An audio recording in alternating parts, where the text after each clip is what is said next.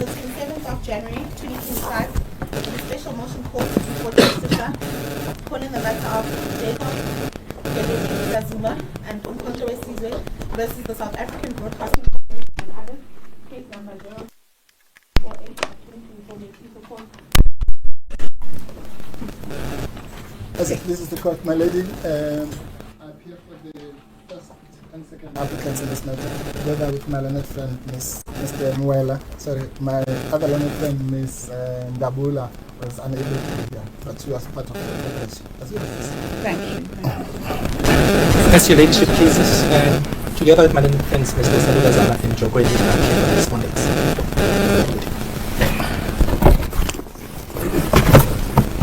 Thank you. My lady, just by way of housekeeping, just two items.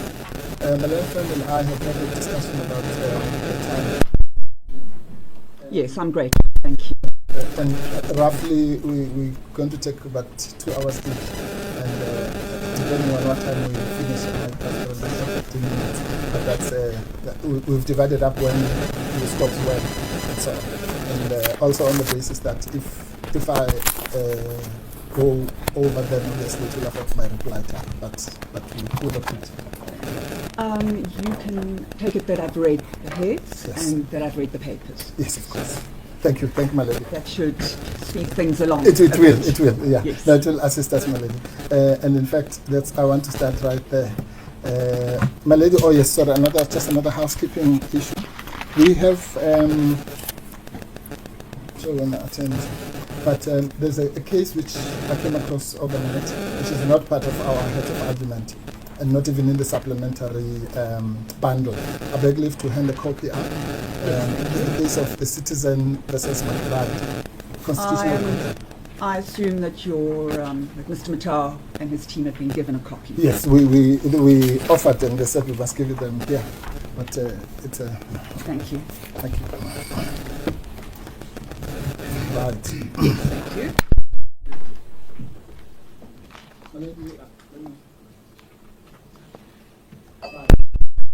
So, my lady, by way of signposting and a general broad brush, I want firstly to say to your ladyship what ground I'm going to cover at a very broad level, Yes. without the specifics. I'll give this what I call the high-level pointers of what the case is about and what it is not about. Then I will deal with some of what I call the preliminary defenses that have been raised. Yes. And I'll do that very quickly. They don't merit a long time. Yes. And the third and important topic will be dealing with the issue of freedom of expression. And here we're going to be quite extensive because in our respectful submission, that is the only defense on the merits that has been raised by the SABC. And we'll then demonstrate why it's unsustainable on these facts. Then we'll deal briefly with the nature of the remedies sought, but also that shouldn't take long. The court is familiar. And the cost. Yes. So that's the broad outline. Thank you. Please go ahead. Thank you. Now, starting with what I call the high-level pointers or signposting. I just want to say this up front, that this is a very, very important case in relation to, shall we say, where we are as a democracy. But more specifically in relation to the debate around freedom of expression, political rights, and so on. The leadership is fully aware these are matters that have been debated ad nauseum in our courts. But maybe the special flavor of this case is that we will be looking at freedom of expression from the point of view of the citizen. Normally, the majority of the cases is from the point of view of the media, newspapers, and so on. And I will dwell on that issue very, very much when I deal with what I call the third topic. But fortunately for your ladyship, or for this court, this very court, has pronounced on the importance of this matter, not least when it ordered that the matter should be referred to a special allocation, which is why we're here now. Specifically because of what your sister Yakub J said was the importance of the issues, which could not have been dealt with in the urgent court, and we're obliged with that view. Now,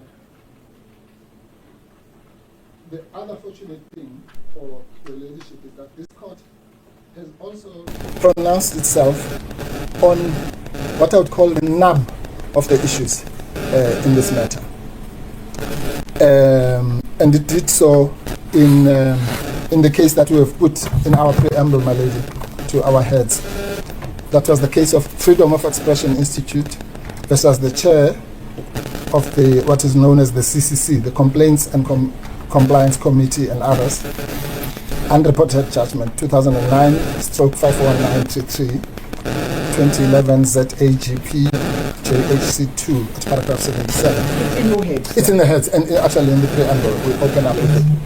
And that is a judgment of your brother or former brother CJ Classen J. If we use that as our springboard, my lady, it's going to save us a lot of explaining and a lot of words indeed. Because to the extent that this case is about one question and one question only, namely, what limits ought to be placed on the considered freedom of expression of the SABC. Because one obviously cannot say the SABC doesn't have freedom of expression. It does, like all other citizens or other entities. But what constitutional limits ought to be put on that particular freedom of expression of the SABC?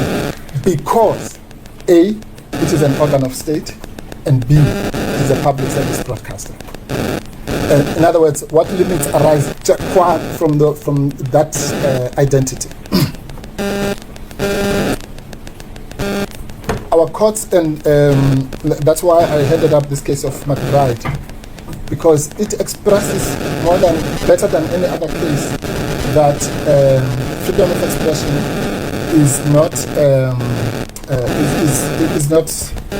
a carte blanche kind of right, which should be obvious. But we will demonstrate, my lady, that is the folly of the SABC stance, because they come from the point of view that the SABC has freedom of expression, which, as I say, we concede. But that means it can just do anything. Surely that cannot be, not even a non-public broadcaster kind of free-for-all freedom of expression. And this is what His Lordship said in that case.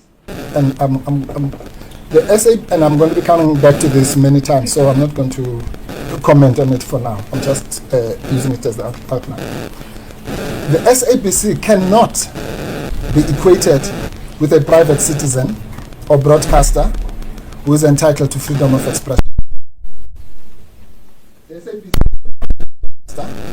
is funded by the taxpayer to provide the highest standards of journalism and fair, unbiased, impartial, and independent news coverage. Whereas the private citizen or broadcaster may freely take political sides and promote party political objectives, a public broadcaster may not use public money to do so. That, with the greatest respect, my lady, is the beginning and the end of the contours of our case. And we will unpack some of the statements that are made there. Then, my lady, if I may, again, hopefully with the result that it will save us a lot of time and unnecessary debate, just take a leadership to a few points of what this case is not about, because that's always important. Otherwise, we're going to be debating here things that are irrelevant. And I'm saying this because, again, having read the answering affidavit and the SABC's heads of argument, and I hope I'm not being unfair, I think that there's a lot of it really is about. So let's start with what it is not about. It is not about allegations of censorship, my lady. Let's get that out of the window, because there's a lot of saying, no, the SABC did not censor differing views. We agree. Top class. We give them a big tick. It's not about the suppression of different views by the SABC in respect of this GNU debate.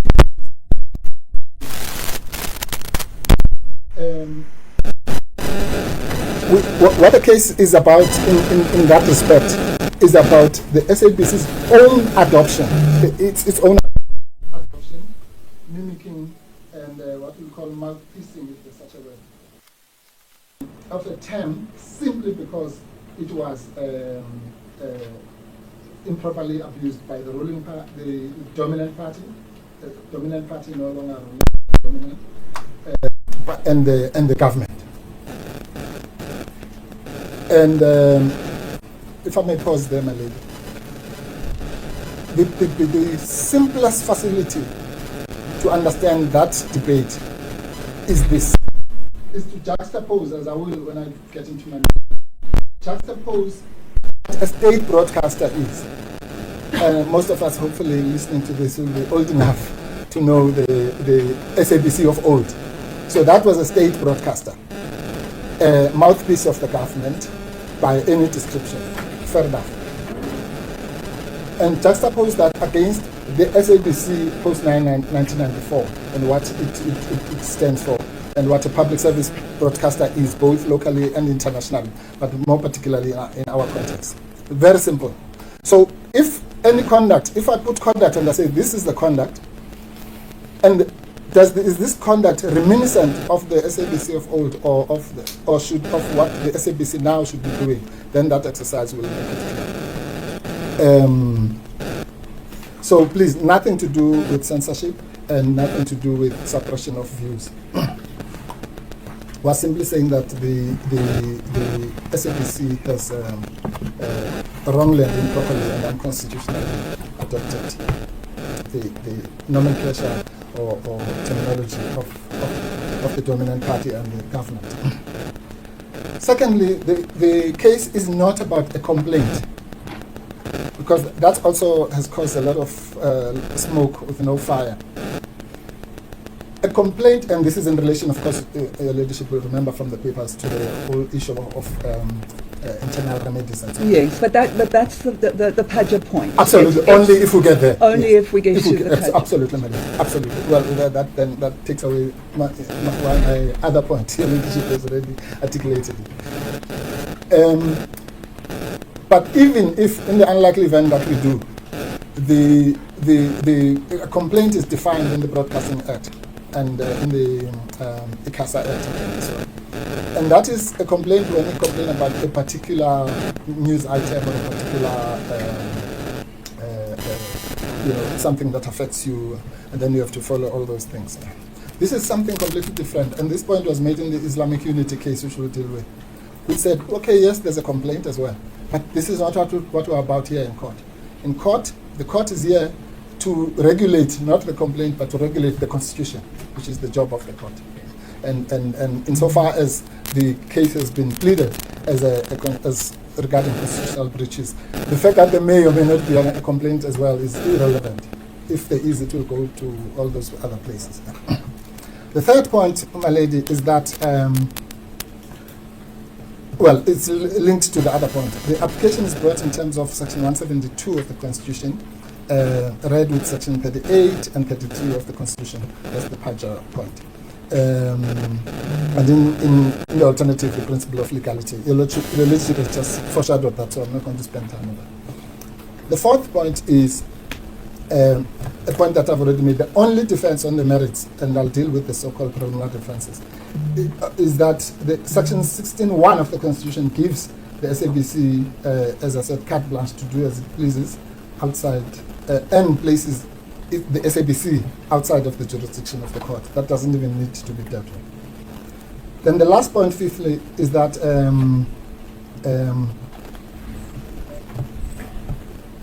Oh yes, and this is quite important.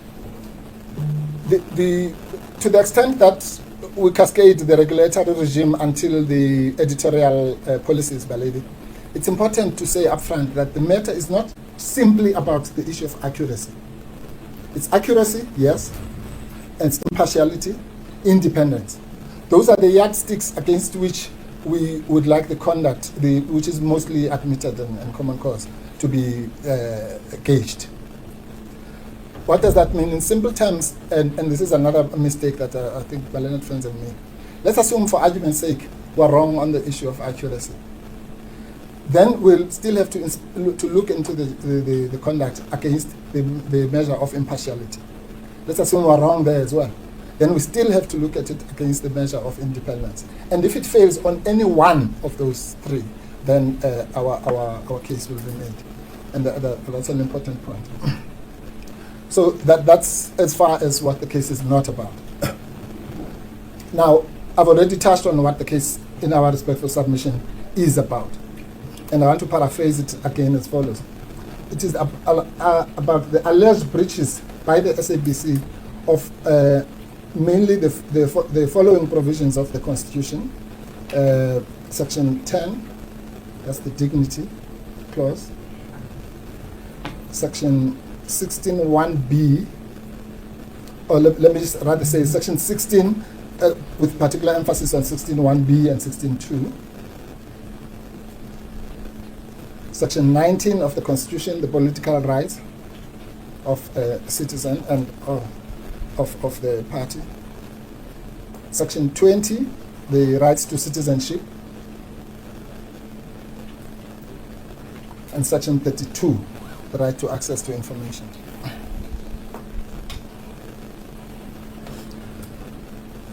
Read with a broader regulatory scheme, as Malene friends call it, and that moves from the Constitution to the legislation to the editorial policies and so on. And we say mainly because the conduct of the SABC excludes the applicants and millions of South Africans from political participation in their own country.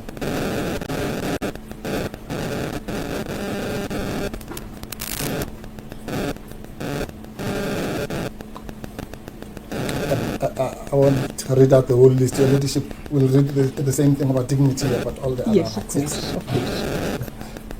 Now, and my lady, we're going to trace the justification or the support for that statement on various legal instruments, some in detail, some not so much in detail. And they include the following: the preamble to the Constitution, the values that are contained in Section 1 of the Constitution, Section 7, bracket 2 of the Constitution, the specific rights in the Bill of Rights, that's the list that I gave earlier. Yes. And then the relevant legislation, that's mainly the Broadcasting Act, the SABC Charter, and the SABC's own editorial policies.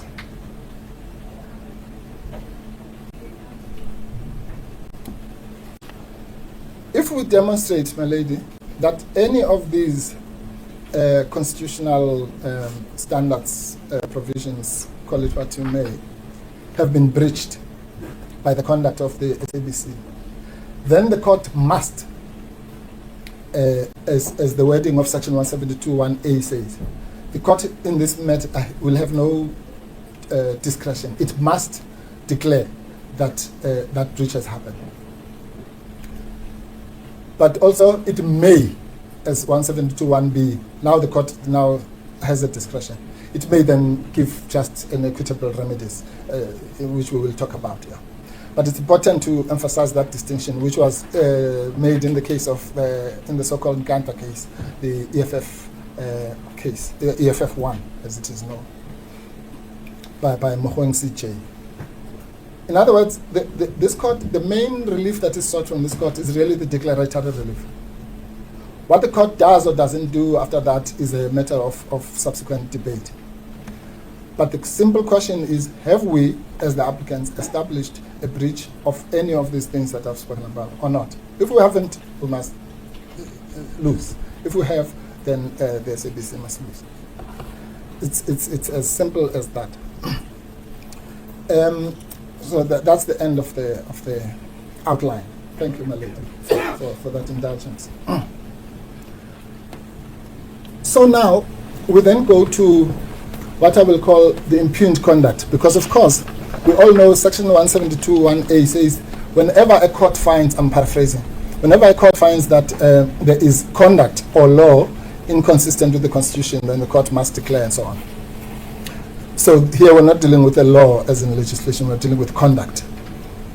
So which conduct then are we impugning? And here we are fortunate again, I will not spend a lot of time because again, the conduct per se is not disputed, it's not seriously disputed. My learned friends might differ, but my reading of their stance is what is colloquially known in law as confession and avoidance. In other words, they accept that the conduct or the classification that we complain about has been done, but then they want to explain it away, as it were. Unlike a case where there would have been a debate about the conduct itself or the factual matrix and disputes of fact and all that. We don't have any of that in this case. So the SABC is not saying that it did not adopt as its own official stance the term government of national unity. No. It's simply saying that it explains why it did so. And let me emphasize this, my lady, up front. I'm going to show your ladyship. In fact, one of my juniors said, well, it looks like the SABC's defense actually helps our case, broadly speaking. And I tend to agree. And I'll show your ladyship with specific references where that actually happens. Where literally, I mean, again, to use the word liberally, there's almost a confession of what we're accusing them of doing. But we'll take your leadership there. And in addition to those confessions, quote unquote, it's common cause. The following facts are common cause broadly. Again, I won't bore your leadership with references. Your leadership has read the papers. It's common cause that the watershed elections in May 2024 produced, for the first time at a national level, what is known in the broadly as the hung parliament. Yes. Which simply means no single party won the majority.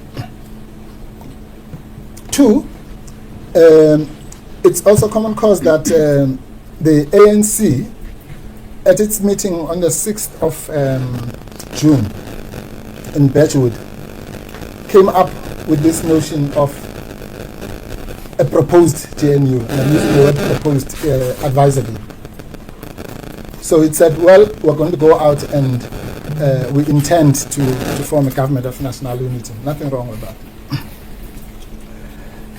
And three, it's also common cause that two parties signed the SOI, the thing called the Statement of Intent, which for us as lawyers is let's call it an agreement. It's a contract of sorts. And that it was signed on the 14th of June, my lady. It was signed by two signatories, Mr. Fikile Mbalula, Secretary General of the ANC, and Ms. Helen Zille, who is the National Federal Chairperson of the Democratic Alliance. Those are the people who entered into that contract, which at some stage I'll also call a marriage, just for simple a marriage of convenience. Analogy, yes, but also to make a particular point. That's common cause. It's related to that. It's also common cause that 8 in the affidavit we say 11. It's a mistake. 8 other parties, so 10. I think that's common cause. 8 other parties subsequently, shall we say, subscribed or supported that agreement. There's no evidence that they ever signed anything, but we all know that they are part of the marriage somehow. Now, here's the important point, my lady. It's common cause that it was a precondition, right? A precondition set by the DA that the purported government must exclude the MK party and the economic freedom fighters, which parties represent approximately 25% of the South African electorate. Is that common cause? Yeah, well, it's common cause in the sense that it's not disputed. We have pleaded it, and it's not disputed, so it's common cause to that effect. But I think it's common cause at all levels. At least from my recollection of the agent application, there was no dispute about that. Sorry, my lady. Which part are you saying is the common cause? The exclusion or the percentage? The precondition. Oh yes, yeah, no, that's common cause. That it was a precondition. You'll find that, my lady, in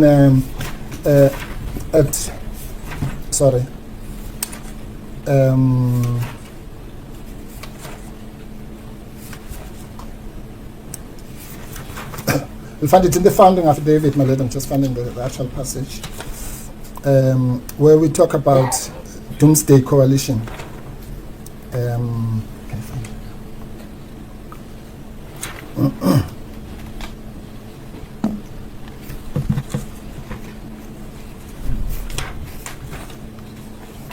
All right, I'll find the passage now, my lady. Yes, take your time. Yes, I'll put it. I just want to do it so that I get it out of the way. Okay, my Leonard Jr. will find it. But yes, until I find it, my lady, it's pleaded specifically that the DA set this precondition. Sorry, but it's not an issue. I can confirm that. Yes, thank you. Thank you. So Thank you. I'm indebted to my learned friend. So it is common cause. Yeah. It's also, my lady, common cause. The percentage, again, I don't think you remember in MK1 we set out the various percentages of which party got what. Yes. Yes. Yeah. So let's then say, to round off that point, it's common cause that the DA set a precondition, which was, as we know in the law of contract, obviously accepted by the ANC, that those two parties must be excluded. And by so doing, by that act, the very foundation of the agreement, statement of intent, is the exclusion of at least 4 million South Africans from political participation or determining the destiny of their country. Then, my lady, it's also common cause now in the sense that, again, that it is not opposed. Can I come back to what you just yes, said? this is the important one, my ladies, please. Yes. When you say they're excluded from participating, you're not saying they don't have a vote. No. They have a vote, and they have voted. Yes, in the election. In the election. Absolutely, yes. And they can go to Parliament. Absolutely. And they can make their voice heard in Parliament. Absolutely. So what you have said is qualified by that. Yes, madam. No. When you say they don't have a voice, yes, you say they are not properly represented by the term. Yes. Yes. Government of National Unity. Absolutely. Because as I understand the argument, your clients say it's not just a name. This is what they call themselves. But you say, no, it's not just a name. Yes. You say that it has, it's definitive of a certain model. Absolutely. Am I correct? 100%, my lady. And you say that that model has a particular, is a term of art. Absolutely. A political term of art. Yes. It means something. Yes. It means something. So that is the starting point. Thank you. in relation to, as I understand Yes. it, in relation to where the argument flows from. Yes, my lady. My lady, before, well, firstly, I agree with your ladyship. But before I respond to that, may I give your ladyship that reference? I know it's been considered, but Yes. just for the sake of completion, you'll find it in the founding affidavit, paragraph 64. That's 02-165. There's a lot of confusion about this numbering. I hope we're on the same page. 02-165. Yes. Or whatever other variation. Yes. Yeah. And it says, and I'm just getting rid of this, but I'm not going to belabor it because it's been considered. In fact, the DA, which is a signatory of the SOI, specifically stipulated the exclusion of these two major parties as a precondition to its own participation in the current government, which has been accepted by the ANC. The DA characterizes any coalition which includes these two excluded parties as a doomsday coalition, which must be avoided at all costs. But coming back to what we're discussing now, my lady, your ladyship is 100% correct. That do they have the vote? Yes. Do they participate in the legislative arm of the state? Yes. Where the exclusion, my lady, is the exclusion, firstly, as I say, from the so-called agreement, but the legal effect of that is the exclusion from the executive arm of the state. So, to the extent that there's an exclusion, I accept your ladyship's qualification. It is a qualified exclusion. I can't argue against that. So, at best, let's say it's qualified to the exclusion from participating in the executive arm of the state. But our respectful submission, my lady, will be that political exclusion is political exclusion. Whether it's exclusion from this but not from that, it's like what happened during apartheid. You might have said, no, you can swim here, but you cannot swim here. The fact that you are allowed to do certain things doesn't diminish the exclusion from what you are excluded from. So that is that exclusion, qualified, as your ladyship correctly points it, is a hallmark or a fundamental idea, foundational idea of the so-called government of national unity. Now,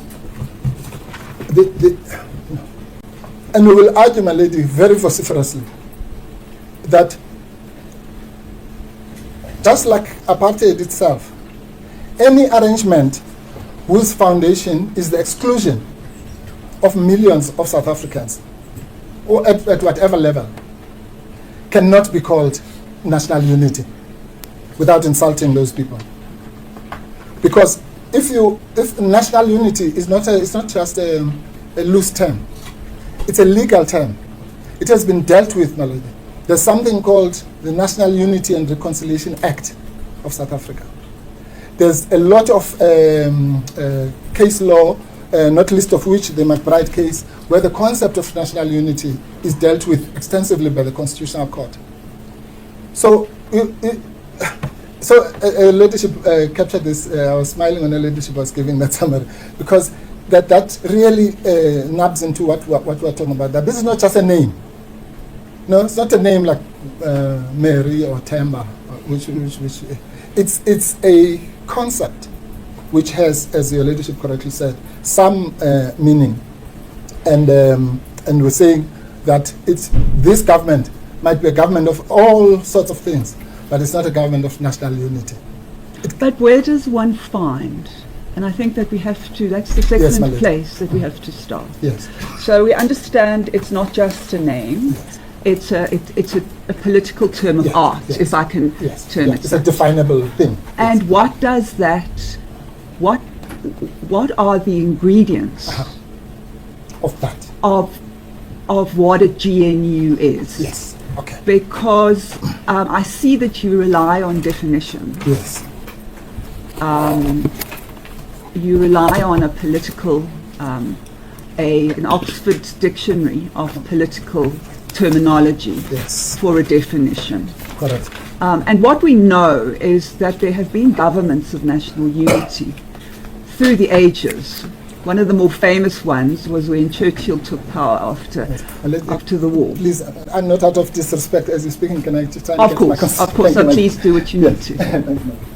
So we know that national unity is something that has been part of international political discourse. And are we not directly in that discourse here?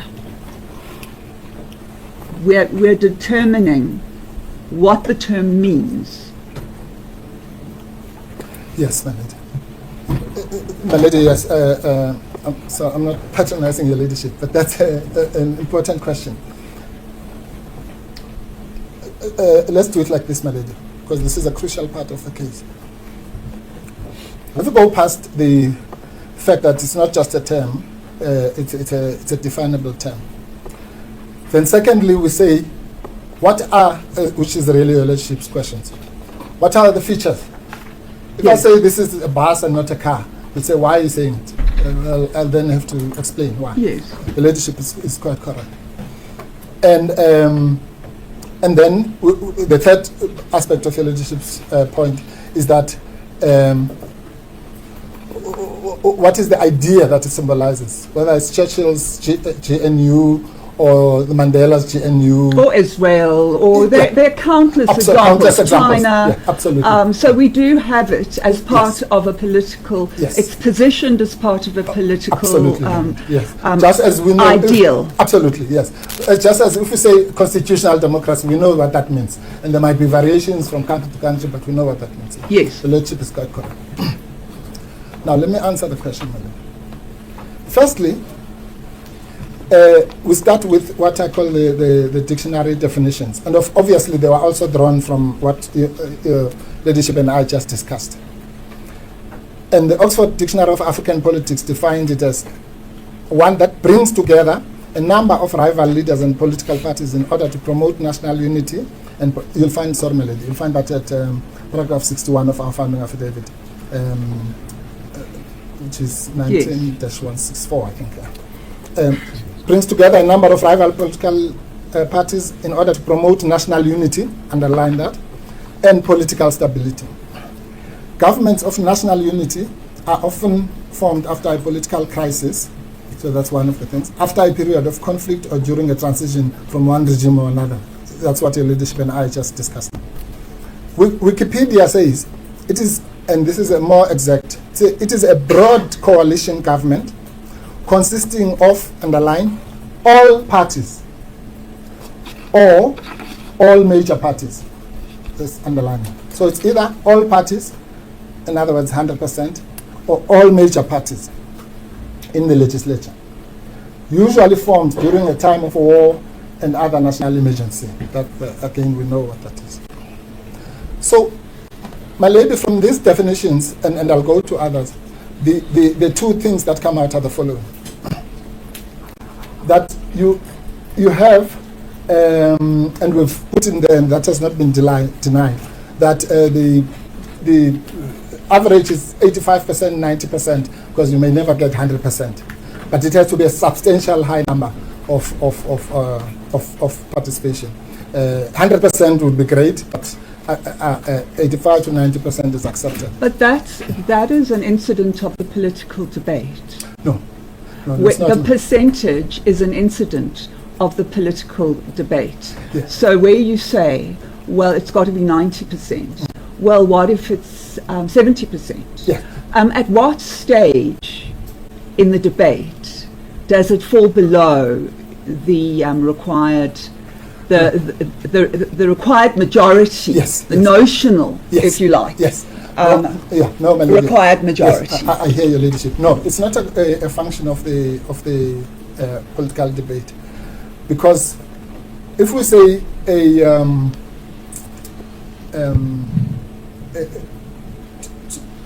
to change the constitution, you need a substantial amount for certain clauses, not less than 75%, let's say.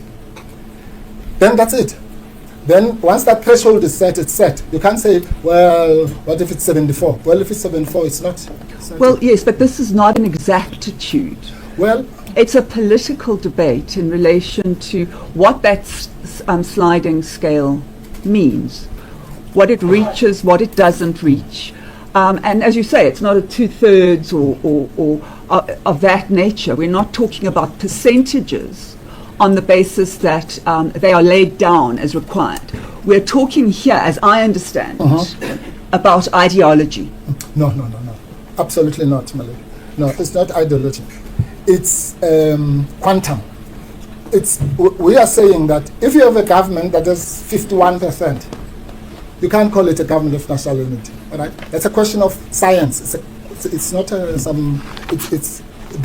is not a government of national Look, you can call it a government. Yeah, you can call it a government. Yes, of course. Whether you can use the word unity and in what context that can be used is the debate that you are having. Yes, absolutely. It's the debate that is being had. Absolutely. Now we know that that national is a term that is also a political term of art. It's used. So if we take national, your client, as an example, calls itself the spear of the nation. Yes.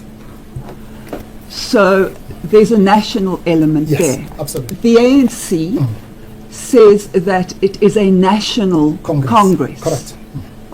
And this is true all over the world. One wants to, by using this term, one wants to promote inclusivity. Absolutely. So that's where we are in relation to the debate. Yes. Yes. I'm with you. And we are having this debate because it's an ideological debate.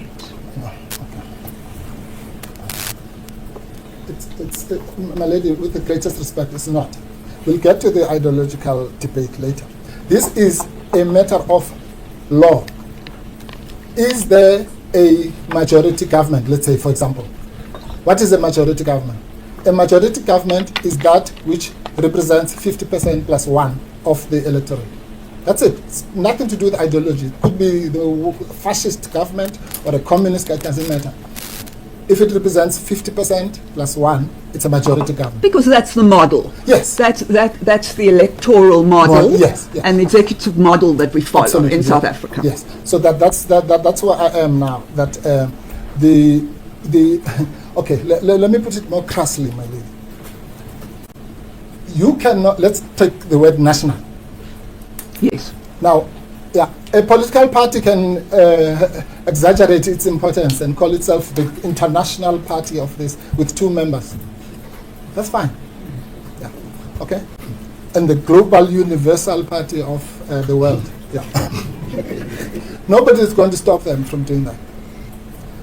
So whether but the word national in a court of law must have a meaning, right? National in this context means South Africa, right? It's of the nation. Of the nation as a whole. Yes. Right?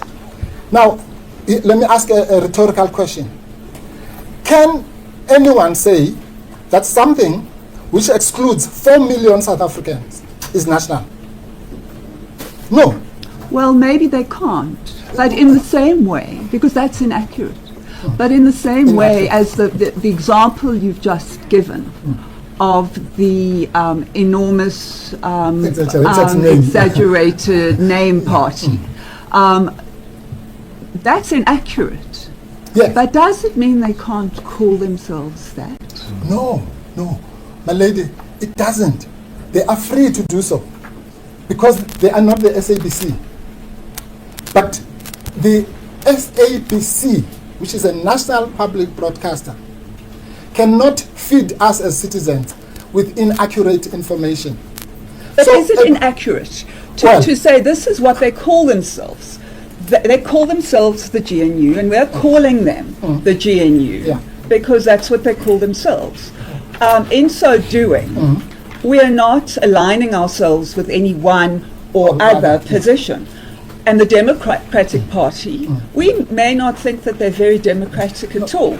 But we can't come to court and say, well, you can't say you're democratic, because that's an ideological Yes. debate. No, my lady, I'm trying again. Yes, no, please. Yeah, this has nothing to. The Democratic Party can call itself whatever it wants. It is not an organ of state, and it is not a public broadcaster. So it is free to call itself whatever it wants to call itself. We are here in this court about an organ of state and the duties that accrue from that fact that you are Yes, an but organ of let's state. just back up, because we are not talking about, when you say we're talking about an organ of state Right, and the public broadcaster. and a public broadcaster. Yes, my lady. Whatever I say after this very interesting argument, Yes, and I acknowledge it's an important argument, and it's something that we have to grapple with Thank you. seriously. I appreciate it. When all is said and done, a case like this is important because it will set a precedent. Absolutely. So I say, well, you can't call yourself a government of unity because you're not a government of unity. And we accept factually that that is not the case. So that is a term which is inaccurate, Yes. and it's a name that you call yourself, but you may not use it. Sure. That precedent will mean that somebody could come to court and say, you can't call yourself the Communist Party. So I am bringing to court an application that says whenever the SABC uses the term Communist Party, it's far more than a name. There's an ideological basket of things that it means internationally in political discourse. Correct, my lady. And you can't call yourself a communist party if you're not a communist party, because what about the people that are really communists? Okay. There are millions of them, and don't they feel that they're being misrepresented? Yeah. Okay. My lady, I'll try for the last time. The Communist Party or the Liberal Party or whatever, if the day it becomes an organ of state and then it becomes a public broadcaster, then it cannot call itself inaccurately. Your ladyship has correctly used the word inaccurately twice. So that's the nub of the issue. The SABC is not allowed to give inaccurate information. But it can call somebody by its name, No. even if that name is an inaccurate name. No, my lady. Ladyship, And my example of the Communist Party, to say, well, the Communist Party is not an organ of state. Well, it's an organ, and it has a particular political identity. yes. The question is not whether it's an organ of state or not.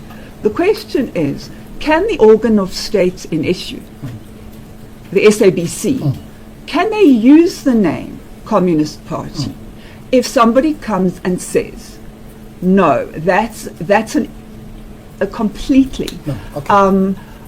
that is completely at odds I hear with you. Marxist theory. Yes, And your manifesto is this, Yeah. and Marxist theory says Is this, that, yes. and you can't call yourself. The Marxist Party. And if you call yourself that, then we're not allowed to say that you are the Communist Party. Okay. We have to say that you're the so-called Communist Party, for example. Okay. We're getting to the right place then, my lady.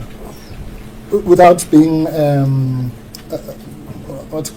waylaid by the examples. Yes. Let's come back to the principle. Yes. The principle is this, my lady. Whenever there is a national debate about something, and that national debate, irrespective of the merits, who's right, who's wrong, but the fact that it's a debated issue, the SABC is by law not allowed to take sides in that debate. So let's accept. I don't think anyone's going to argue with that. That's what Klassen J said. That he actually used those words. He said it cannot take political sides. So that's a tick. The second issue, my lady, is that the is what your leadership calls so-called. If and your leadership is quite correct, if the SABC, then there is that debate, its behavior must indicate that there is that debate by either saying the so-called or in fact, ironically, my learned friends in their heads do that, but it's too late now. They say the so-called government of national unity, and they say they put it in inverted commas. It's too late. We don't want it from them. We want it from their client. So the leadership is quite correct. So the SABC's duty is then to reflect, because it can't say if the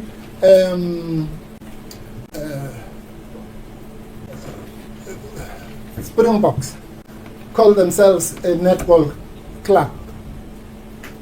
The SABC can say, well, the netball club just won the Rugby World Cup. It has to say, well, the so-called netball, because that's what they are calling themselves, as the leadership says. But we know that they are not. But it can't say, good morning. Today the netball club was playing against the All Blacks.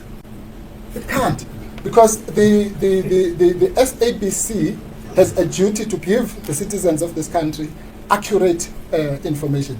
And I take your leadership's point. They're not going to go and argue with those rugby people and say, you're not a netball. That's not their job. But they must then indicate, because there'll be a national debate, are they a rugby club, are they a netball club? Then they must say, well, the so-called or the... But what they may not do, which is what happened here, is to adopt for themselves, not to say these people are calling themselves this, but to say we are adopting it for ourselves, that they are the netball club. Well, can I tell you why I don't find that analogy helpful? Because when you are dealing with one sport or another, it's not a political debate. Communism, democracy, governments of national unity, what they mean, what they don't mean, these are political debates. And what I'm asking you is this the place to have those debates, this court? Oh my God. No, my lady, I hope your leadership is not attracted to that. My lady, if we come here and we say this thing is calling itself a political party, right? But it's not a political party, legally speaking. How can you say that's a political debate? That's a legal debate about the definition of the thing. It doesn't matter if it's about religion. The other one calls it a church, calls itself a church, and we say it's not a church. And the court will say, no, that's a religious debate. No, please. It may be. Yeah, it may be, but in a court of law, it's about... it may be a religious debate, and that may not... That may be a place where the court should not tread. Oh, my lady, well, then we must abolish the court system, because every case is about something. You're wanting to put me out of the job? Yes, without losing unemployment, my lady. Before your ladyship's age of retirement.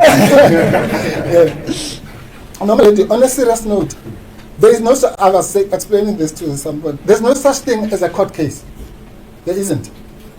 A court case is about something. It's about an accident. Somebody crossed a red robot, but that's the case about that. It's about a debate in a church. It's about a debate in a sporting field. It's about a debate in a company, whatever. Then we must never, it's about our water, it's about this or the other. Well, it's about rights. Yes, it's about rights. So, and there is such a thing in section 19 of this book called political rights, right? So this notion, which is really obnoxious, put by our learned friends, that this is not about the legal issues and obligations of the SABC as a public broadcaster, but a political debate. Well, the fact that it's a political debate does not mean it's not a legal debate. Otherwise, we wouldn't have political rights here. Okay? Well, when you say it's a legal debate, we have to come down to definitions. What is a GNU? Yeah.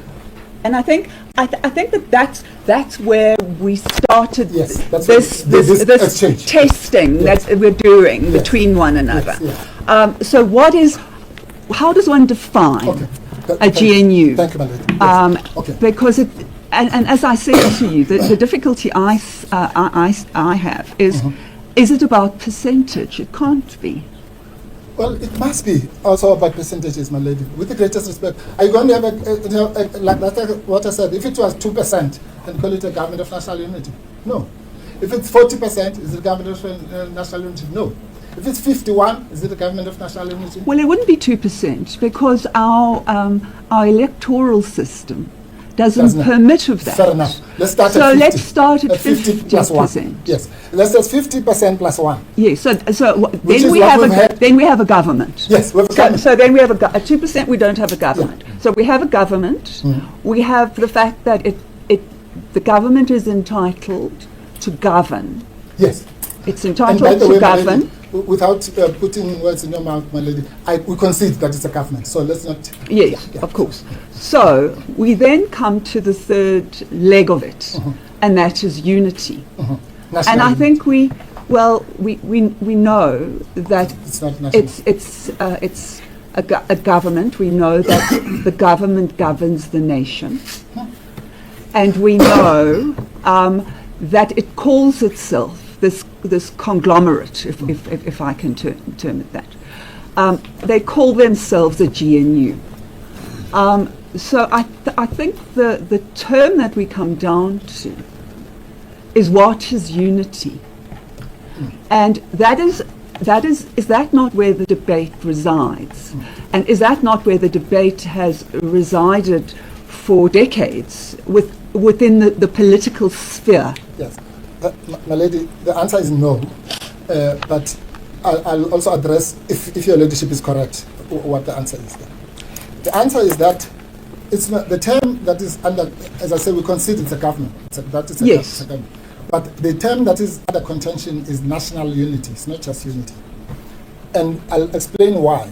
And the national is what do you call it? Adjective. Unity is the noun. So it's the government of national unity. Okay. So let's start with the adjective.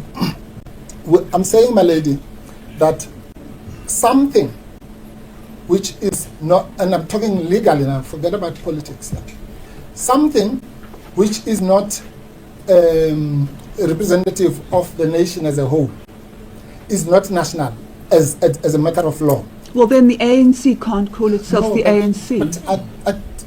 Okay, well, I've already answered that. The ANC can call itself anything it wants. It can even call itself the moon, the party from the moon. Yeah. But I'm saying, if we come here to court and we say, okay, now the point we're debating is whether it's a party from the moon. The electorate will say, of course. They may call themselves that. If I say, and set a precedent, because that's what we do here, Yeah. for better or for worse. If I say, given political contention around a particular name or term, if there is that contention, or if that contention reaches a particular point, Correct. then you may not call yourself that, and the SABC, whether you call you yourself, can call you yourself can call anything. yourself anything you want, but the SABC may not call you that. Even if you call yourself an African National Congress, well, somebody might say, well, it's not African.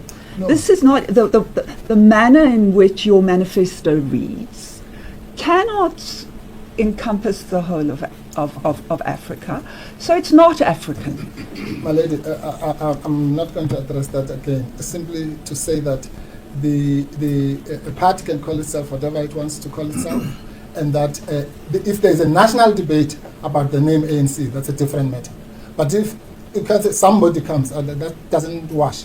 But if there was ever a national debate, a serious national debate about whether it's African, then the SABC at that point will not be entitled to to say, oh, these ones are crazy. It's the African. They'll have to, if at once there is a national debate, and I think that's what's missing from what we're debating, is that when there are controversial matters, and my learned friends have considered this point somewhere in there. Yes. That it's a controversial. Yeah. There's always controversy in politics. Well, there's controversy in everything, my lady. The controversy could be about whether this is the Catholic Church or not. Let's forget this politics thing. We could be here about whether this church that just formed itself down the road is entitled to call itself the Catholic Church. Okay? So this politics thing is just a red herring. Well, that's why let's take it out of the political arena. It's a red herring to scare the court into saying, no, we're not going to enter a politics. Forget the politics. Assume it was about the church. You see, then to create that platform, yes, madam, anybody could start a debate.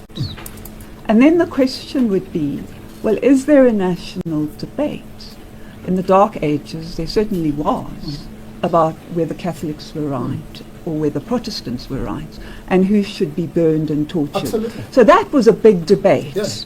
So now, if you have that debate, what if you have no debate, but the party starts a debate, and then comes to court and says, well, now there's a debate? Because there was a stage when this debate didn't start, as I understand it, with the name. It started after the name. No, it did. It started with the name. It started with the name. The facts, my lady, what if, the facts before you are the facts before you. What if someone started a debate? Well, I don't know. But on the facts before you, the debate, my lady, was started. Can I come back to that, because I've now lost the point that we were. Yes, I'm sorry. Don't let me take you out of your train of thought. That's not what my probing is for. I want to get these things right in my own head. Absolutely. Because I'm the one that's got to write this judgment, and you say that it's important, and I want to get it right, Mr. Mpofu. No, I know. But I'm just saying, my lady, I'm apologizing to you to say the fact that I'm going to that other topic doesn't mean I'm not going to answer what you're saying. Yeah. I just want to complete the point that I was making, which is that the concept of national unity in South Africa, anybody who thinks that that is a plaything is really in a different world. National unity in this country, it has been explained in the case of McBride, is something very, very serious. Very serious. And something which must be built, and something which must not be made a political plaything, or people think that it's it can just be frivolously proclaimed. But there's no reason why people can't have serious debates outside of a courtroom. No, that's not what I'm saying. I'm saying national unity is a specific constitutional concept. Yes. Let me just leave it at that. Yeah. And by the way, to come back to you, there's also this notion that government of national unity is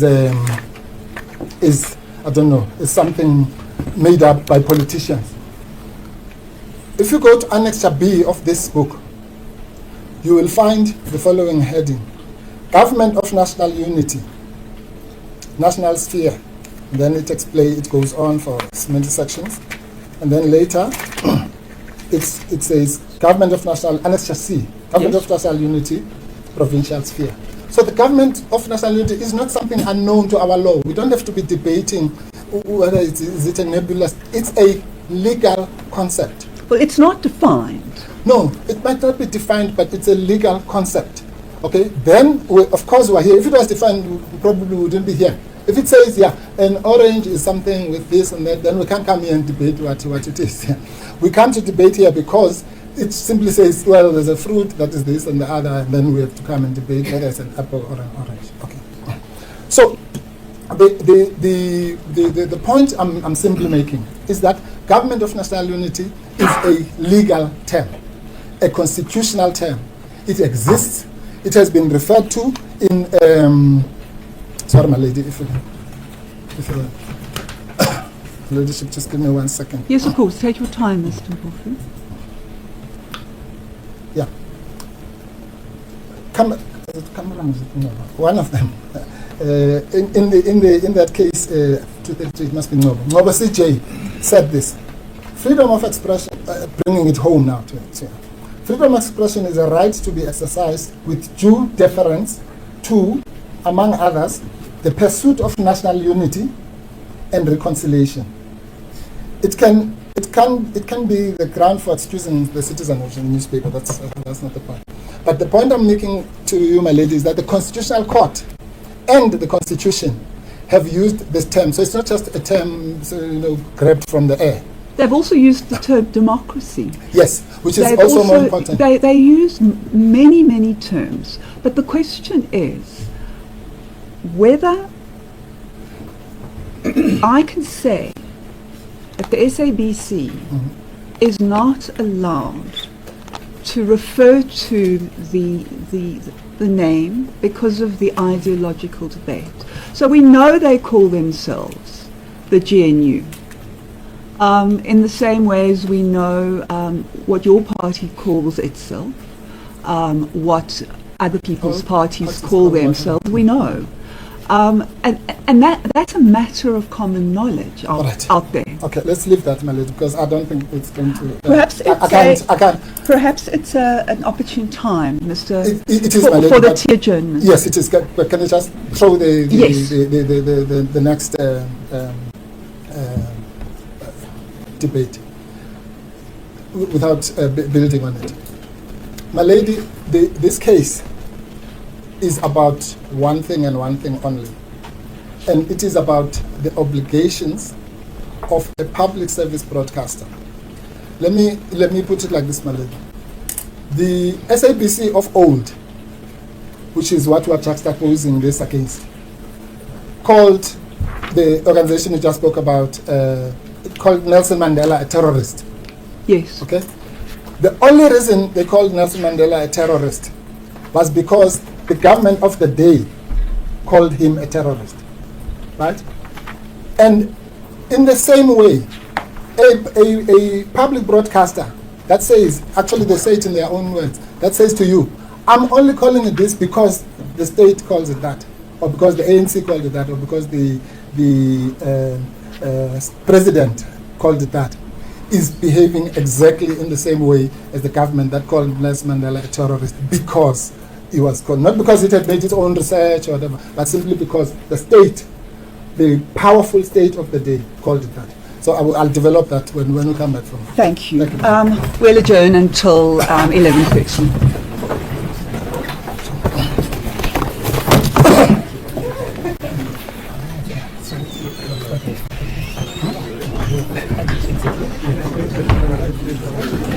Yes.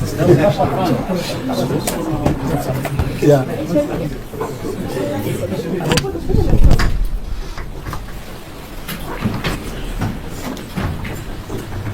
Thank you very much. Yes, Mr. Mpofu.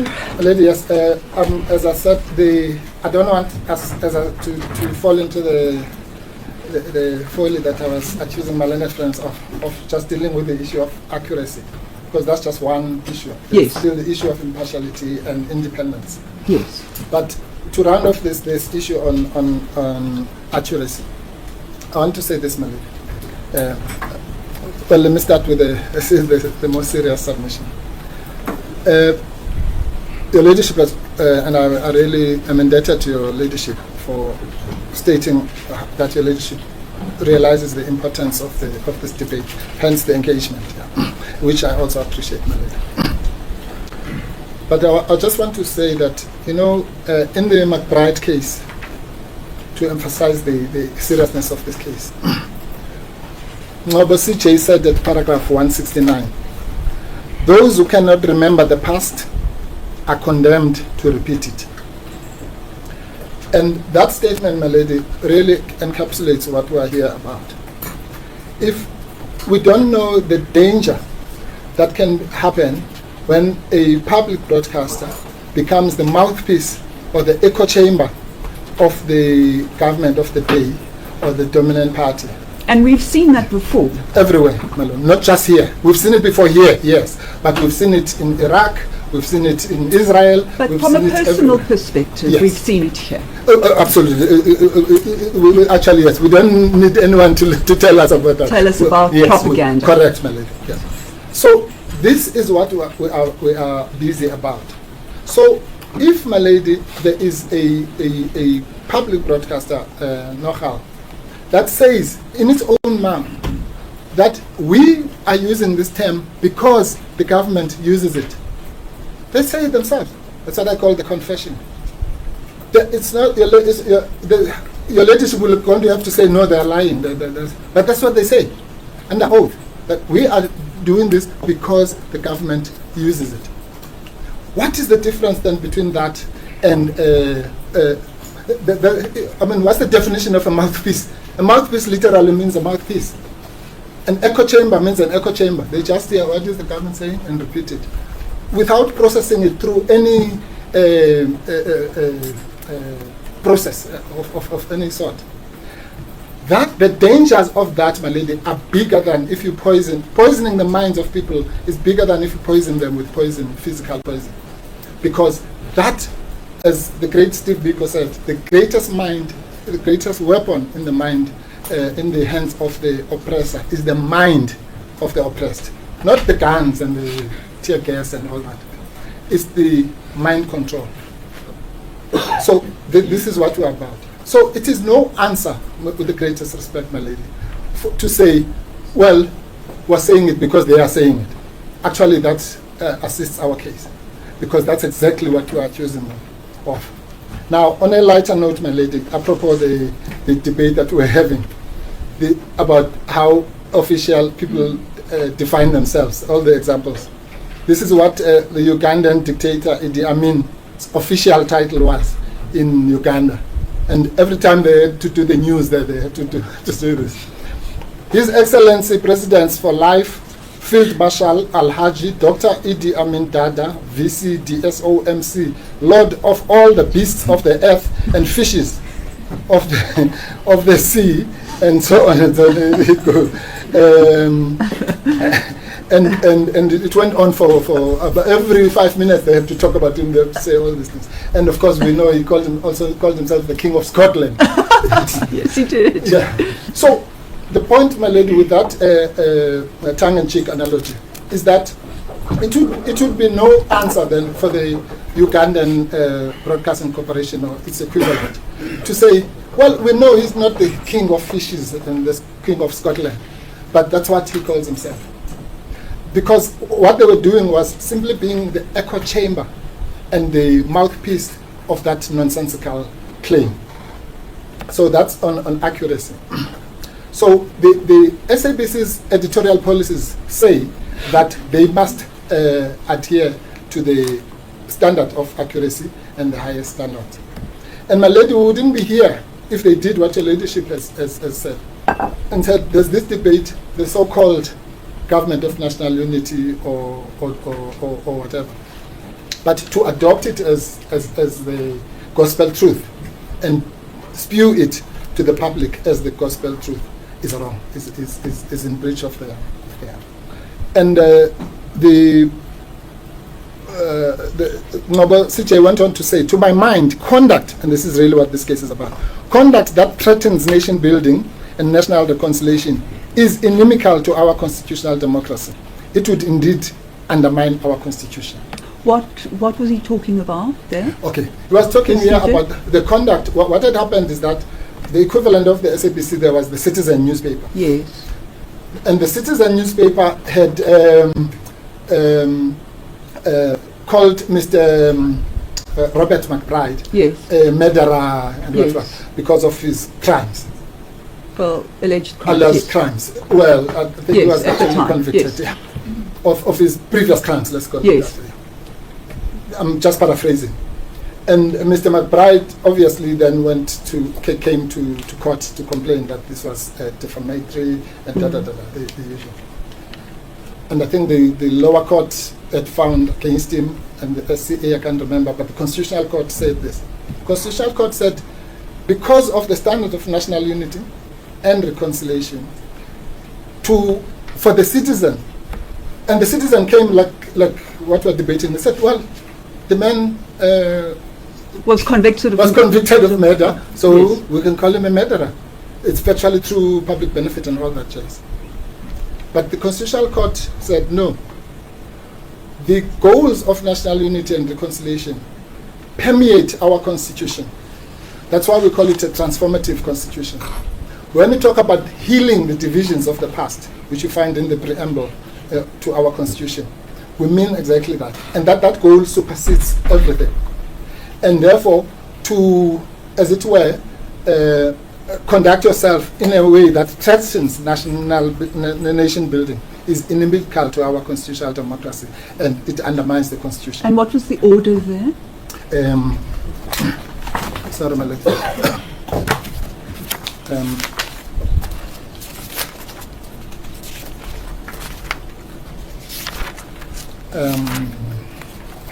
So there were 3 judgments. I think the main judgment was Cameron judgment, Yes. which is the first judgment, and then there were judgments by Ngobosi J. Mkhwengu before he was Chief Justice. The order said, my lady, and you'll find that at paragraph 136. The citizen application for a leave is granted. The appeal succeeds, that is Mr. McBride's, as part, Yes. order number 2. Yes. The appeal succeeds to the extent that the order of the SCA is set aside and replaced with the following order. The plaintiff's claim is dismissed except in relation to the defendant's claim that the plaintiff was not contrite. The plaintiff is aware of the damages of, whatever is awarded damages of 50,000 costs of the trial, and Mr. McBride's application for leave to cross appeal is refused.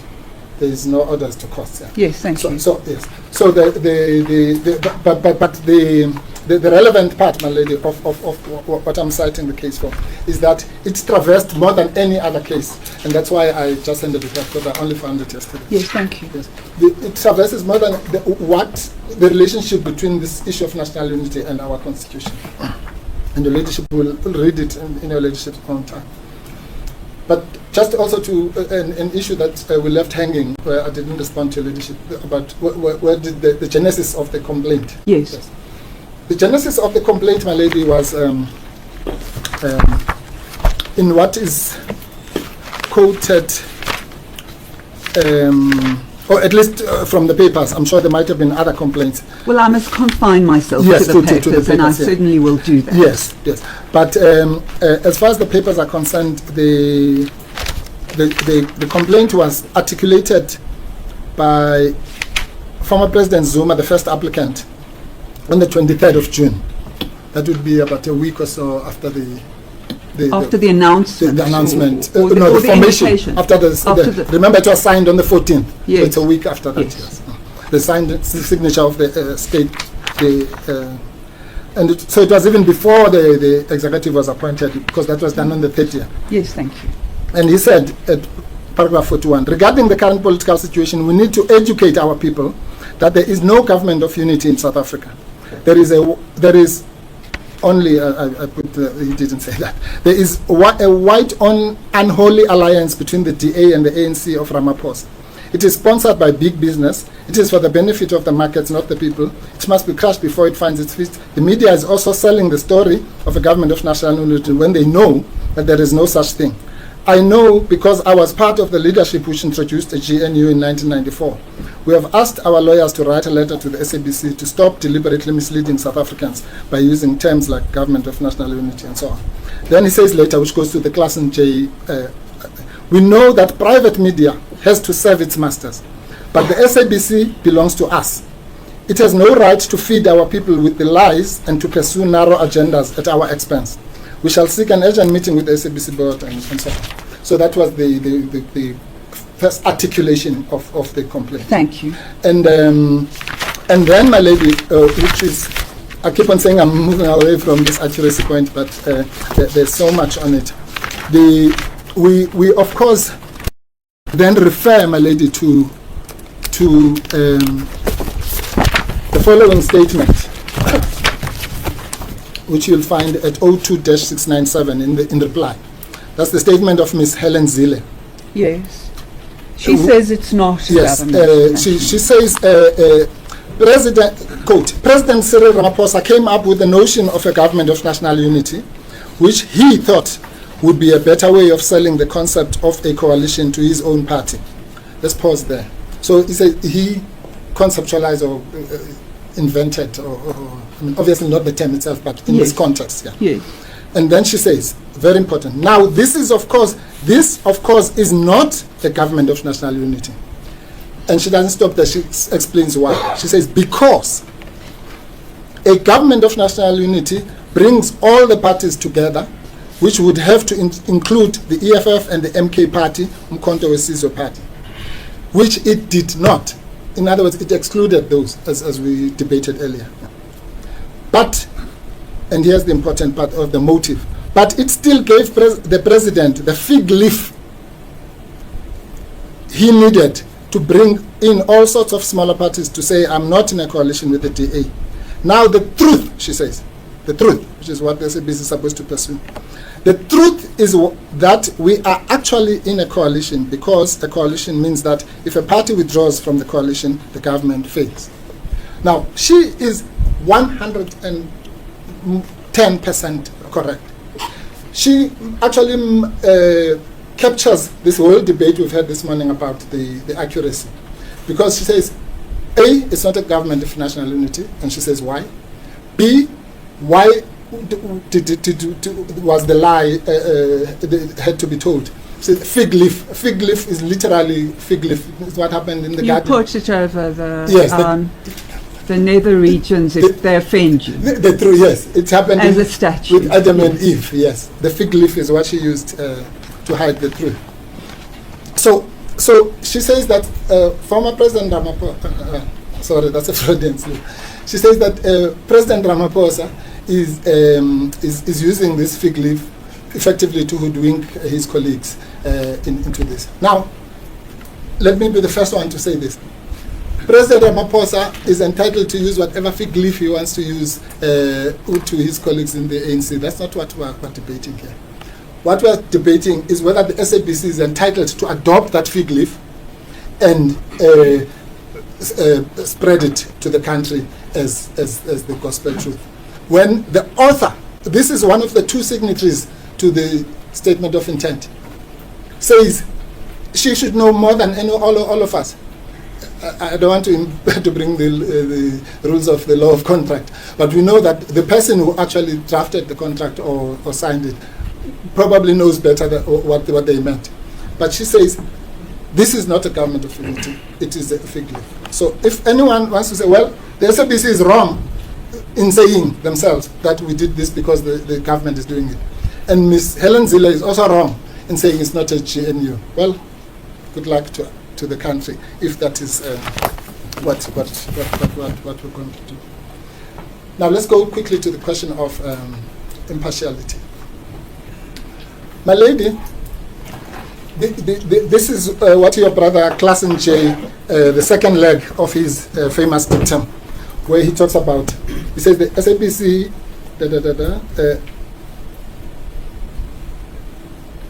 may not freely take political sides and promote party political objectives as a public broadcaster because of the taxpayers' money and so on. Use the taxpayers' money. So, here we know that the genesis of this thing was in the statement issued by the ANC and in the SOI. Now, and we know now that there was a contrary view seriously expressed by the MK party and former President Zuma, which specifically gives the other side. And we know that the SABC chose the one side. So, my lady, let me illustrate this point as follows. Well, maybe not us, but somebody would have been equally entitled to be here before you, my lady, and say that the SABC calls the government a white coalition, whatever the former President Zuma said, and of big business. That would be equally wrong, because in so doing, the SABC would be adopting one of the contending issues. So it's not right, it's not wrong just because they have adopted the opposing side. It would be wrong even if they had adopted our side. Because and that's why you look at it like this, Malay. What do you call it? The DA says if there was a coalition between the ANC, MK and the EFF, it would be a doomsday coalition. That's what they call it.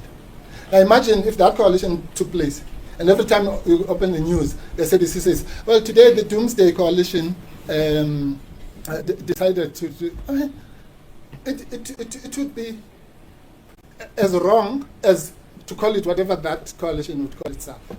Because you cannot, and this is unfortunately something I have personal experience of. The duty of a public broadcaster internationally is to support democracy, to support the projects of national unity, and so on. And let me say this, my lady.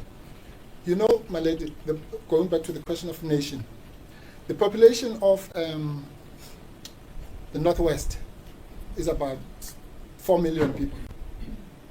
Population of the Free State and the Northern Cape put together is about 4 million people. Now imagine this. I know it's a ridiculous proposition, but think about it. If we had what we call a national election, but we say the people of Free State and the Northern Cape may not vote at all. They're not. Well, it's not that ridiculous because it's happened before. Well, exactly. Thank you, But Malady. with different limitations. But with different permutations and criteria. Thank you, Malady. I'm indebted to that. So if that happened, and we say why? No, we say no, just because they live there or because they have these views or whatever. And then we say, yeah, well, we have a democratic election. And then the government that comes out of that calls itself the democratic government. And the SABC calls it the democratic government. We can't say, no, well, that's what they call themselves. The question is, can you call something which has excluded so many millions of people from itself the democratic government? The apartheid government, the leadership is quite correct, called itself the democratic government. They called Bophuthatswana a country, but it was not. So the point is that simply because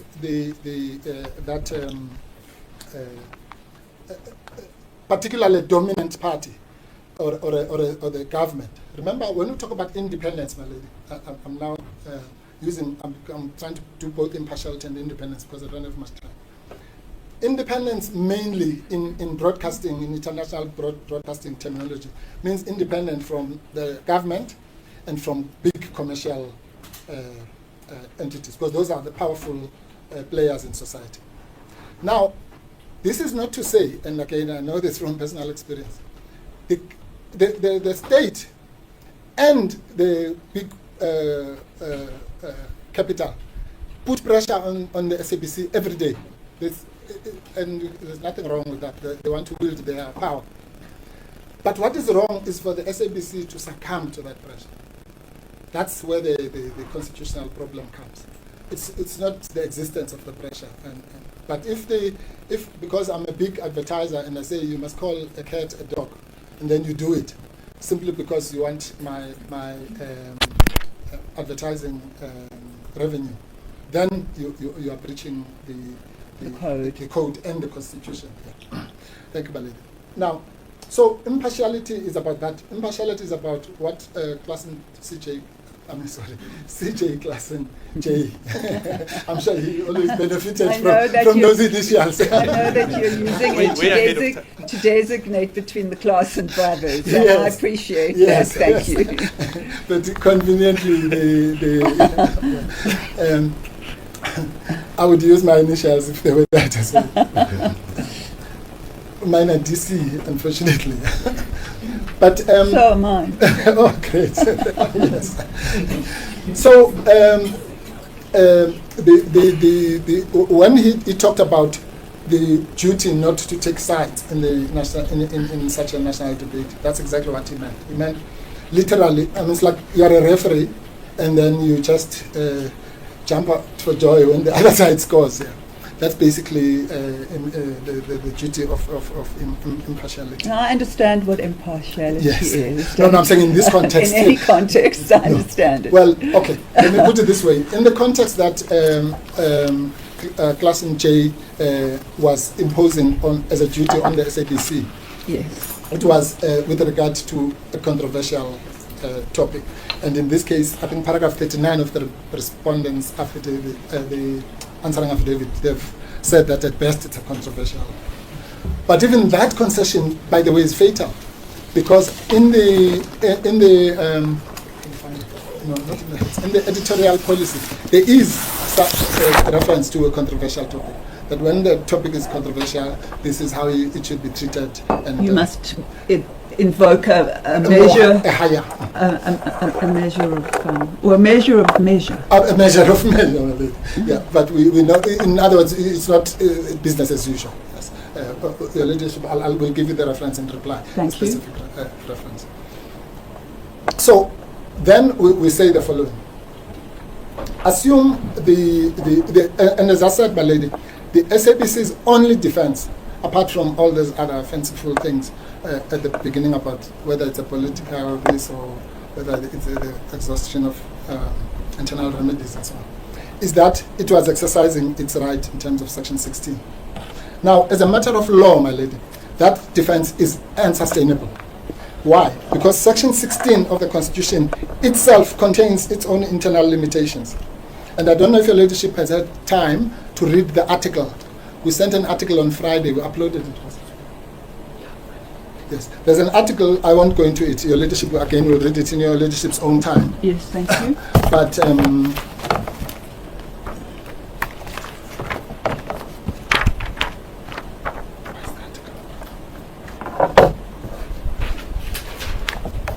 Who is the political commentator that wrote it?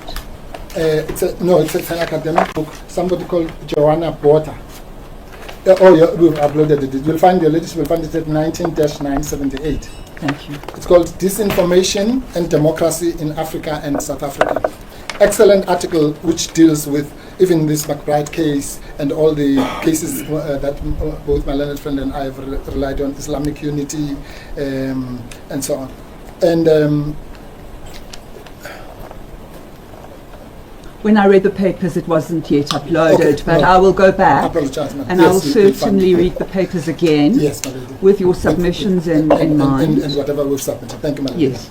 And the point I want to make is made as follows in that article at 9-1001. The role of the press and media, however, is two-dimensional. Their right is protected by Section 16(1)(a), but they must also fulfill the duty to society. The court addressed this in Kumal versus Olomisa, we've both relied on that, holding that the media should not only rely on freedom of expression, but it must also foster it, and the people's ability to function effectively in society depends on how the media fulfills its own obligations. The media are thus both right bearers and bearers of constitutional obligations. So, and then it goes on and then deals with McBride. Yes. And the point there, my lady, is that Section 16 is used opportunistically. Section 16 guarantees, yes, the freedom of the media, but it also guarantees the right of the citizen to receive accurate, to receive information. And you'll find that, my lady, in Section 16(1)(b).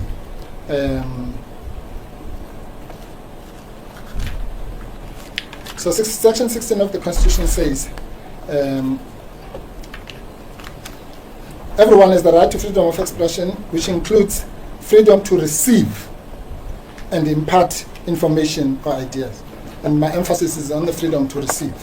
So just as the media has the right to impart information, the citizens have the right to receive information. And all I want, if you want to summarize my case, my lady, is to say, if you read that section, together with a dictum by Class J, then what it means is that everyone has the right, when it comes to the SABC, everyone has the right to freedom of expression, which includes freedom to receive accurate, impartial, independent information. So the two things read together create a new Section 16(1)(b), which applies to the SABC. So that's the one thing. We've already made the point about that something that's exclusionary cannot be inclusionary, cannot be national unity. The third point, my lady, is that the it's not disputed. Let me put it that way, so that I don't attract the eye of my learned friend. It's not disputed what we say at paragraph 56 of our founding affidavit, where we say that the apparent motive of the ANC in its misdirection of the current political arrangements, or mischaracterization, I suppose, of the current political arrangements or coalitions as consisting of a government of national unity and the like, is to hoodwink its supporters and the public into failing to see that the ANC has entered into a politically suspect marriage of convenience with the DA and or the Freedom Front Plus. And we say, which still harbor anti-black racists and are vehemently opposed to key elements of the South African Constitution, particularly Section 9, which deals with measures to redress centuries of colonialism and apartheid, Section 10, which guarantees human dignity, Section 12, and to mention a few. Now, what is meant by that is that that's what I was saying, we'll come to the ideological issues. Now, that we can call ideological, because what the applicants are saying here is that the hoodwinking was partly because there would have been no need if this was another revolutionary party, whatever that means. But the hoodwinking is exactly because the marriage is with people who are against the Constitution, particularly against affirmative action and BEE, which are measures to redress the injustices of the past, and people who, according to the deponents, still harbor anti-black racism. Now, if that is true, and this is not disputed, by the way, but if let's assume that is so, then how can you say a marriage with such people is a national unity? It can be, because it is the antithesis of what the Constitution stands for. It's the antithesis of the I think it was in the interim constitution, which called it, or Etienne Murenic, who is known to both of us, described the constitution as a bridge to, literally a bridge from the bad past to the good future. Now, so you can't say something that is reminiscent of a step backwards to the other side of the bridge. That's what Wesizwe was meaning when he said national unity is, or rather anything, conduct that undermines national unity is ipso facto undermining. But surely, Mr. Mpofu, you're not asking this court to accept or reject the rhetoric in that statement. No. Whether they are anti-black movements. No. You're not asking that I accept that. No, I ask you to accept only the following, because you have to, because it's common cause. That those parties that I mentioned are vehemently opposed to key elements of the South African Constitution, particularly Section 9, which deals with the measures to redress the effects of centuries of colonialism and apartheid. So I must accept that? Yes, because as a starting point? No, as a fact, because it's alleged as a fact and it's not disputed. So before you, that is a fact. Unless someone can come, I'm sure, and bring evidence that no, they accept affirmative action and so on. Well, isn't that the same debate as whether it's unity or not? No. Are we not now entering into a debate that a court should not find itself? No, my lady. No, with the greatest respect. There is something called the BOSA Act, right? There are parties that oppose it, there are parties who support it. That's a fact. It's not colored by any emotion or feeling. It's a fact. And if I say in an affidavit, this party rejects the BOSA bill, and it's not disputed, the court has no choice. It has to. So let's take the emotion out of this. It's a fact, a cold fact. It could be that they accept that Johannesburg is called Johannesburg, or it should be, maybe Tswana is a better example. There was that debate with the AfriForum as to whether it's called Tswana or it's called what. It's a fact if they reject it. So the court must not fall into this trap that because something pertains to politics, it's no longer a fact. So the ANC lost the election in May 2029. That's a fact. It's also a political statement, but it's a cold fact which you can put here. Okay? So now, So the allegation, as I say, is made there, and it's made not for political rhetoric. It's made to show what the hoodwinking or fig leafing, or whatever was really all about.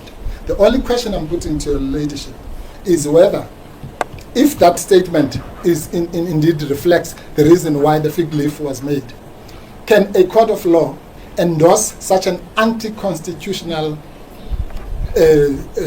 conduct which is motivated by this and say it's consistent with the Constitution? Well, again, we're in a political arena. Right. Okay, I'll leave it there. Yes, thank you. Yeah. Now, so the point of the matter is really this.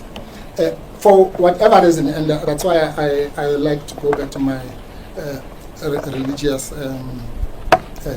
analogy. If the debate between, there's that church that had people eating snakes or whatever, and if they call themselves the Anglican Church, and the Anglican Church says no, this is not, we can't be associated with this, and then but the SABC continues to call them that, then the Anglican Church is entitled to come to your ladyship and say, we are aggrieved because our own dignity, personality, identity, in this case citizenship, rights to citizenship and rights to participate as a citizen, have been affronted. But isn't that a passing off? A what? A passing off. It might well be, but it's a grief. That I'm not saying I'm not worried about the labels. I'm saying that those people are entitled to come here and enforce their legal rights. Whether it's called a passing off or whether it's called an affront to their religious integrity, it's neither here nor there. Yes. The point of the matter is that the courts, you see, the courts are here to regulate the Constitution literally. In other words, if I say this conduct, as we say here, is inimical to our rights to receive accurate information, independent information and so on, is inimical to our right to access information in terms of Section 32 of the Constitution, is inimical to our right of citizenship in terms of Section 20, and is inimical to our right to participate in the political activities of the country in terms of Section 19. Then the court must seriously look at that conduct that is alleged, and whether it has any adverse effect on those rights. As a cold thing, it doesn't matter which topic we're dealing with.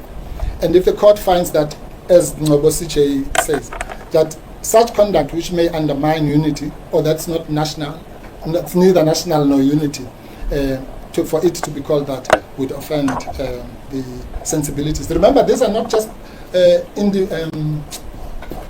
casual individuals. These are taxpayers. Of course. They are themselves, they own the SABC. They are the owners. They pay their license fees and all that. And they are saying, we cannot pay for our own abuse. We can't be abused by this institution that A, we own, but B, that we pay for. That's the difference between a private broadcaster and a public broadcaster. No, I understand. Yes. I understand the contention Yes. in relation to the responsibility. Yes, and in relation to the issue of impartiality, in the UK, for example, everyone knows that the Guardian, the Observer, the Independent, those papers support the Labour Party. They, by and large, are regarded as left parties. And that's fine. There's nothing wrong with that. But the day the BBC behaves as like the Guardian and takes sides in the political debate, then there will be a court of law like this. And if we don't appreciate that distinction, again, which is what Klassen J was saying, that a private broadcaster can do whatever they want. And it says a private citizen or broadcaster has the freedom of expression and so on. But I think you've made that statement. They freely take political sides and so on, Yes. which is what those newspapers would do. So unless, as I say, this would become just an academic debate, if you don't appreciate that it's rooted in two things and two things only. The fact that we're talking about an organ of state which owes duties to citizens, particularly the 4 million citizens who are in a way directly or indirectly before you. And we're talking about a public service broadcaster which has those extra duties or extra limitations, quote unquote, to its freedom of expression. So rounding off, because I'm going to have another chance in reply, with the greatest respect, my lady, I'm not going to address in any much detail the issues of the alternative relief, save just to say that again, once again, the liberal accusation that says that the sections of the Constitution are just listed is wrong, because that means it's from someone who has not read the papers. Because you can't simply quote paragraph 49, which indeed lists the as I did to you at the beginning, lists the sections, but not read the rest of the affidavit under section E, analysis, which is where now we say how this independent accuracy and so on and so on. That's where that debate is. And then the section C, which is the factual matrix, which I've gone through. So you can't just nitpick one paragraph and say, you've just listed. You must read the affidavit as a whole. Number one. Number two, another sign that either my learned friend did not, I would like to believe they didn't read the founding affidavit. I'm sure Mr. Matau read the founding affidavit. Well, then he didn't. I know him to be. Yeah. I know him to be fastidious. Yeah. In the manner in which he was not fastidious. Yes. Then he was. I know you. Yes. To be Of course. Equally. Yes, my lady. But in his fastidiousness, my lady, he forgot to read paragraph 82. 82.1, 82.2, 82.3, and 83 of the papers. Because they say in their papers that we have not asked, to the extent that internal remedies have not been exhausted, we have not asked for the exemption which is in section 7.2c of PAJA. But here it says at 82, in the event that it becomes necessary to advocate in the alternative relief, the basis upon which the applicants are seeking to be exempted, the exact word in section 7.2c, from such internal remedies can be gleaned from the following propositions. And then we list the propositions.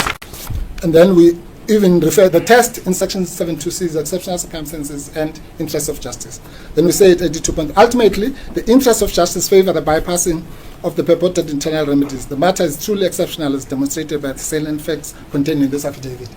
So, if Mr. Matau had read this, then he would have said, these grounds are bad. But he's not allowed to say we did not do what we actually did here, because we did ask for the exemption, which is in section. Well, he's going to get his turn. No, whatever turn he gets, it will not change the fact that it's false to say that we did not ask for the exemption. Even if you can get 100 turns, it will. The fact is the fact. So. All I'm saying is that we did ask for the exemption, and the basis of the exemption was a simple one. It's something called, and I think we even refer to it, it's something called, at 83, so I'm advised the rule of convenience known as the once and for all rule applies to these circumstances. Now, colloquially, the once and for all rule says this. If, let's assume we are here, they don't contest that we are here from section 172. So the once and for all rule says, well, even if, strictly speaking, the court didn't have jurisdiction, we could bring that, because otherwise we have to bring this here and bring it there. So it's a matter of convenience. Of convenience, yes. It's called jurisdiction. There's a Latin term for it. But the point is that I can have a claim against you arising in Joburg and another one in Cape Town. But I don't have to go in Cape Town and Joburg. I can bring them together, even though, strictly speaking, the other one is.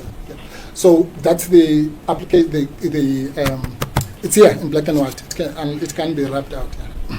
So it's either the court would grant such exemption if we get, as your lordship said, if we get there. If we get there. The last point is that if we get to legality, which is even worse, because we would have to go past PAJA, then clearly we say that it's irrational, because the conduct is not rationally connected to the mandate, to the powers of the SABC. So that's all I'm going to say on the alternative relief. But but you'll have the right of reply to the extent that anything arises arises that you feel you have to put right. Yes, Malid. No, that's why I'm doing this so quickly, because I don't want it to be accused of raising it for the first time in reply. Yes, so I'm making this point so that my learned friend can respond to them, and then of course I'll deal with them in reply. Thank you. Those are our Right. submissions, my lady. So we ask for the order in paragraph 2 of the notice of motion, and then paragraph 3, the just and equitable, and then the justifications for the punitive costs that we ask for are contained mainly in the reply affidavit. I also won't go much into that. I'm indebted to your ladyship for the interesting engagement, Yes. and to having had the ear of the court on this very serious matter. Thank you, Mr. And you're welcome. Welcome, Mrs. My lady, let me start with the example that was raised later in the debate before I deal with the structure of the argument as a lead-in, because it will make issues quite simpler to follow and to engage with the discipline of legal pleadings. What is it that is expected of a party? What has been done and what has not been done? My lady, our learned friend gave an example about...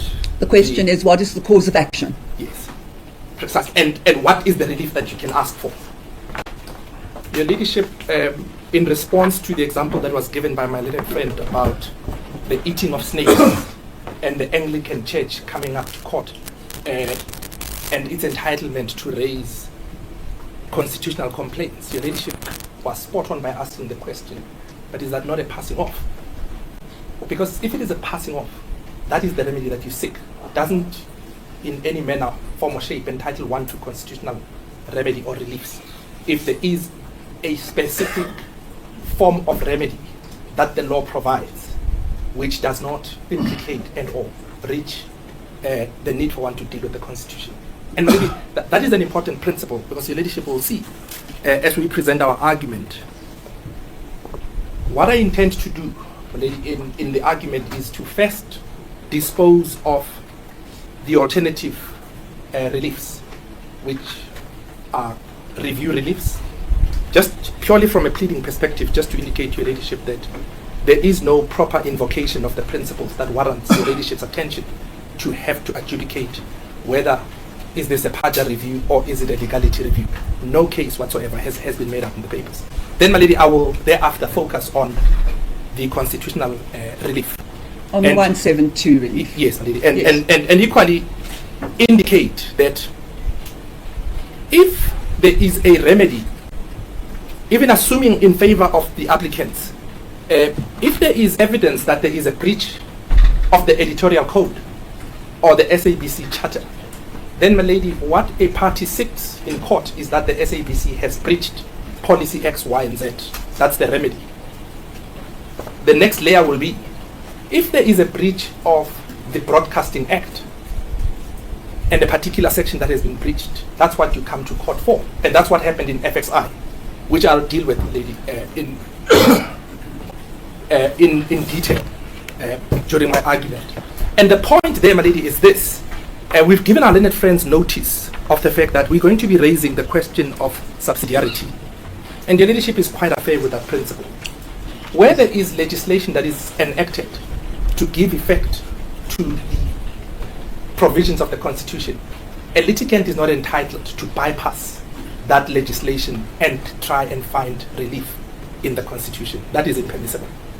And it is for that reason that in FXI, that FXI sought the remedy that the SABC had breached its editorial code and had breached Section 10 of the Broadcasting Act. And that's the order that was granted by Glass-Njay. So it does not then entitle the party to go and seek a declaration of unconstitutionality under the rubric of 172, where there is legislation and or instruments, which our learned friends characterized during his argument. He said, these are constitutional instruments.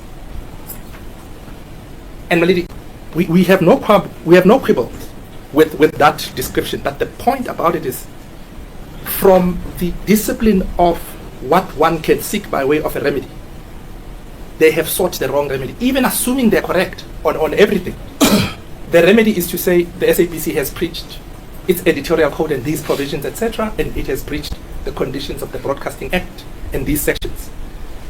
There isn't such a case, my lady, and because there isn't, if you've asked for the wrong remedy in breach of the principle of subsidiarity, the court unfortunately cannot come to your assistance.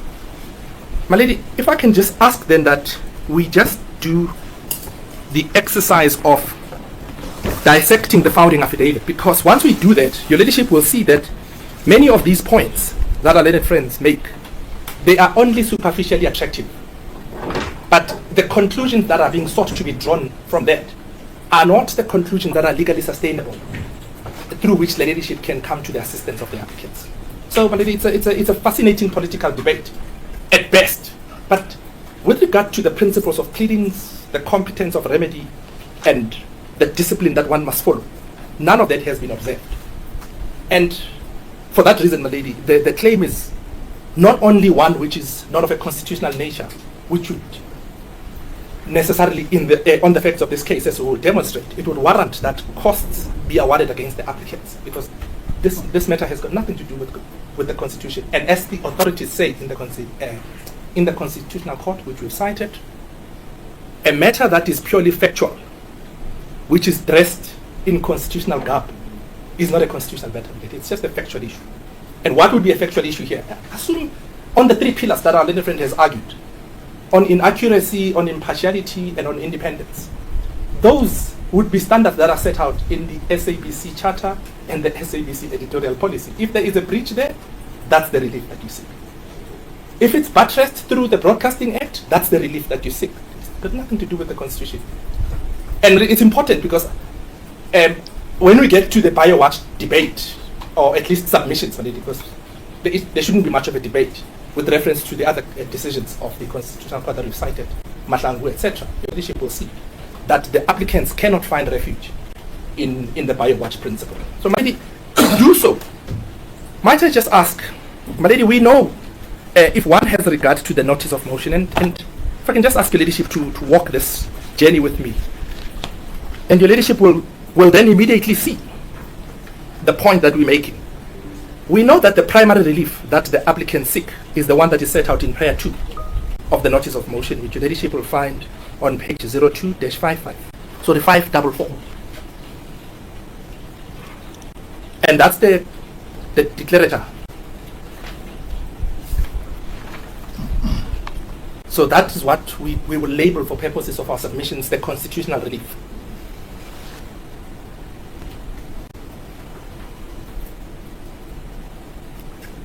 And then in prayer 3, granting just and equitable remedies in terms of section 171B of the Constitution, including the immediate dissemination of this order, we call that the dissemination relief.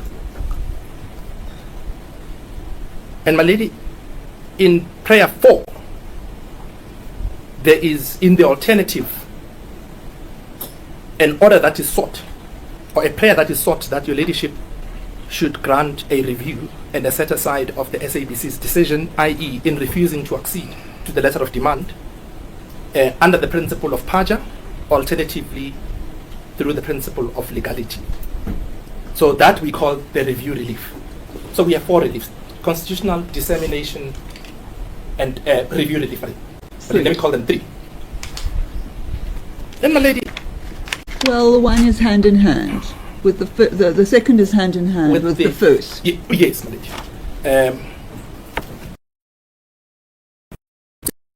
In the papers about dissemination, why it's necessary, why it's justified in the circumstances, etc. So that becomes the easiest. There are no facts whatsoever. It's just mentioned in the notice of motion that is being sought. There are no allegations in support of that. So, But I can fashion my own relief. yes, Should I feel that I need to do that? There's nothing that stops me from doing that. Your ladyship is quite familiar with these principles. I mean, we've debated in the context of procurement matters the import of section 172 and section 81C of PAJA, and all pay, for example, my lady, where if an issue that your ladyship is minded to consider for purposes of fashioning a remedy occupies your ladyship's mind, your ladyship would say to the parties, address me on this and this, why can't I grant A, B, and C? But on things as they stand, there's absolutely no fact. I would have to make acceptances of certain principles. Or otherwise, leadership, I would have to. because it doesn't arise in the in the papers. There are no facts that support it. I would have to Leadership take would say- judicial notice. That's what. Yes, I alternatively, my lady, understand. as the courts do, if you are minded to fashion a remedy where there are no facts that arise, your ladyship would give a directive to say, I need the parties to address me on A, B, and C, because I want to know whether it would be competent to do 1 or 2 or 3. That the leadership is entitled to do. But what your leadership can do is, of course, when there is no factual foundation in the papers and without affording the parties an opportunity to have a say in terms of a just and equitable remedy, use 172 as a license to fashion anything and everything, even that which was not placed to the parties, for the parties to at least make submissions to leadership on why this would be competent and why that would be competent, etc., etc. It's just a broad all-pay principle. If your leadership recalls all-pay 1 and 2. Yes, I do. So then, lady, in respect of the review relief, we say 2 things. And if I can just ask your ladyship to turn to paragraph 74 to 76 of the founding affidavit, commencing at page 02-748.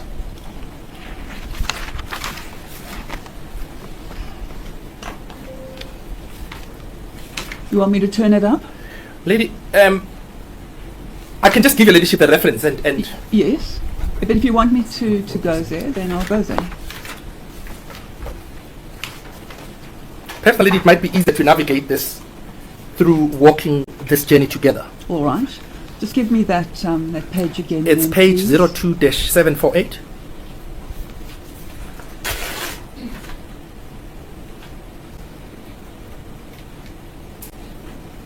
Commencing from paragraph 74.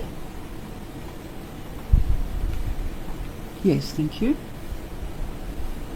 What your ladyship finds there is under section E2. The applicant tells your ladyship that they seek relief in the alternative, and that's what we called earlier or described as the review relief. Yes. And they tell your ladyship that that relief is based on PAJA, and more specifically, and what follows thereafter is a listing of the PAJA grounds that are enumerated in section section 6(2) of the Act. And in section 76, what they then say is these legal conclusions are squarely based on the factual matrix described in section C above. I'm advised that further elaboration will be provided during legal argument. My lady, this is what we say is patently defective, because it is not permissible for a party to plead a case in this manner.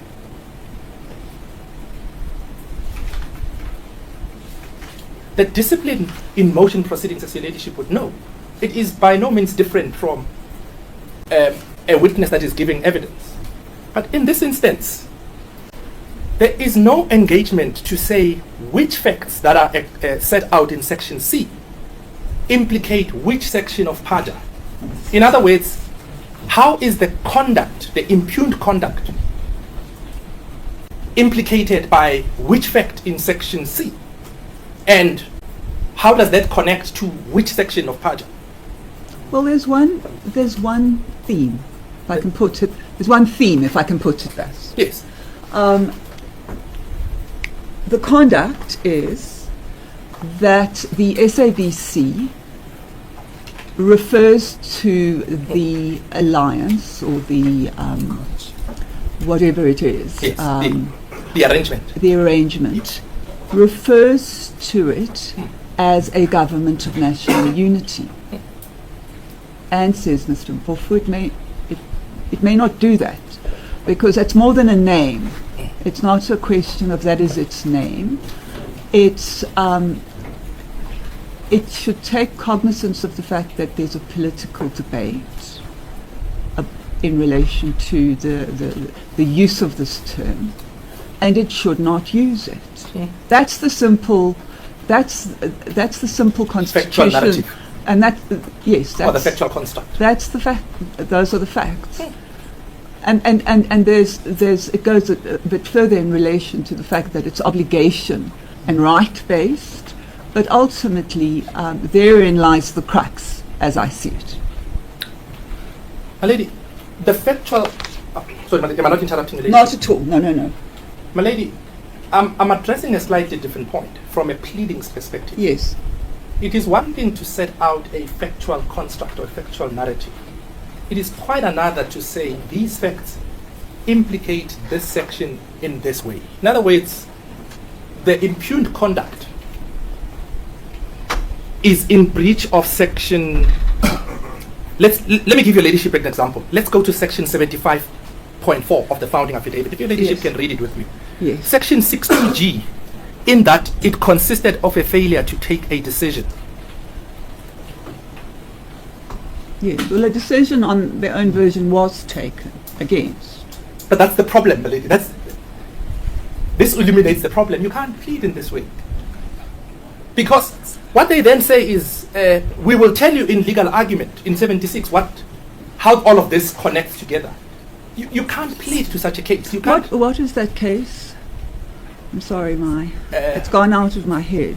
My lady, That says just that. You That have it- says you may not, you have to be more specific in your pleading. You have it in Swissbro, Swissbro. and you have it Thank you. in Gizig, Thank you. Justice Joffrey in Swissbro. That's a principle, because, and your ladyship will recall, Justice Joffrey even says in analyzing 6.2, you can't just attach papers or an attachment without specifying which portions of the attachment you are relying upon for purposes of your case. So that's kitchen sink, and you say, well, I'll tell you in legal argument. How does one plead to that case? It's impossible, my lady. And So in other words, you're taking an exception. no, my lady, it's not even an exception. Well, of the nature of... My lady, we had this You debate. say it's vague and embarrassing. My lady, we had this very debate not so long ago, and I'm going to refer your ladyship to the Mqwebane judgment, where the very same criticism was raised and the argument was upheld. Because you can't just bring a case that is non-specific. And one of Yes, I have the submission. yes, my lady, and one of the issues that arises, perhaps I might just deal with it here so that I don't have to go back to it. When we get to the Mqwebane judgment, I'll just give you ladyship the references. But one of the problems that arose there is, if you say, even if you get past that problem of lack of specificity, if you say this is Paja, you need to engage the 7 steps that are prescribed in the Motau decision.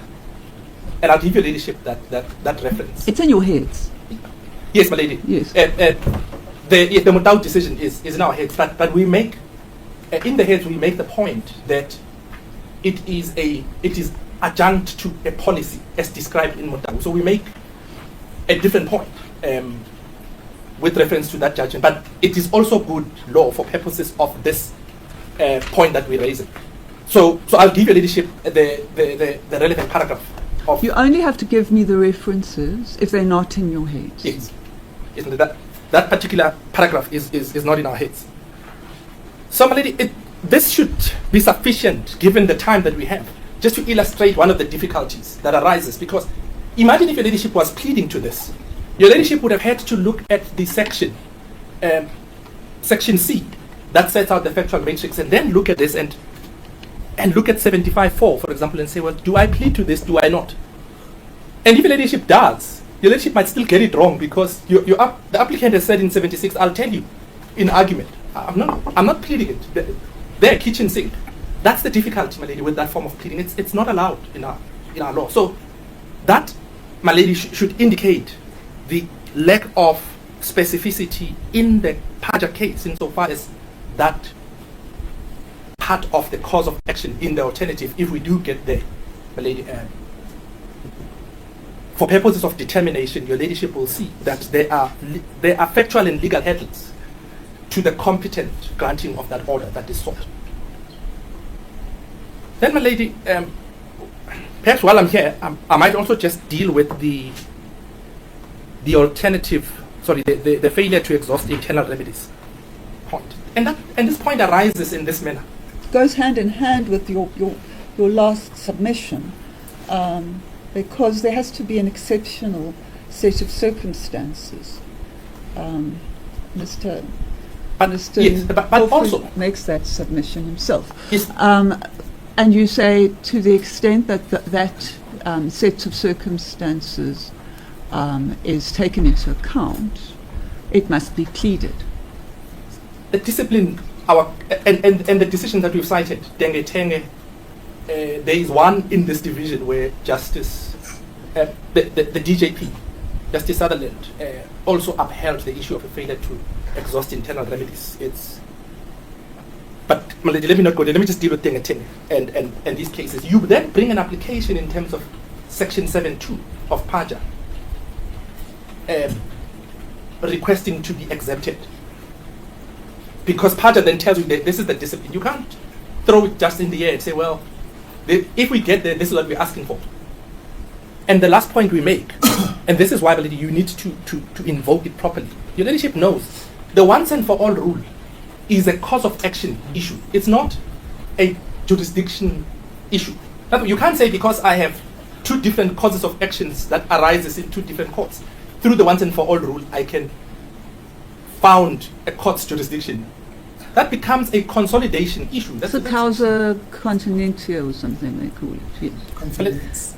Causa convenience. Yeah. Yeah. Yes, but that becomes it's not a once and for all rule, because that's a criteria that you must satisfy. When you apply for a consolidation, there may or may not be benefits, etc., etc., etc. But the once and for all rule in this instance does not, in circumstances where the issue, as you say, implicates the editorial code.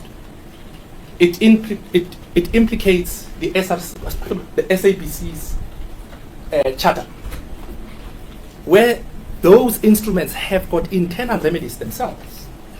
And you simply then say, well, I'm going to bypass them under the once and for all rule, which is intended to regulate something entirely different. Because you would say why it's convenient, etc. And the SABC would set it out, as it did in its response to the letter of demand in MK8, which your leadership finds. Your leadership does not need to go there.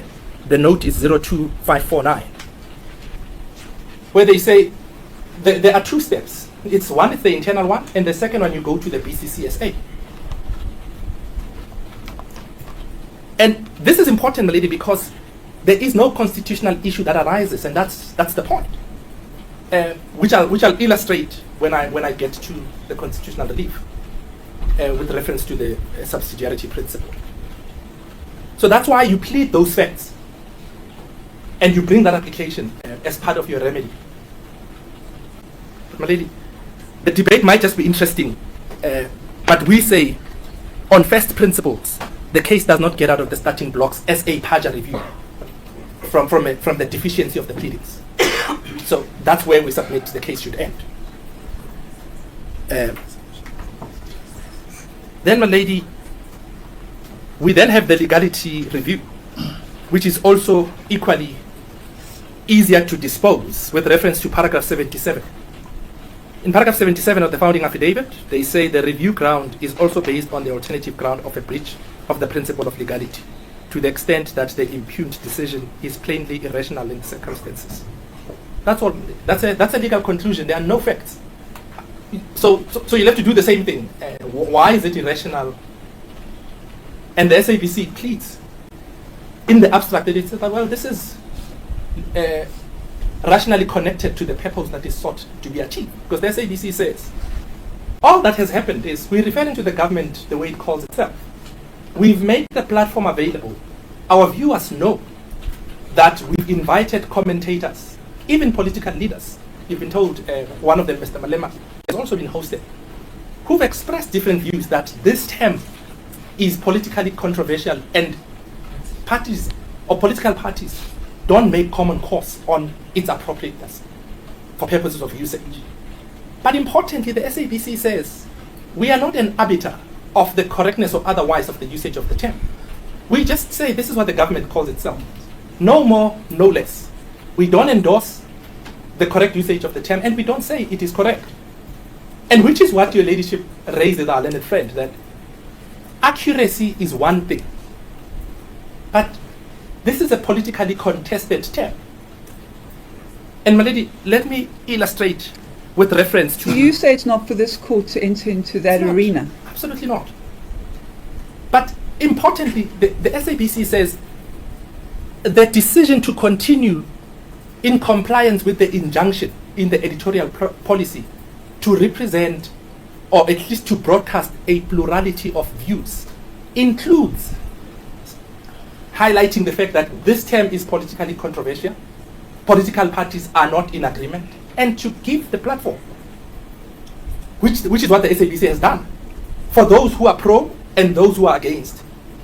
And this is one example that is cited by the applicants themselves in the founding affidavit, which is the irony of the case.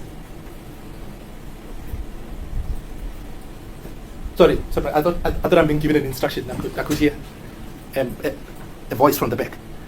So, my lady, once the SABC in express terms says we are not an arbiter, we are not endorsing, no mimicking arises, my lady.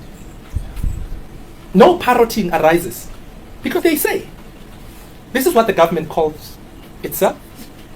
Here's the political debate about it. And my lady, this point that this is a political issue, which morphed into a legal issue at some stage, is exposed by the letter of demand. Might I just ask leadership to go to the applicant's letter of demand, which is MK7, commencing from page 02863, so that your leadership will see that the national broadcaster is sought to be used for purposes of pursuing political debates.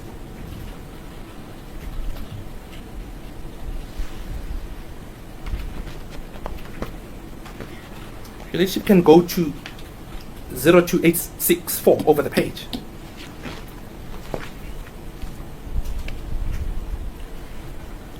Paragraph 3, my lady, that's where I'll ask your leadership to start if your leadership has it. Yes, I have it.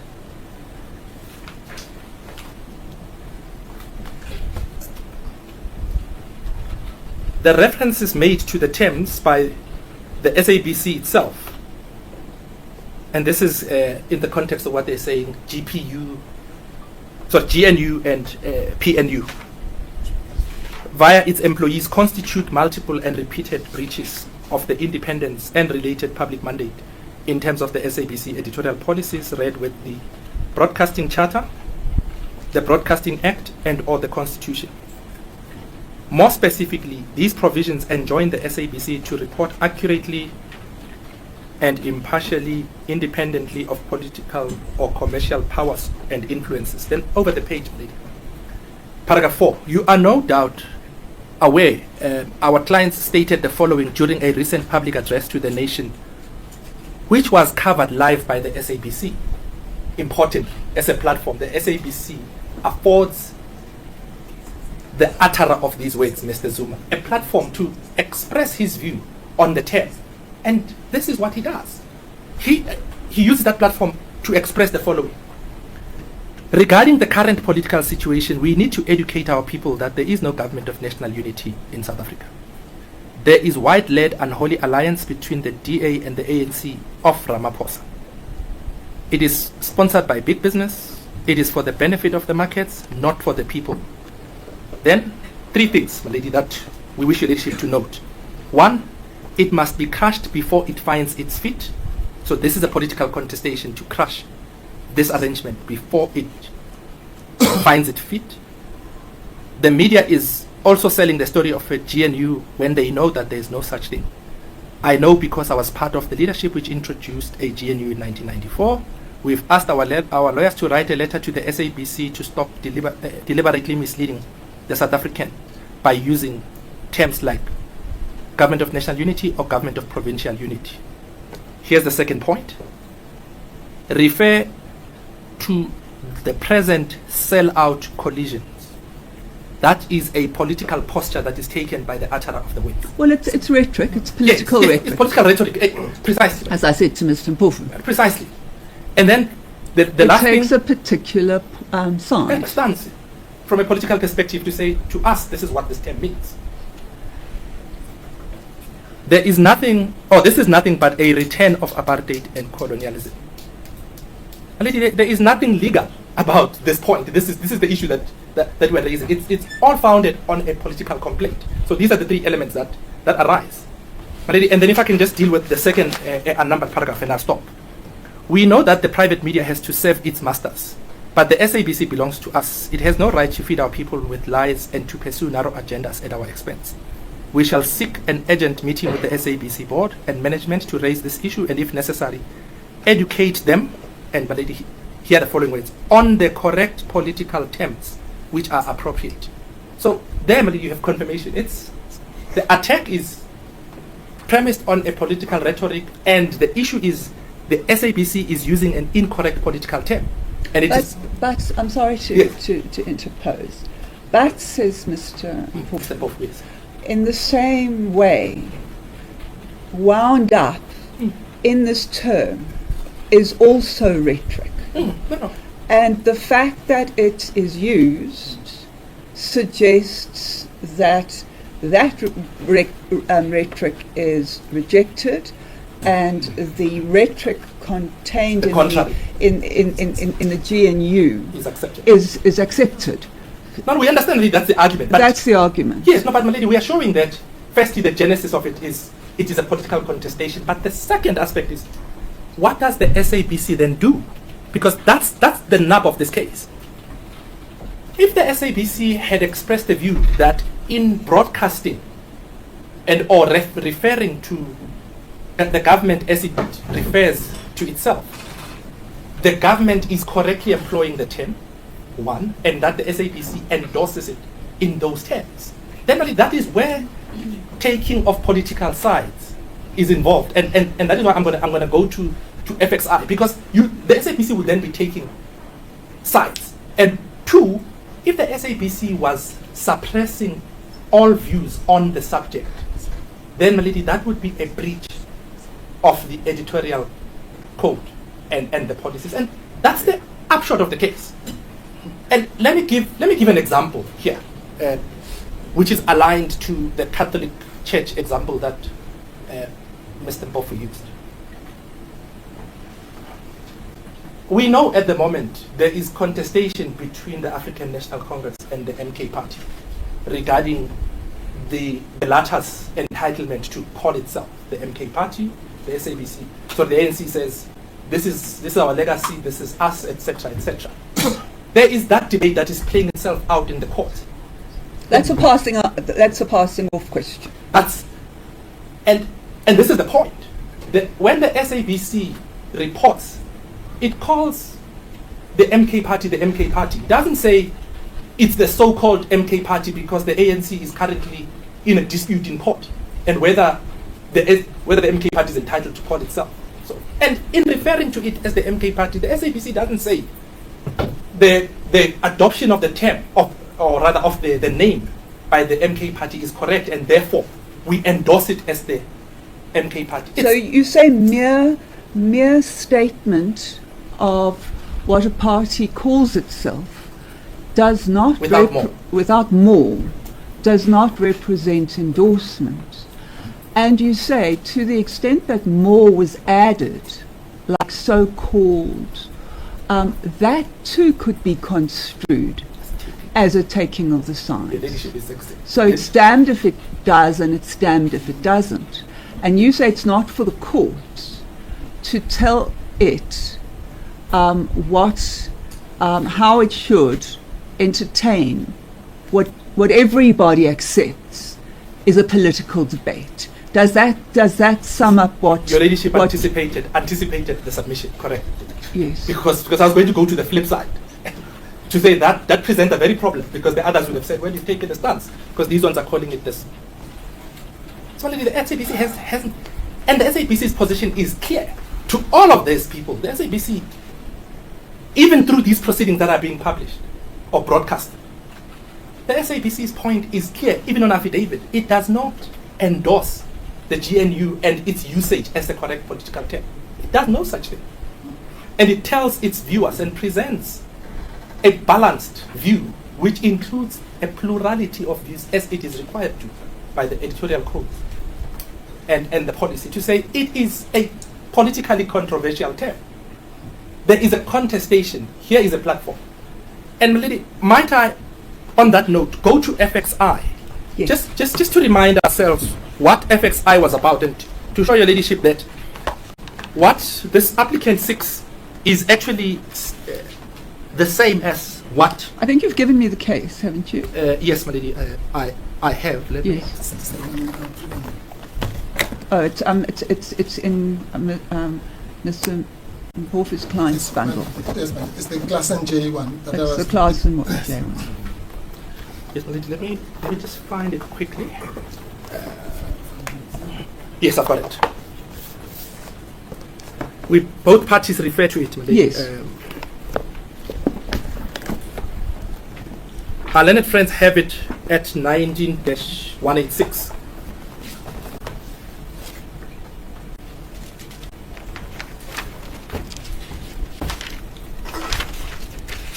Yes.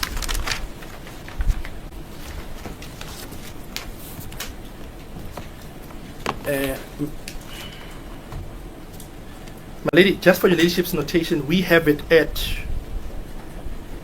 02-122. And that one has a citation.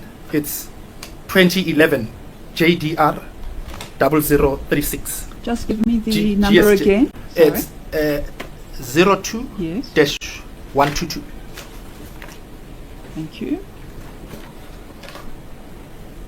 Yes. So, my lady, let's remind ourselves what FXI was about. And your ladyship will no doubt have regard to it because of the fact that the applicants seek to rely on it heavily. What had happened there, my lady, it was about the coverage of the Zimbabwe elections. And the then head of SABC News, Mr. Snooki Zigala, had pronounced and prohibited the publication or the broadcast of certain information regarding the Zimbabwe elections, and had also blacklisted certain commentators that are listed in the judgment. And I'll give you leadership the paragraphs. Mr. John Pellman and others, and his colleagues who were SABC employees at the time, wrote a letter to their then CEO, Mr. Mpofu, to alert him.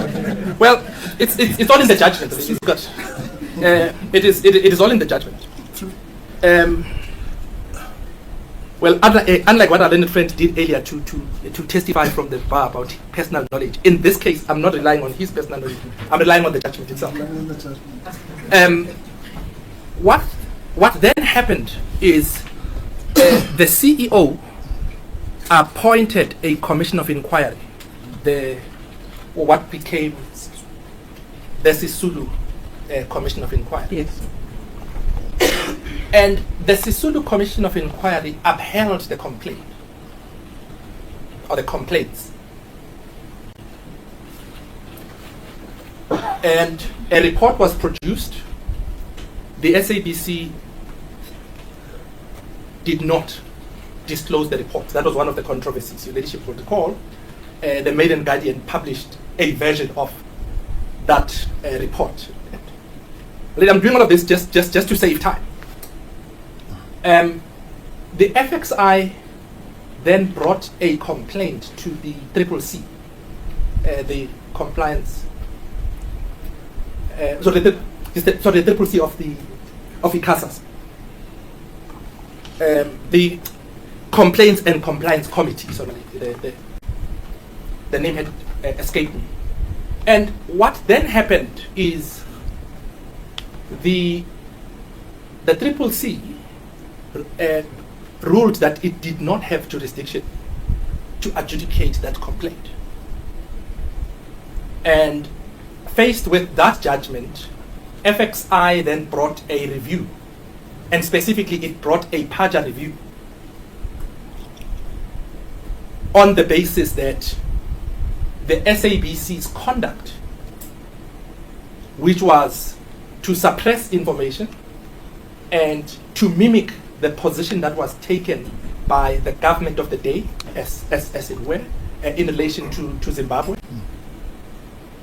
had breached, in doing so, it had breached its editorial code and had breached Section 10 of the Broadcasting Act.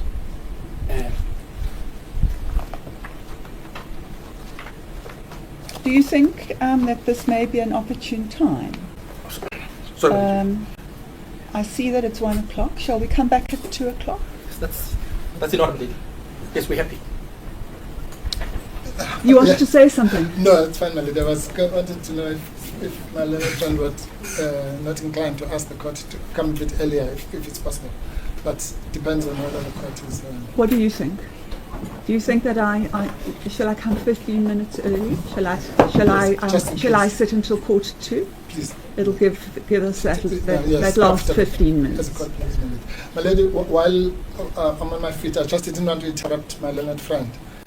He made a reference to having given us notice that they were going to raise the issue of subsidiarity. Yes. So because I didn't want to interrupt him, I asked his junior, but I've not been able to get that. So maybe he can... Well, you'll do that alert during court. you'll do that during the adjournment. Yes, then. yes, my lady. And okay, there was something else, but I'll raise it. If I remember, I'll raise it before he starts, so that I don't interrupt his flow of argument. Yes, God bless. Sorry, how long? Just to avoid... I'm just going to take. I'm going to come back at 1:45. Thank you, my lady. That's good. I'm indebted to you. Yes. The court will adjourn until 1:45.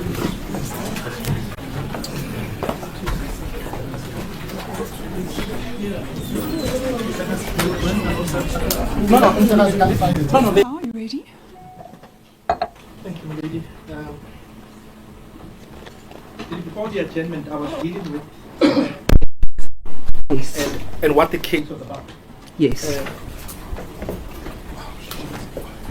My lady, might I ask your ladyship to look at paragraph 69 of that judgment? Yes. It's on page 19-213.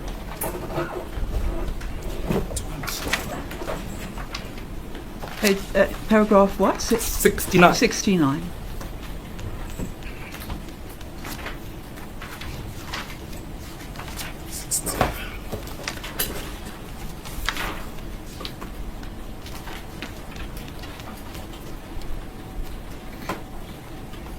Yes. And my lady, that gives your ladyship the parameters of the debate before your brother Klassen in that matter. Yes.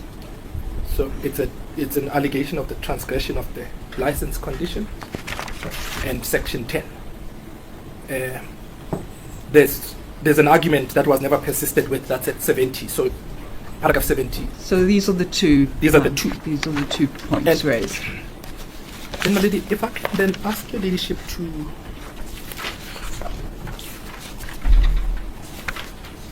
tend to paragraph 52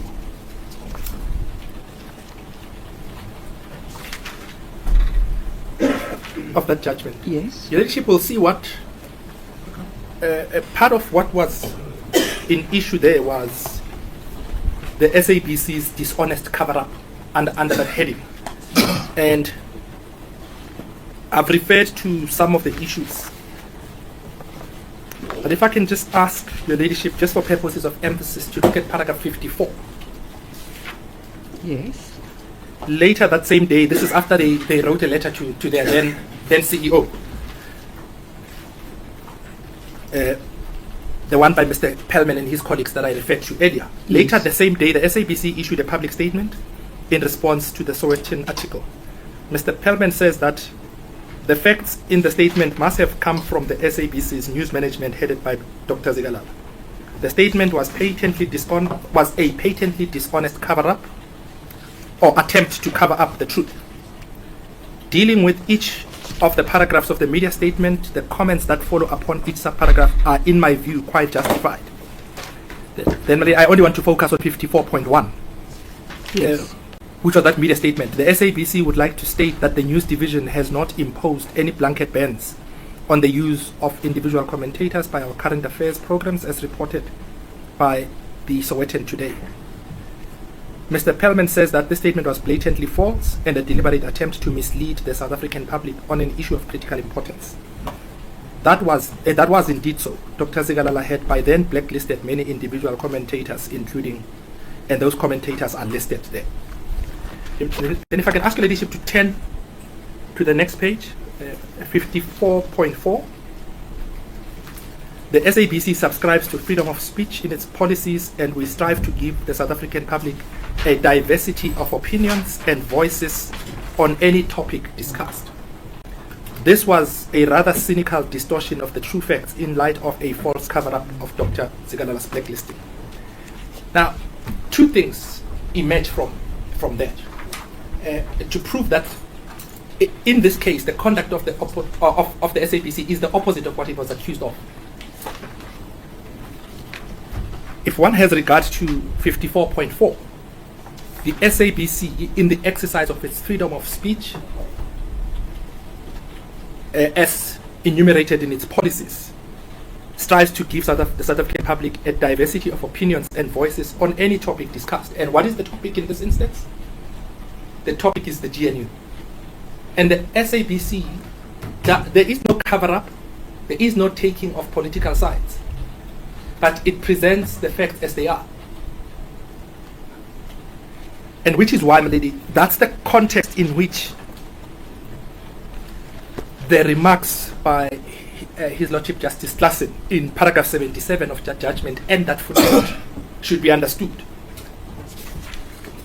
So, having regard to what is an issue, remember the complaints by the journalists reporting to the CEO, a media statement that is issued which is false, it does not accord with what was reported to the CEO, a commission of inquiry, its report is suppressed and not disclosed, and there is a blanket ban on commentators who would comment critically about the Zimbabwean situation. And so the point that we are proving is there was suppression.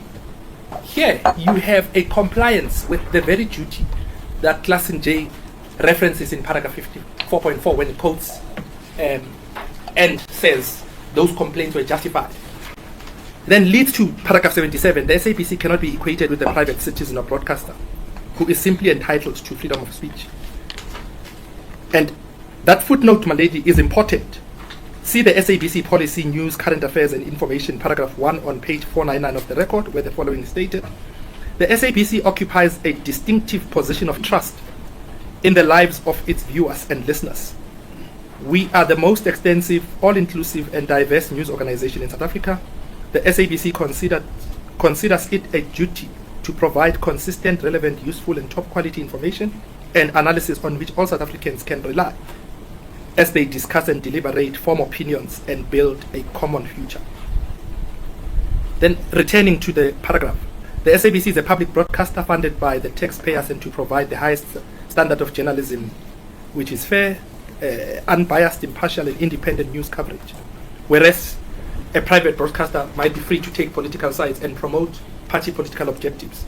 A political broadcaster may not use public funds to do so. So this, if one juxtaposes it with the facts in CASU, it actually indicates that the SABC has learned its lesson from this judgment. And it does the exact opposite of the conduct that it was accused of on the facts of what was before His Lordship Justice Klassen in the FXI matter. And it is for that reason, lady, that the SABC invokes the principles of freedom of expression as outlined by the cases in our heads.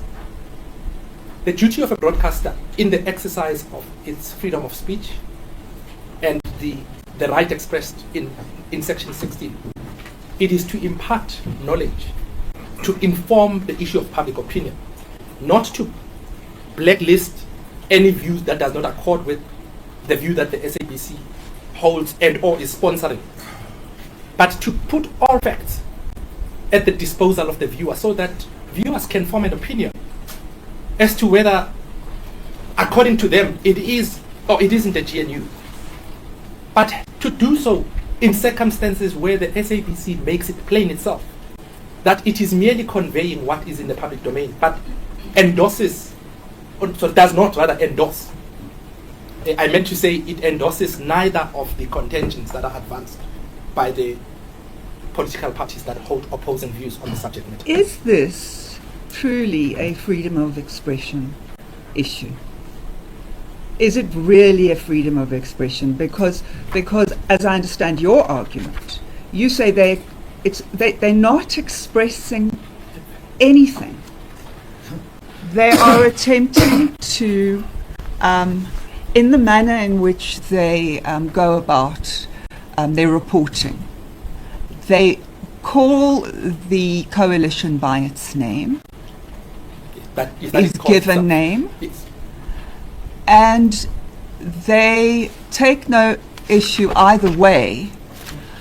So it's not as if it's expressing itself, and that it has the freedom to express itself in one or another way. I don't see this as a freedom of expression issue at all.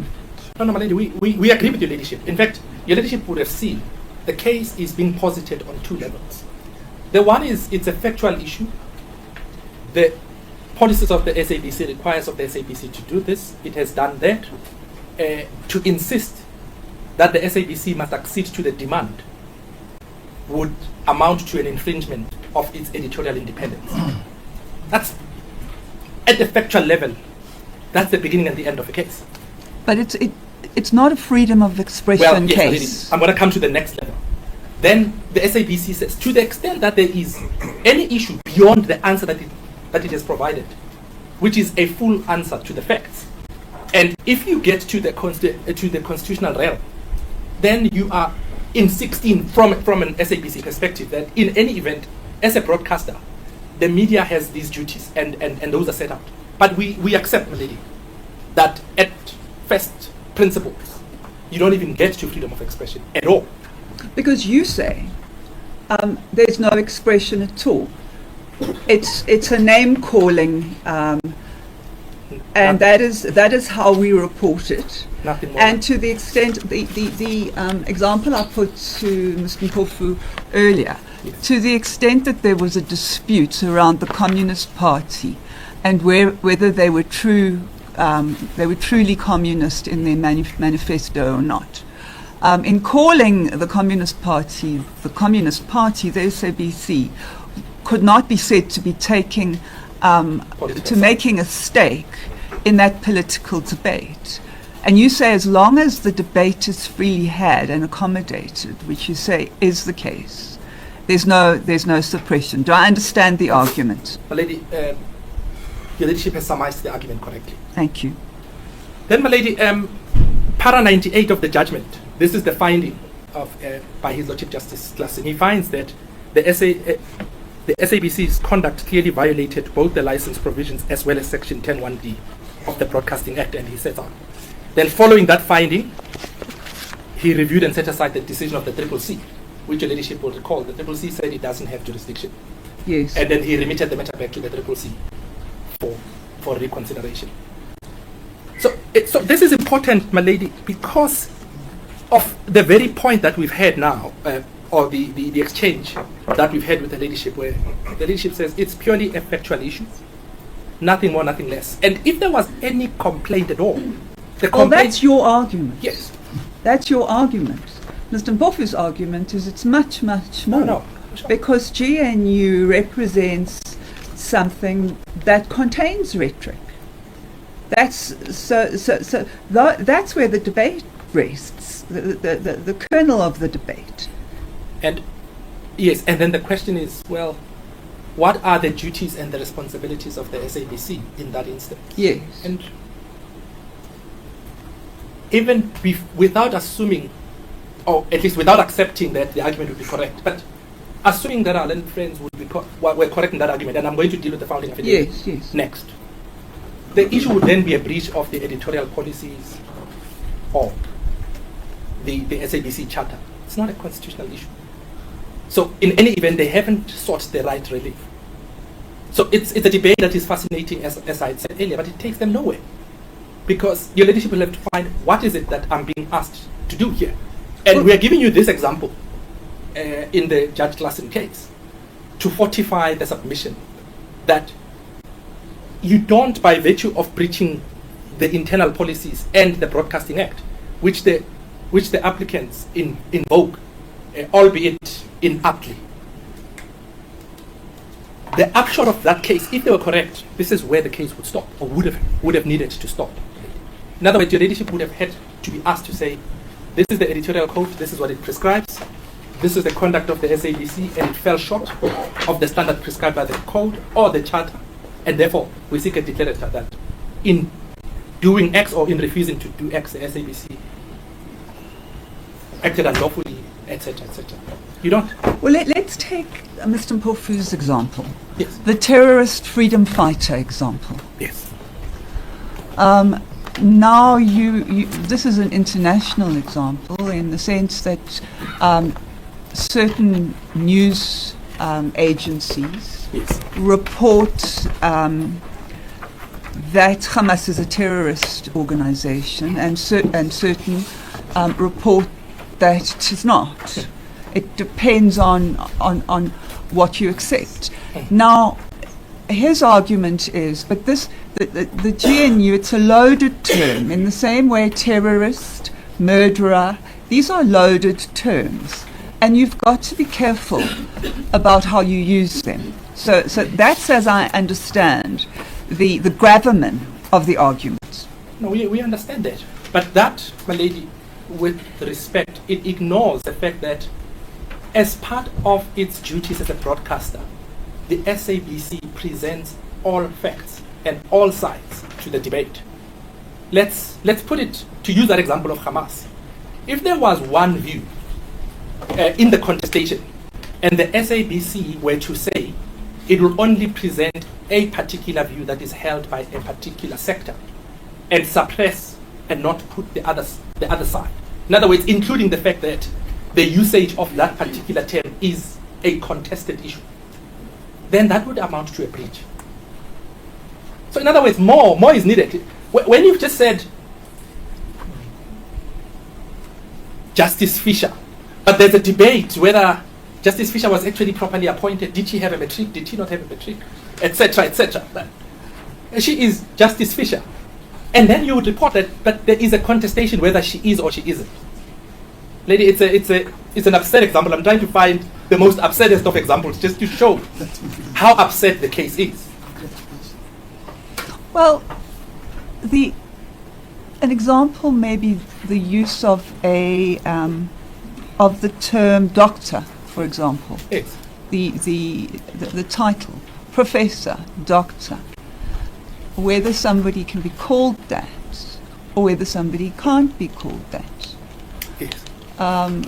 Because it's subsequently discovered that the person doesn't in fact have the doctorate.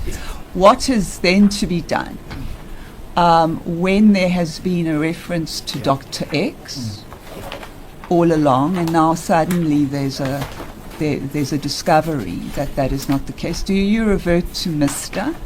What do you do? Or if there's a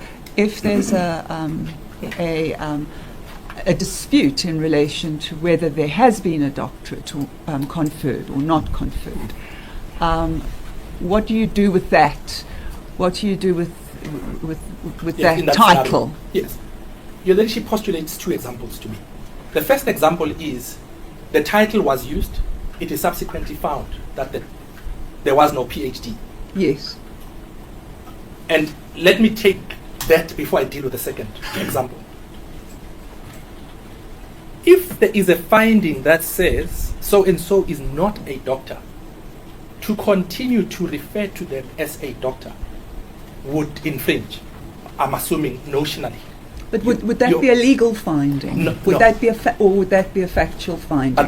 Somebody says this politician calls himself a doctor, but he doesn't have a PhD, and there's a factual dispute about that.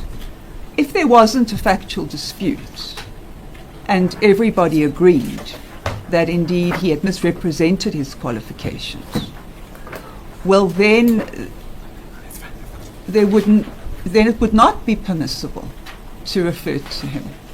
But to the extent that there was some debate in relation to whether the conferral of the PhD was proper or dishonest, would the continued use of the honorific doctor, would that then Infringe? be allowed, or would it infringe? Lady, the submission that I was going to make earlier on, and your ladyship, and let me move to the postulation where we are. The duty of the SABC would be twofold. And let me start with the second one and get to the first. The second of those duties would be for the SABC to present to its viewers the fact that there is a controversy Yes. regarding the appropriateness or otherwise of the usage of this title. And this is a controversy that relates to, let's take for example, the one that arose in this country, Dr. Paulo Jordan. Now, if in reporting, the SABC explains the fact that there is this controversy that exists in relation to Dr. Paulo Jordan's qualification. In calling him that, Dr. Paulo Jordan, you haven't infringed anything. But there is this debate about it, and as the applicants are saying in the papers, there is court, or there are court proceedings that they've instituted against the parties to the GNU. Yes. And the jury is still out on whether they are correct to call themselves that, or they are not correct to call themselves that, or they are allowed to exclude or not to exclude. That debate is unfolding parallel to these proceedings. We know the first round, a court has pronounced itself on some aspect of that. But that's not so much of an issue for your ladyship, but for the following, that if the SABC would have suppressed the fact that the usage of the term GNU is controversial, it is contested, and there are legal proceedings. And if you were to say, you can't mention those facts as part of the broadcast, so you are going to refer to it as the GNU, and beyond that, say that the usage of the term is correct, which was the situation in FXI. Because in FXI, there was the question of whether it was appropriate to report certain things about the elections in Zimbabwe, and whether there had been free and fairness, etc., etc. And the suppression there was, we don't want to hear anything about any unfairness, etc., etc. So that's a blanket prohibition, and that is what infringes the codes and the prescripts. But to merely say that, for example, if there was no suppression on the Zimbabwe issue, and people were referring to the ZANU-PF government, or whatever it was calling itself, as a fact, that's what there is. But the fact that it is contested and that there are court proceedings, etc., etc., in so doing, you are complying with the entirety of the duties that are prescribed or bestowed upon you as a public broadcaster. Let me limit it to that, because that's what the case is about. Yes. So there is, the opposite would have been the breach, and your ladyship earlier on anticipated the point that if the SABC had said, as its usage, each time it was reporting the so-called this, there would have been a problem. The opposite would have been the case. But the SABC reports the facts neutrally. And on affidavit, it tells your ladyship, we are not an arbiter on the correct usage of this term. But there is a debate about it. Some commentators say, yes, there is a national crisis. It's all set out in the answering affidavit. There is unemployment, etc., etc., etc., etc. That is the national crisis, and it does fit. It's not. But that's, perhaps they'll have that debate in those court proceedings that are ensuing. But the SABC has done none of this. It has said the term is contested, and all that it does is it calls the government what it calls itself. Different is the case, my lady. And for example, our learned friend referred to the McBride judgment that they gave us this morning. Can I just ask your ladyship to have regard to the following paragraphs in that judgment? Your ladyship does not... Oh, well, you can go on, my lady, to paragraph 75. So I forgot it's the hard copy.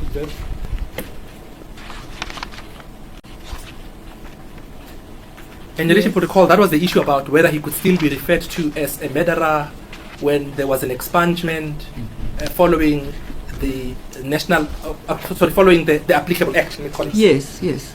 Let me call it that. Lady, from paragraph 75, your ladyship, I can just ask your ladyship to note 75 to 78. Yes. But in 78, to summarize, there are at least 4 reasons why Mr. McBride's argument cannot prevail. First, it depends on a literal and a contextual approach which runs counter to the decision in Dutoy. Second, it is inimical to truth-telling, which was one of the moral bases of the transition from injustice of apartheid to democracy and constitutionalism. It is hardly conceivable that a statute premised on the necessity of truth-telling in pursuit of national unity and reconciliation should operate so as to render the truth false. Third, the interpretation fails to give weight to the right of freedom of expression. Fourth, it overreaches the benefits Mr. McBride earned when he sought and was granted amnesty. It would disturb the delicate interplay of benefit and disadvantage the statute reflects, thereby also creating an untenable anomaly in that only those convicted but not those never charged would gain immunity from truthful description of their deeds. So this part of the claim failed. Your leadership asked what was the order. It was important because it is in that context that the referral of Mr. McBride as a murderer, that part of the appeal, it failed because of these issues. So the comment made is, well, it may be in bad taste, but as a matter of fact. So, but I'm just saying that it's not helpful for purpose of resolving your leadership's debate. So yes. So its invocation is entirely inappropriate or in opposite by our learned friends.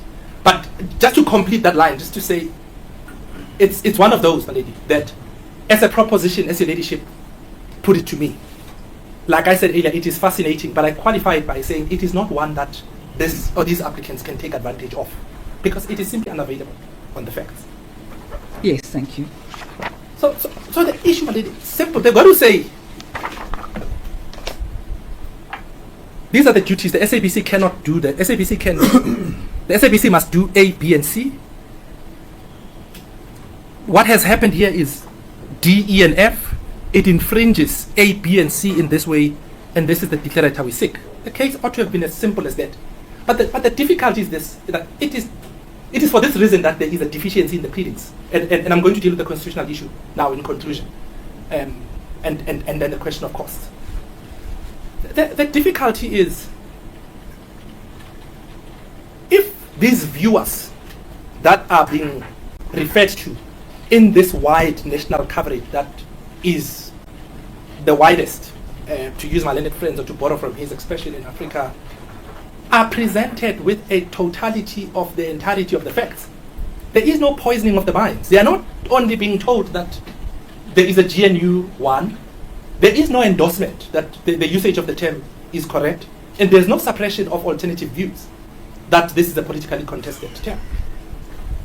That's what a broadcaster is supposed to do on the facts of the case. It might be different in another case, and that is why litigation is not a one-size-fits-all.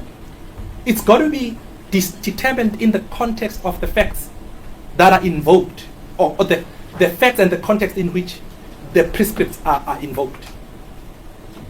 Lady, our learned friend bolstered the argument with reference to what Ms. Zill said. You recall he took you to the replying affidavit. Your ladyship is aware there is a supplementary affidavit in the papers. Might I just give your ladyship the reference? Is there a dispute about whether that goes in or not? No. The supplementary was presented in the urgent application. Yes, in the urgent. And all that the supplementary does, my lady, it is to say, it refers to different articles on different days to illustrate the point that this is a political issue. Your ladyship is given other references where Ms. Zill has actually referred to this as the GNU. And just for your ladyship's notation, the supplementary affidavit is at 02-33. Yes. So there are a number of examples. So, and this shows why it would be risky to go with what a politician feels on a particular day. All that you will do is you'll report that on a particular day she said we are not in a GNU. On a different day she said we are in a GNU. And these are the various examples that are listed from paragraph 6 of that founding affidavit. And also in the heads, my lady, also given your ladyship the references and Annexure A there too, where the applicants themselves refer to the government as the GNU. We gave your ladyship that quotation of the speech by the chair. I can't remember whether he's the chair or is the deputy chair. Or he still occupies the same position that he occupied yesterday in that political party. But the point there is, Dr. Shope, in his own words, refers to the government as GNU. And he says, among other things, it's not a GNU.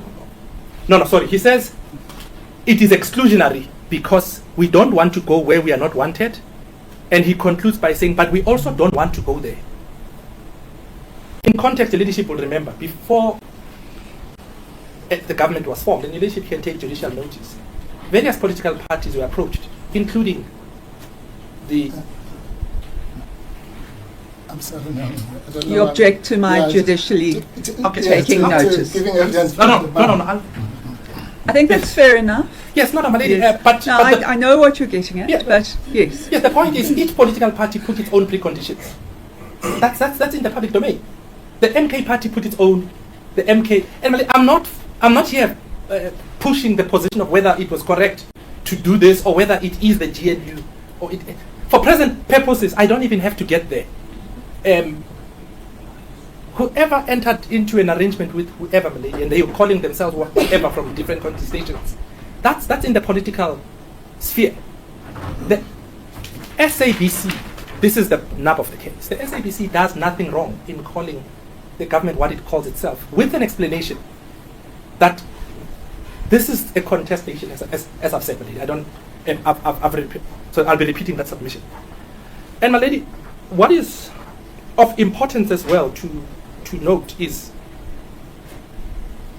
once you are in the realm of a breach of the internal policies of the SABC, then the remedy should lie there. You don't even reach the Constitution. And my lady, it leads me to the next point. If I might just start by asking your ladyship to turn to paragraph 4 of our heads of argument. Yes. What page is that? I'll give your ladyship the Thank you. the page in a moment.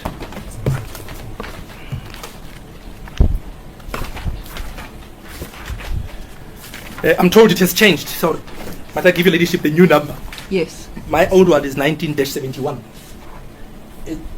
Oh yes, it's still 1971. Yes, my lady, it is. Also, so at least this part did not change. Yes.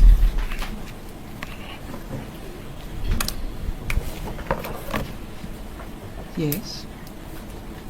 In paragraph 4, we make the submission. The application is not a constitutional matter. It is well established that constitutional matters must be properly pleaded. An issue or matter does not become a constitutional matter merely because an applicant calls it one. And we quote that decision, and there is also the decision in footnote 2. Sorry, footnote 2.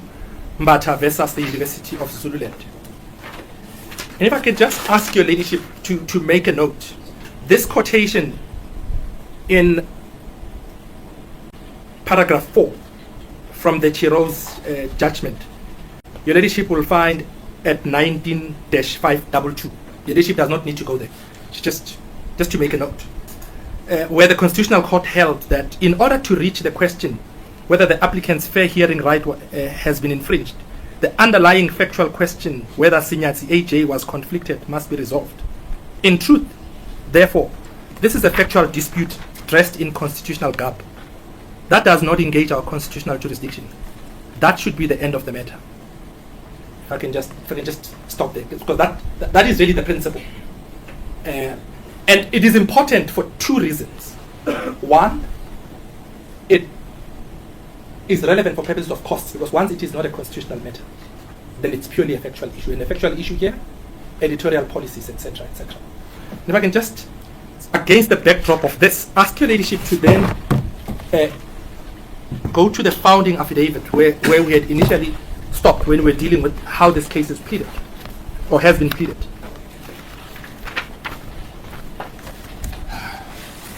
in paragraph 49, page 02-739.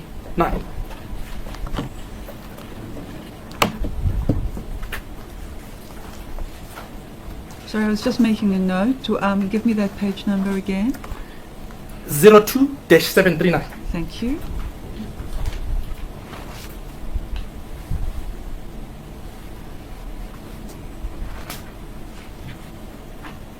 Yes. Constitutionally speaking, the applicants will invoke the following rights. The full sections are not all cited in full to avoid unnecessary prolixity. So it's section 1, 7, 9, 10, etc., etc. Really, what your ladyship will not find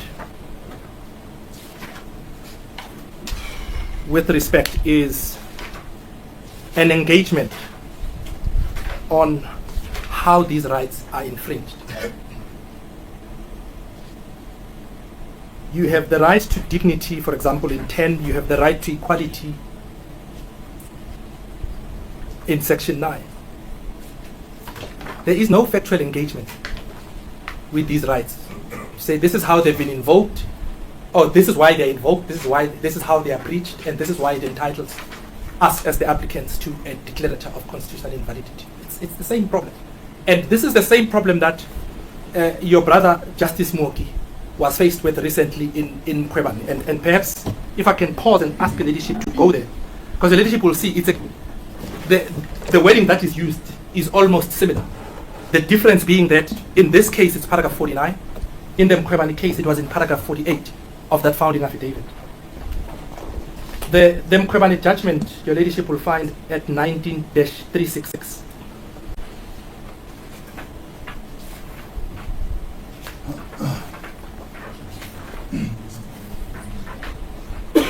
Oh, sorry, there's a new number. But I'm told the new number is 27-249.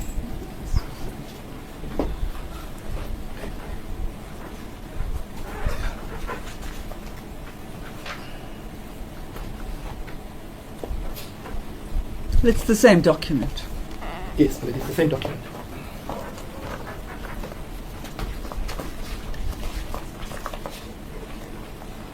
If your ladyship can just bear with me.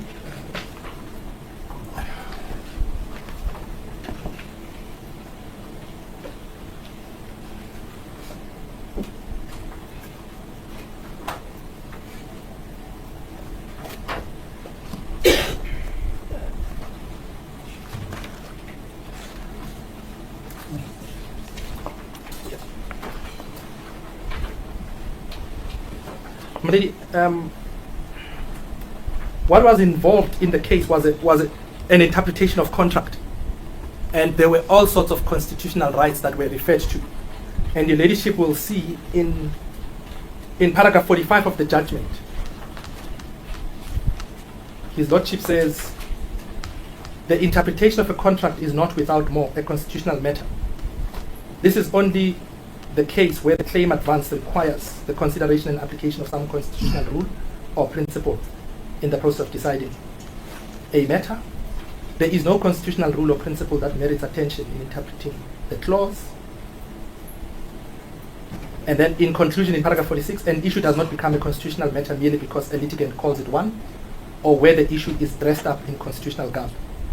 And the court refers to the Mbata judgment, which is the one that we've also cited in our heads.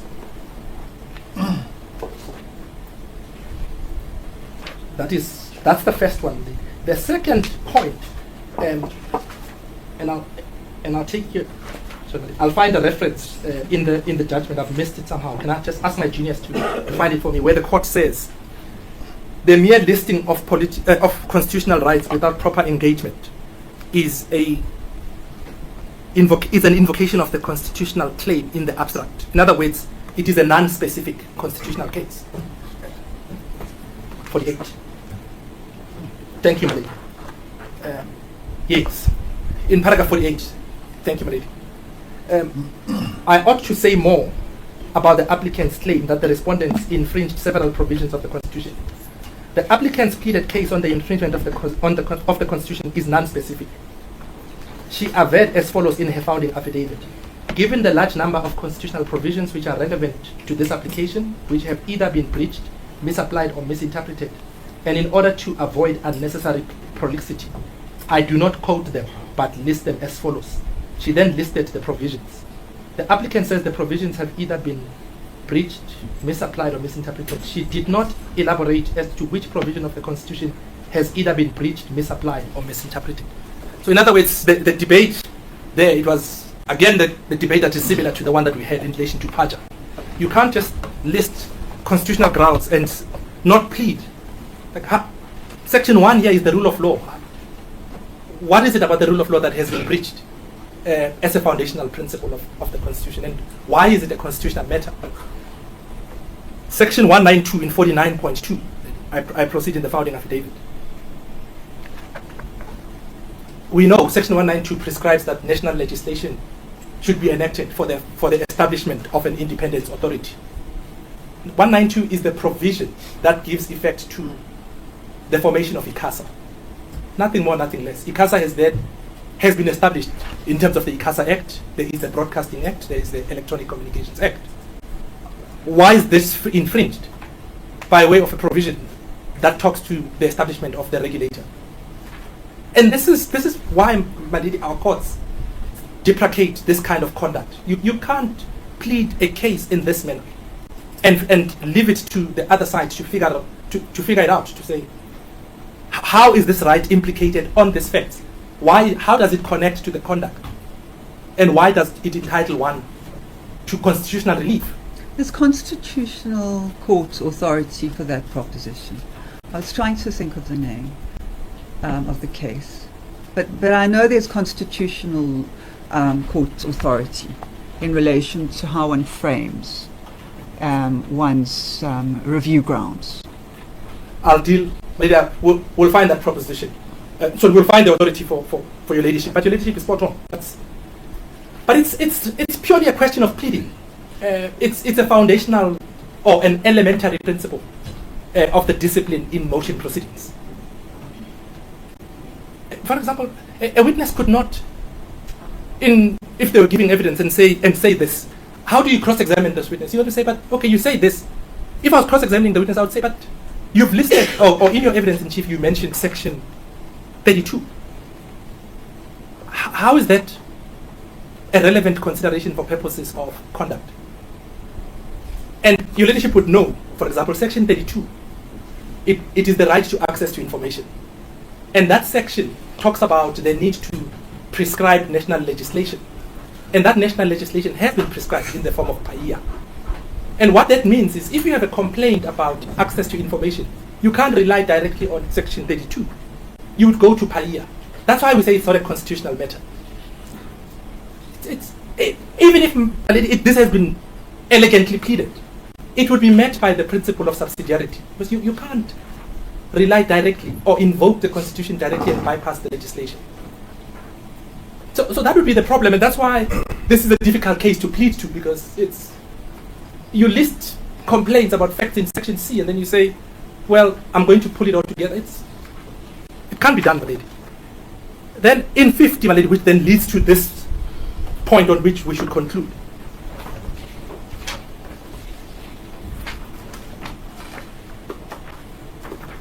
In respect of legislation, reliance will be placed on inter alia the following. The applicants would rely on sections 2, 3, 6, 8A, and 10 of the Broadcasting Act, which incorporates the SABC Charter. Now, therein lies the problem.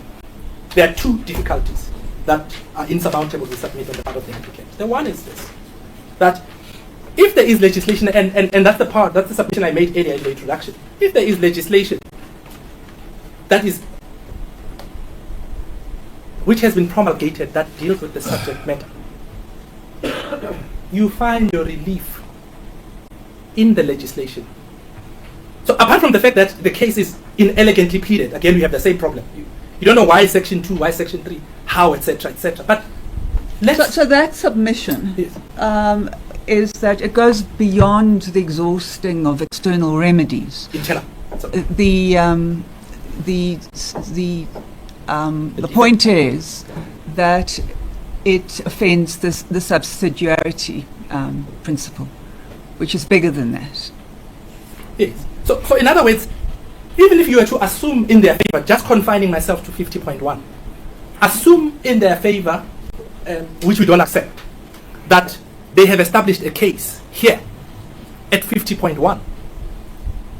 You don't reach the Constitution. You dispose and or determine the matter on the basis of the governing statute that is applicable, which is similar to what FXI did. Section 10 is what FXI dealt with.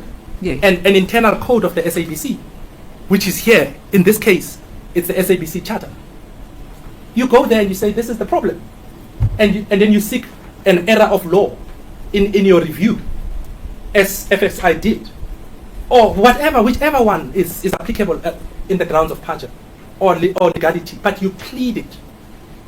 Constitution, my lady, you don't even get there. We have included for your ladyship the Sandu judgment, and if I can just give your ladyship the reference in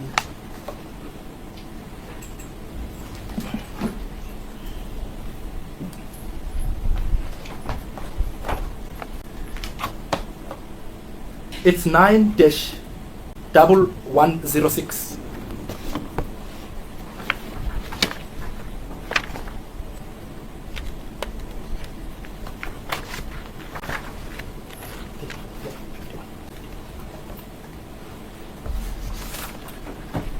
And my lady, that is paragraph. No, that doesn't come up. Is it 09? Yes, 0 09 dash 09 dash dash 1106. 1106. No. Sorry, my lady, I might be incorrect. I assumed that the 0 has been cut out. Mine is 9. It doesn't have the 0, but it's too close to the start of the page, so I assumed the 0 has been cut out. Well, I even with 9, it doesn't come up. Even with out the 0. My lady, might I just read the Yes, please. the paragraph? Yes. Lady, just to make sure, it is 2007, Volume 5, SA 400, double C. Yes. And paragraph 51.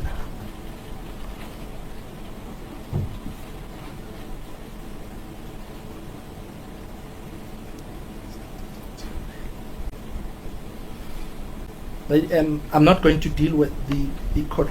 Sorry, yes.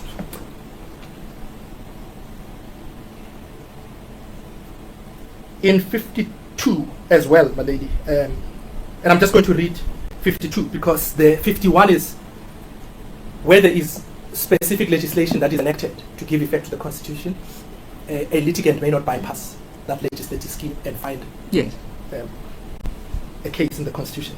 In 52, Justice O'Regan says, accordingly, a litigant who seeks to assert his or her right to engage in collective bargaining under Section 23(5) should, in the first place, base his or her case on any legislation enacted to regulate the right, not in Section 23(5). If the legislation is wanting in its protection of Section 23(5) right, in that litigant's view, then that legislation should be challenged constitutionally. To permit the litigant to ignore the legislation and rely directly on the constitutional provision would be to fail to recognize the important task conferred upon the legislature by the Constitution to respect, promote, and fulfill the rights in the Bill of Rights. The proper approach to be followed should legislation not have been enacted as contemplated by Section 23(5) need not be considered. So there's that difficulty that arises from paragraph 50.1. A la FXI and these other authorities. And from the point where we started that this case does not engage any constitutional principle because as the leadership correctly observed in our main submission, if there's no expression, you don't even get to Section 16. So we are purely on a factual issue. Already, if I can then just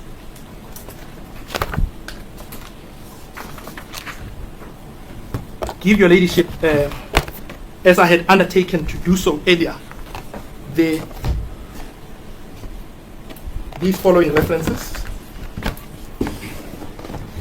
In the Mkhwebane judgment, may I give your ladyship these references, and they relate to the Paja point. Yes. That's the judgment of Mukije. Yes, at 19-366. Yes. Because there are many Mkhwebane, Yes. so that's why I wanted to Yes, my lady. make that clear. Yes. In fact, it does have the citation, the 2024 JOL Thank you. 16467. But the citation is at 19-366. Yes. In paragraph 49 of that judgment, His Lordship says a court cannot give declaratory relief in terms of section 1721A on no specific assertions that there are breaches of the Constitution. I conclude that the applicant failed to lay a basis for the court to exercise its section 172A power. That's paragraph 50. There is therefore no need to inquire into the relief she seeks in terms of section 1721B.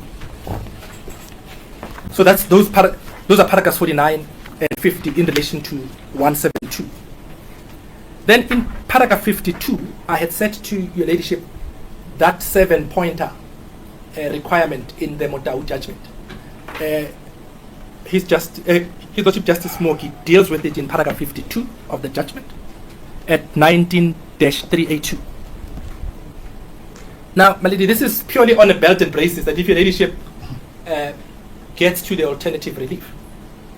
I had said there is a problem of pleadings, but also there is a jurisdictional difficulty for the proper invocation of Paja as an act to rely upon. So in 52, the court inquired from the applicant's counsel during the hearing whether the applicant met the Motau criteria.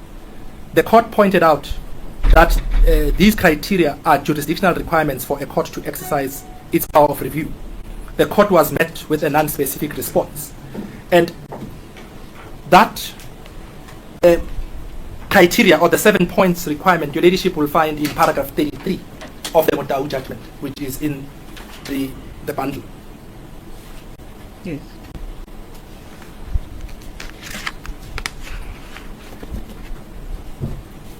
And His Lordship concludes in paragraph 60, the decision refusing the applicant a gratuity does not constitute administrative action. Paja review is not available to the applicant. I now consider whether the applicant has made out a case for legality. My lady, we've dealt with this issue both from a pleading perspective and from the law. We've cited in our heads of argument the authority that deals with the test for rationality.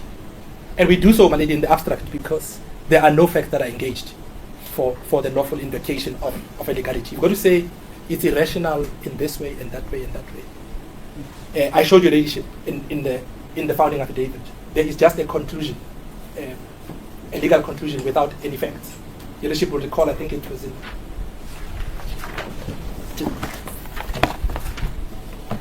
just to make sure, my lady, it's in paragraph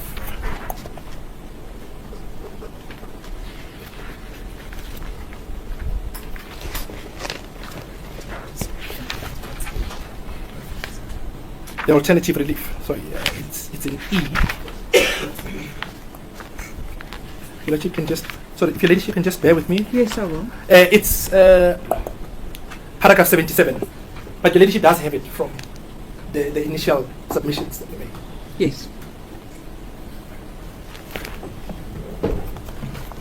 My lady, for the reasons that we've submitted in our heads and the authorities that clearly indicate when is a matter a constitutional or a matter that is purely one of fact, we submit this is an application in which cost should follow the result.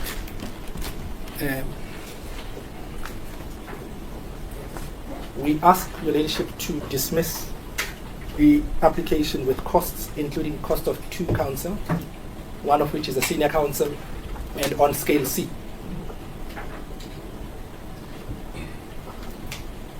So might I just take an instruction to my chair?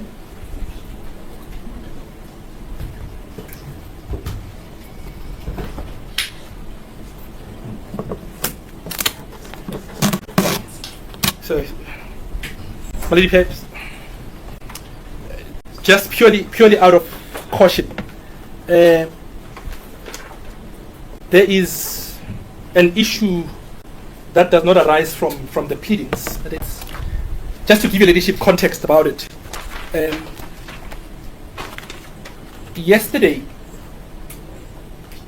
we sent the applicants, or we arranged for 3 cases to be sent to the applicants that deal with the principle of subsidiarity and constitutional avoidance.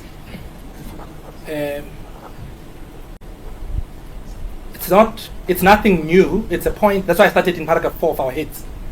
But all that happened is, in specific terms, the relief is incompetent because of the principle of subsidiarity.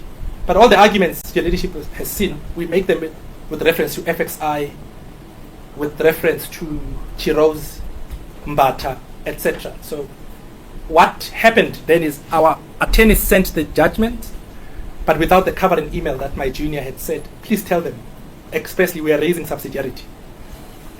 But it's neither here nor there, because that argument we've made in any event in the papers, just not labeled as subsidiarity, but it's a point of law if there is any controversy about it.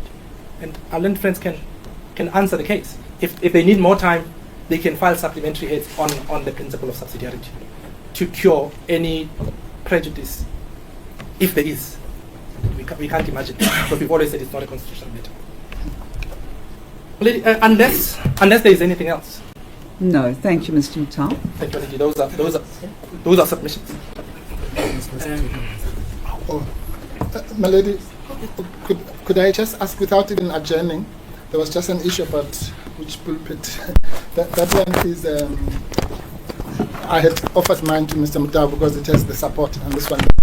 So if you can just do that. Yes, of course. For half a second. Take your time. So, my lady, it's not an indication by any means of which of the 2 pulpits have been ordained. But it's clearly an issue of convenience. Oh, which one is for snake taking? Thank you.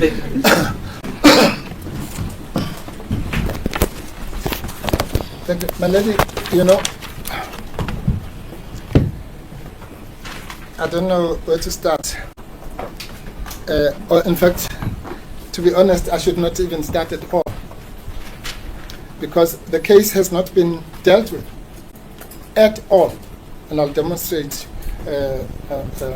So I apologize to your ladyship that I have to demonstrate that. Otherwise, what I should do is just to sit down and we all go and the ladyship decides the case.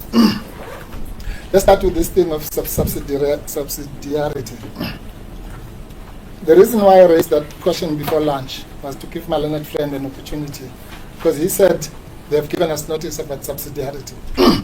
And I had not received any such notice. So I thought maybe it's my fault. So I asked his junior, asked my junior, and so there was no such notice, we were now told, that was given. But there were 3 cases that were given, not yesterday, at 8 p.m. last night, on a Sunday, just the night before the hearing. That's, I mean, even in an urgent application, that kind of notice would have been absurd. So we are not given any notice about subsidiarity at all. If the court is going to be asked to consider anything about subsidiarity, Mr. Malensha and Mr. Mutau is right, then we would have to be asked to address it. Even assuming that it's allowed that a party can just rock up on the day of argument and raise an issue like that without warning the opponents. Nobody will be taken by surprise in my court. Yes. That's the first thing. Well, secondly, it has been raised. It's been squarely raised. To the extent that you feel that you're taken by surprise, you must tell me what you want to do about that and let me make the decision. Mr. Mutau says you can put in further heads and he won't object. He says this is a matter of law. He says to the extent that you want to put in heads, that can be done. Thank you, my lord. I'm grateful to the kindness of Mr. Mutau. But Mr. Mutau's duty is to plead his case. He's been lecturing everyone here about how pleading should be done. Next time, before I send him the card to congratulate him, we'll say he must plead subsidiarity if you don't plead subsidiarity, you must notify your opponents in time. This case comes from July last year. And allow them to respond thereto, or at the very least, to research the point. So, I mean, you can't be, I've never seen a situation where you can be ambushed in the courtroom, not even 5 minutes before, with a legal point. But I won't allow you to be ambushed. Thank you, So Madam. to the extent that you feel ambushed, and to the extent that you feel that you need to do further research on the point, because it is a law point, Yeah. and I'm inclined to agree that it has been latterly raised. Well, I'm asking how you think that can Let best me- be dealt yes. with, No. because it's something I can't ignore. Yeah. It is a law point, and it does have a place in this debate. Well, my lady, no, there's law on this. Your ladyship can actually ignore it, but I'm not going to ask you to do it. But the law, which the Constitutional Court, Madranga J, I just forget the name of the case, said that if you raise a law point for the first time, then one of two things will happen without having pleaded it. Either what your ladyship is saying, you give the other side a chance to plead and address it, or the court simply ignores it. Because it's not allowed. So it's not so much what your ladyship allows me than the fact that your ladyship should deprecate this kind of litigation, where you just stand up and come up with a point that has not been foreshadowed, even by a phone call or anything. Well, you know and I know that sometimes on a Sunday night, something can come to one when one has not necessarily put it into the papers, or somebody else has drafted the papers. So I'm sure that it was not the intention of Mr. Mutau to take you by surprise. But I am able to accommodate that. Yes, thank you, my lady. We will deal with it, yes. There's a rule for that, by the way, it's called Rule 65E. When such a thing happens, you put a supplementary affidavit, as Mr. Mutau did in the agent court about the Helen Zille issue. When he felt that this had not been raised in the founding affidavit, he invoked his right in terms of Section 65E and filed a supplementary affidavit. But let me make it easy for everyone. I'm not going to ask for any extra time, because the point is actually meritless. Let me just deal with it here. Yeah. The point is this. Subsidiarity does not arise in these kinds of circumstances. Subsidiarity simply means the following: that when there is a constitutional right, which right has now been also covered in legislation, a party seeking to invoke that right must first invoke the litigation, the legislation, right? That's the principle of subsidiarity. That's why we come here and we talk about PAJA. Because what we're doing is actually we're invoking Section 33 of the Constitution, administrative rights. But you can't do that, because the Section 33 says that there's going to be an act, and that act is called PAJA. So therefore you come through PAJA. Okay. So so here's the thing. We are here about, we say I've listed the rights that we're invoking. Section 9, Section 10, Section 16, Section 20, and Section 32 of the Constitution. Now let's just take at random, we can just throw a hat and choose any one of those. Let's take Section 16 or Section 10. Human dignity. There is no such thing in South Africa called the Human Dignity Act. All right? So the only place where you invoke human dignity rights is in a court of law, by invoking Section 10 of the Constitution. Similarly, there is no such thing in South Africa called the Freedom of Expression Act, which would have provided that principle of subsidiarity.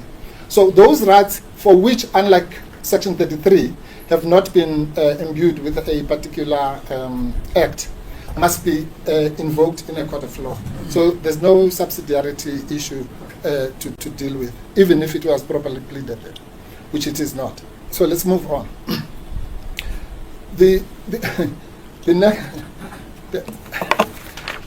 So we've heard all about Paja. Mr. Mutau spent the first 30 minutes dealing with Paja, and the next 30 minutes was about the facts of the FXI case, and then it was that this does not involve the Constitution, and then he gave us the case of Tirotsi, which deals with constitutional jurisdiction. Then he told us about all the facts of the Kwebane case, which has nothing to do with this, and then the subsidiarity point, which I've just dealt with. So let me just show your ladyship that everything he has said here has got nothing to do with this case we are about to hear today. The Paja issue and the whether it was pleaded this way and that way, your ladyship pointed this out in the morning, that in fact that's something we may never reach there, because that's something that's invoked in the alternative. This case is about 172 1A of the Constitution, and Paja is an alternative. And if Paja doesn't apply, there's a further alternative, legality. So, firstly, the points that were made were meritless, but even if they were full of merit, so what? Because the main case is still here in front of us, unaddressed, and the legality review is in front of us, unaddressed. So, and the only issue that we are told about the Paja challenge, so to speak, is the Mutau list.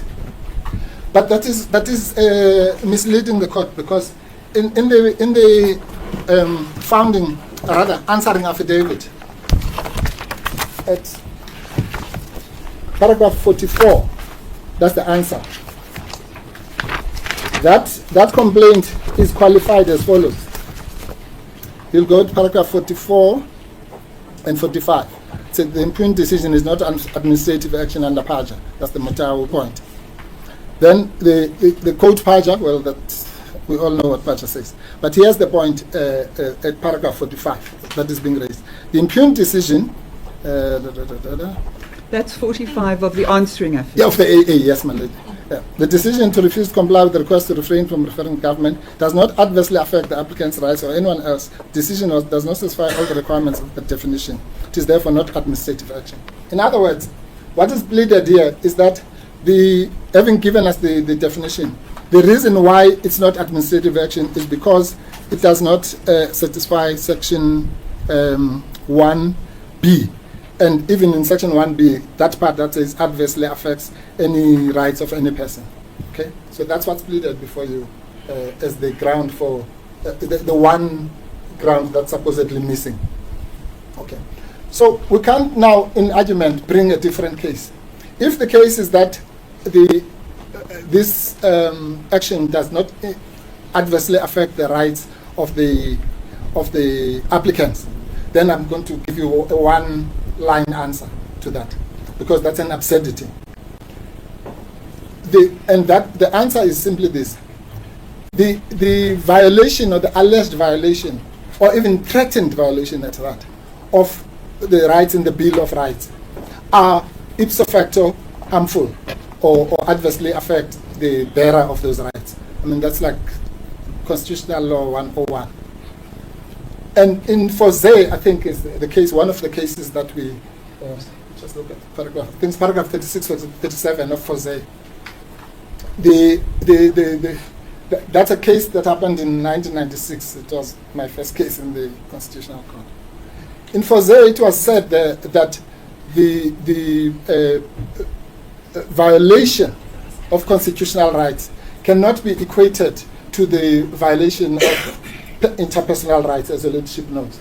That by alleging a violation of the constitutional right, per se, you are saying this is a violation of the Constitution itself and the public. It in fact, in other words, it offends all of us that the Constitution is violated. Yes. If it, yes. So that principle is trite. So if this is the only ground upon which the so-called Mutau list is invoked, then God help us, Mutau list by Mutau SC, then I'm afraid then it should be It's not worth the paper it's written on. So, because you don't do that. You can't say when you are pleading a constitutional case, well, you offended my dignity. In that, I felt bad, or this and that and that. The mere fact that you deprive me of my political rights, you deprive me of my dignity, you deprive me of my right to receive information is itself. You say that Adverse, therein lies the content the adverse effect, yes. of the right. Yes, you can't then say someone who has said that has not told you what is the adverse effect. What is that? What must they say? No, you've killed me and you've offended my right to life, but I must tell you how that has an adverse effect. Never heard of such a thing. Anyway, so that's the kind of thing that has been addressed here. I'm sorry, my lady. If your ladyship just give me. Yes, take your time. You've got time. No, I've lost my yellow pages.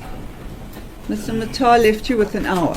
Yes. I hope you won't even more. go more than an hour. He's going to get another Christmas card. Yeah. So in the next case, you owe him time. I will, absolutely. I'm sorry. If that was the standard in the cases that we've done, he owes me more. We'll do an audit, man.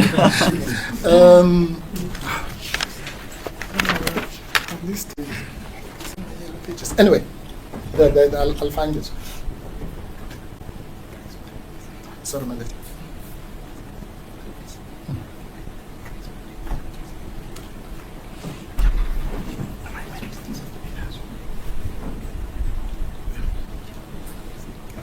Yes, okay. Yes, that's fine. Thank you. Well, my lady, not to flog a dead horse, literally. My learned junior, is this our hands?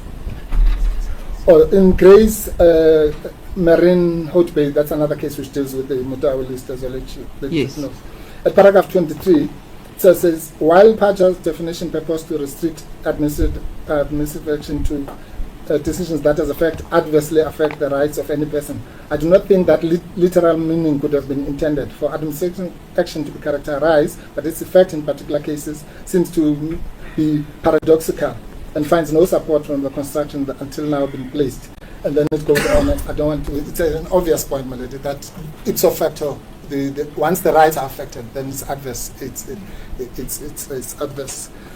Those rights are being adversely affected. Well, I understand Mr. Matai's argument to be you've got to set out the content of the right. When you are invoking a right under the Constitution, you have to set out the content of that right within your factual complex. That's as far as I take his submission to that's go. A completely different submission. I'm talking about his submission around the Mutau point. In other words, whether it's administrative action or not. You don't have to. There's no other way to understand it except what is set up in paragraph 45, which is that it does not adversely affect the rights. I'm coming to that point about the constitutional rights and so on. This is just about PAJA. It's got nothing to do with those issues. Mr. Mutau's pleadings say that his only complaint on the definition of administrative action is that it does not adversely affect the applicants. And I've just shown that that's just nonsensical. Well, he says what rights, what constitutional rights Are affected. lie at the centre of your constitutional jurisdiction, which you motivate for. No, my lady, I'm coming to that. That is not what, that question has got nothing to do with the Mutau list. I'm coming to that question. Mr. Mutau says at paragraph 45, and I'll read this again if I have to, his complaint about the definition of PAJA is that the conduct has no legal effect. Full stop. There's nothing more that he says. He says what your ladyship says, but in another point which I'm going to come to. And I'm saying, let's get rid of that Mutau list of adverse rights. I've read with the authorities, and that's it. I think that's sensible. Let's put that list aside. Yes. So now we come back to the question that I asked. Yes, which is the Which next is point. the content of Yes, the right. yes. As long as we agree that the administrative action definition point is meritless. Well, then we no, can that come is to- not. That's not what I said. I said that I accept the submission, and for the purposes of moving on, let's set that list aside. I understand what it means, and I understand the argument. So I'm not suggesting that I agree with any one of you. I just think I've got that argument. So let's move on to the next one. Okay. All right. Well, let me just, for the sake of insurance, let me just say this: that in our law, every time you complain about the invocation, what do you call it, violation of a human right, as was said by, I think it was Ackerman in Fosse in 1996, then the harm, it's not like if you are doing an interdict, then they say, okay, what was the harm?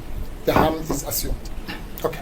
Yes. Anyway, so if that's the only complaint, then it's the non-complaint. Now, coming to this issue of the what rights Yes. have been pleaded. Honestly, that one takes the cake, because it means, again, it's a failure to read the simple pleadings. I mean, this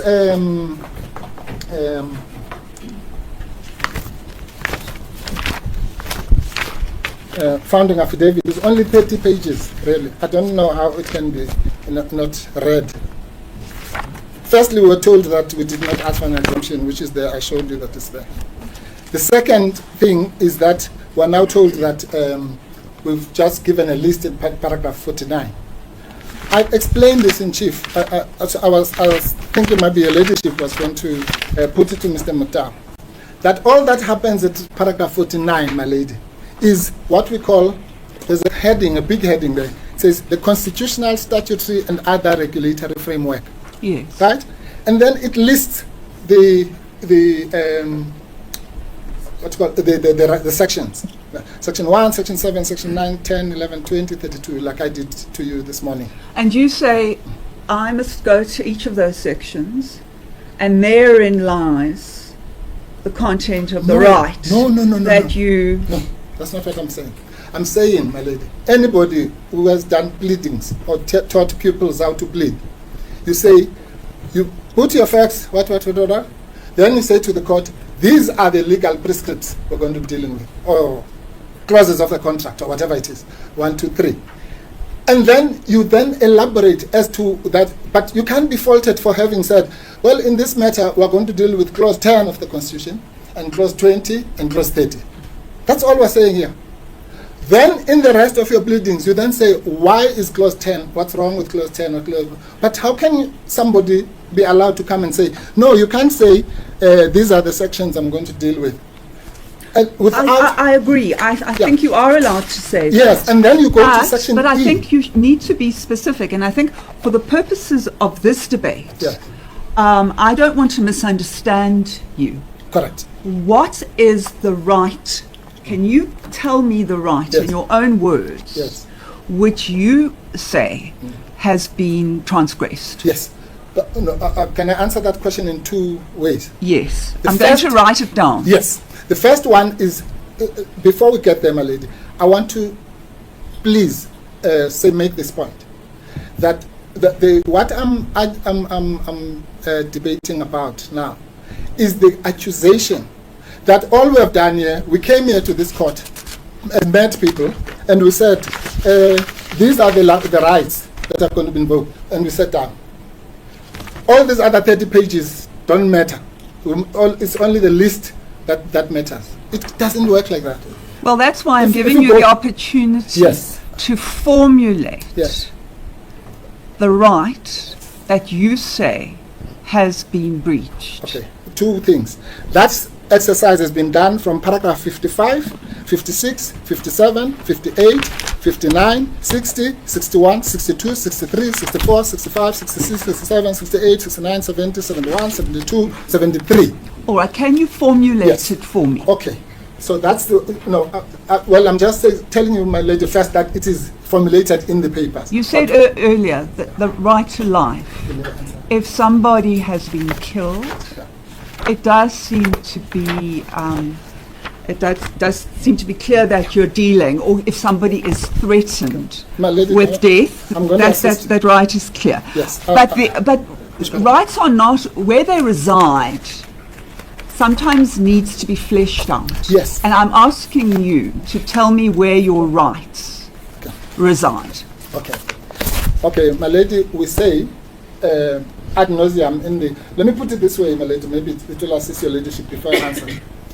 If it's a criminal case, okay, or a labor matter, there's something called a charge sheet, all right? There you just say, yeah, you breached this and that and that and that and that. Fine, you're allowed to do that. Yes. But you can't end there. You must then have something called summary of facts. Yes. So I'm saying the summary of facts here in this case is from paragraph 20 to 48. Okay. And so you say that summary of facts is not something that you need to deal with from a statement perspective. You say I must just take all of those facts, and on that basis, I must understand the content of the right. My lady, if you allow me to finish my sentence, then I'll. Yes. So you have in the criminal case the charge sheet. Okay? Yes. That's the list. Then you have a summary of facts that tells you so and so, this one stabbed this one did that, and da, da, da, da, da. That's called a summary of facts. Yes. Right? Then you have what we have here. Go to paragraph E, legal analysis. Yes. Now the legal analysis is the one that I told you that goes from 56 to 73. All right, just take me to that page. Okay. Let's have a look at the Okay, I'll legal do it, analysis. let's that's do done. it bit by bit, yeah. Okay, so what I call the charge sheet or the list. Yes, what you- page? What page? It's page 02-159. And I think that Mr. Mta was using the other bigger number, 700 and something, but it's the same. There's a lot of duplication. I use 02. I use 700 and something. Yeah. No, 02. So 02159. On that version of Mr. Mta, it would be 02700 and something. No, 02159 is Geleke Kansa. The case. No. The University of Stellenbosch. Okay, no, it's not. That's probably a So difference. let me just go then Okay, to let me just say, my lady, we really shouldn't be spending so much time on this because it's just the point I'm simply making is that the pleadings must be read as a whole. Yeah. So Yes. it's section D or paragraph 49 of the founding affidavit. So maybe someone will give me 02739. Yes. Thank you. Okay. Are you there, my lady? Yes. Yes. So that's what, let's call that the charge sheet. That's where we list, that's what we're now being accused of. Simply because we've listed, we say, we invoke the following rights: 1, 7, 9, 10, 11, 20, 32, 192, and then we say which parts of the charter and what. That's all we do there. But what I call now the equivalent of the statement of fact is you'll find that from paragraph 20, that's paragraph 20 to paragraph 48. Okay? And then, which is the most important part, the legal analysis. So now you've said the facts, you've listed the sections, now you must do the legal analysis. That's where you explain how all that hangs together. It's called, some people like to plead it, they call it applying the law to the facts. It's the same thing, legal analysis, you call it whatever you call it. And that is where we then move. Then we say at 56, we're now telling you how those rights that we listed in 49 are to be applied. So the apparent motive of the ANC in its misdirection of the current political arrangements was to hoodwink its supporters and so on. And I read that earlier. Then we say 57. To be sure, the ANC readily acknowledged that the ANC, we acknowledge that the ANC is entitled to embark on a political propaganda campaign aimed at its constituencies. Accuracy is not an essential requirement in the area of business. When say the commercial or private media is not necessarily compelled to act independently, you might also add impartial, or it sponsors for preferred political organization in favor of, I suppose. And then we say, what is illegal? We're now explaining in detail what's not just listing those things. What is illegal and subject matter of this application is for the SABC, which is an organ of state, Yes. constitutionally enjoined to obey certain standards in the discharge of its public duties, to mimic a political party or parties by adopting hook, line, and sinker a patently inaccurate and subjective definition of the prevailing political arrangement. And what right is that? Yeah. That is infringed. Okay. Because I'm giving you the opportunity to Yes. formulate Yes. the right, because Mr. Mattal No, it's not formulated, madam. says that you haven't formulated No, it. I don't have So to. It now- was formulated by the writers of the Constitution. It doesn't have to be formulated Yes. by me. The writers of the Constitution say everyone, right? Everyone includes Mr. Jacob Zuma and the MK Party. Okay? Yeah. So it says everyone, and these are the applicants before you, Yes. has the freedom of expression, which includes the freedom to receive information. Right. So that's So that's the right. That's the right like I that said, you- in the, at 10 o'clock in the so morning. it's the freedom 16(1)(b). to receive accurate information. Yes. Well, you remember we made that qualification, we read it with class and J. Said Yes. accurate, independent, impartial. Yes. And, yeah. So I even said to you this morning, you might therefore rewrite section 1B and include those words from class and J. So that's the right. It's already formulated by the founders of the Constitution, and that is the right we are here to deal with. The Can second I right- come in? As I put to Mr. Mattal, is this a freedom of expression matter? Because Yeah. I understood you to argue that it wasn't. No. You understood me wrongly. I said, and I'm saying it again, in the majority, about 90% of the cases in South Africa that deal with freedom of expression, deal with it from the point of view of the media. Yes. Right? Remember I said that this morning. Yes. But indeed. in this case, this is one of the first cases, and that's why I was saying this case is unique, where we are dealing with freedom of expression from the point of view of the citizen. In other words, the right not so much to impart information, but to receive. Yes. Okay? That's what I said here this morning. So that's the right. So to be told that the right has not been formulated is actually just a waste of the time. Well, of to express one's opinion is a right. Yes. To receive accurate Accurate information Yeah. Is a right. is a right. Yes, thank you. But it's a right, Mr. Mattal says, that is dealt with in the subsidiary statutory provision. Yes. And he says I must go there. Yes.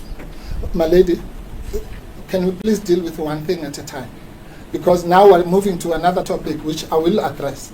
Yes. I was simply addressing the absurdity that was said in this court, that we have not said how the rights have been, when we have done so. I was just reading it to you. Well, you've So, done so on the yes. basis, as I understand, and I want to understand your argument. You've done so on the basis that you say that the right that you rely on as having been infringed Yes.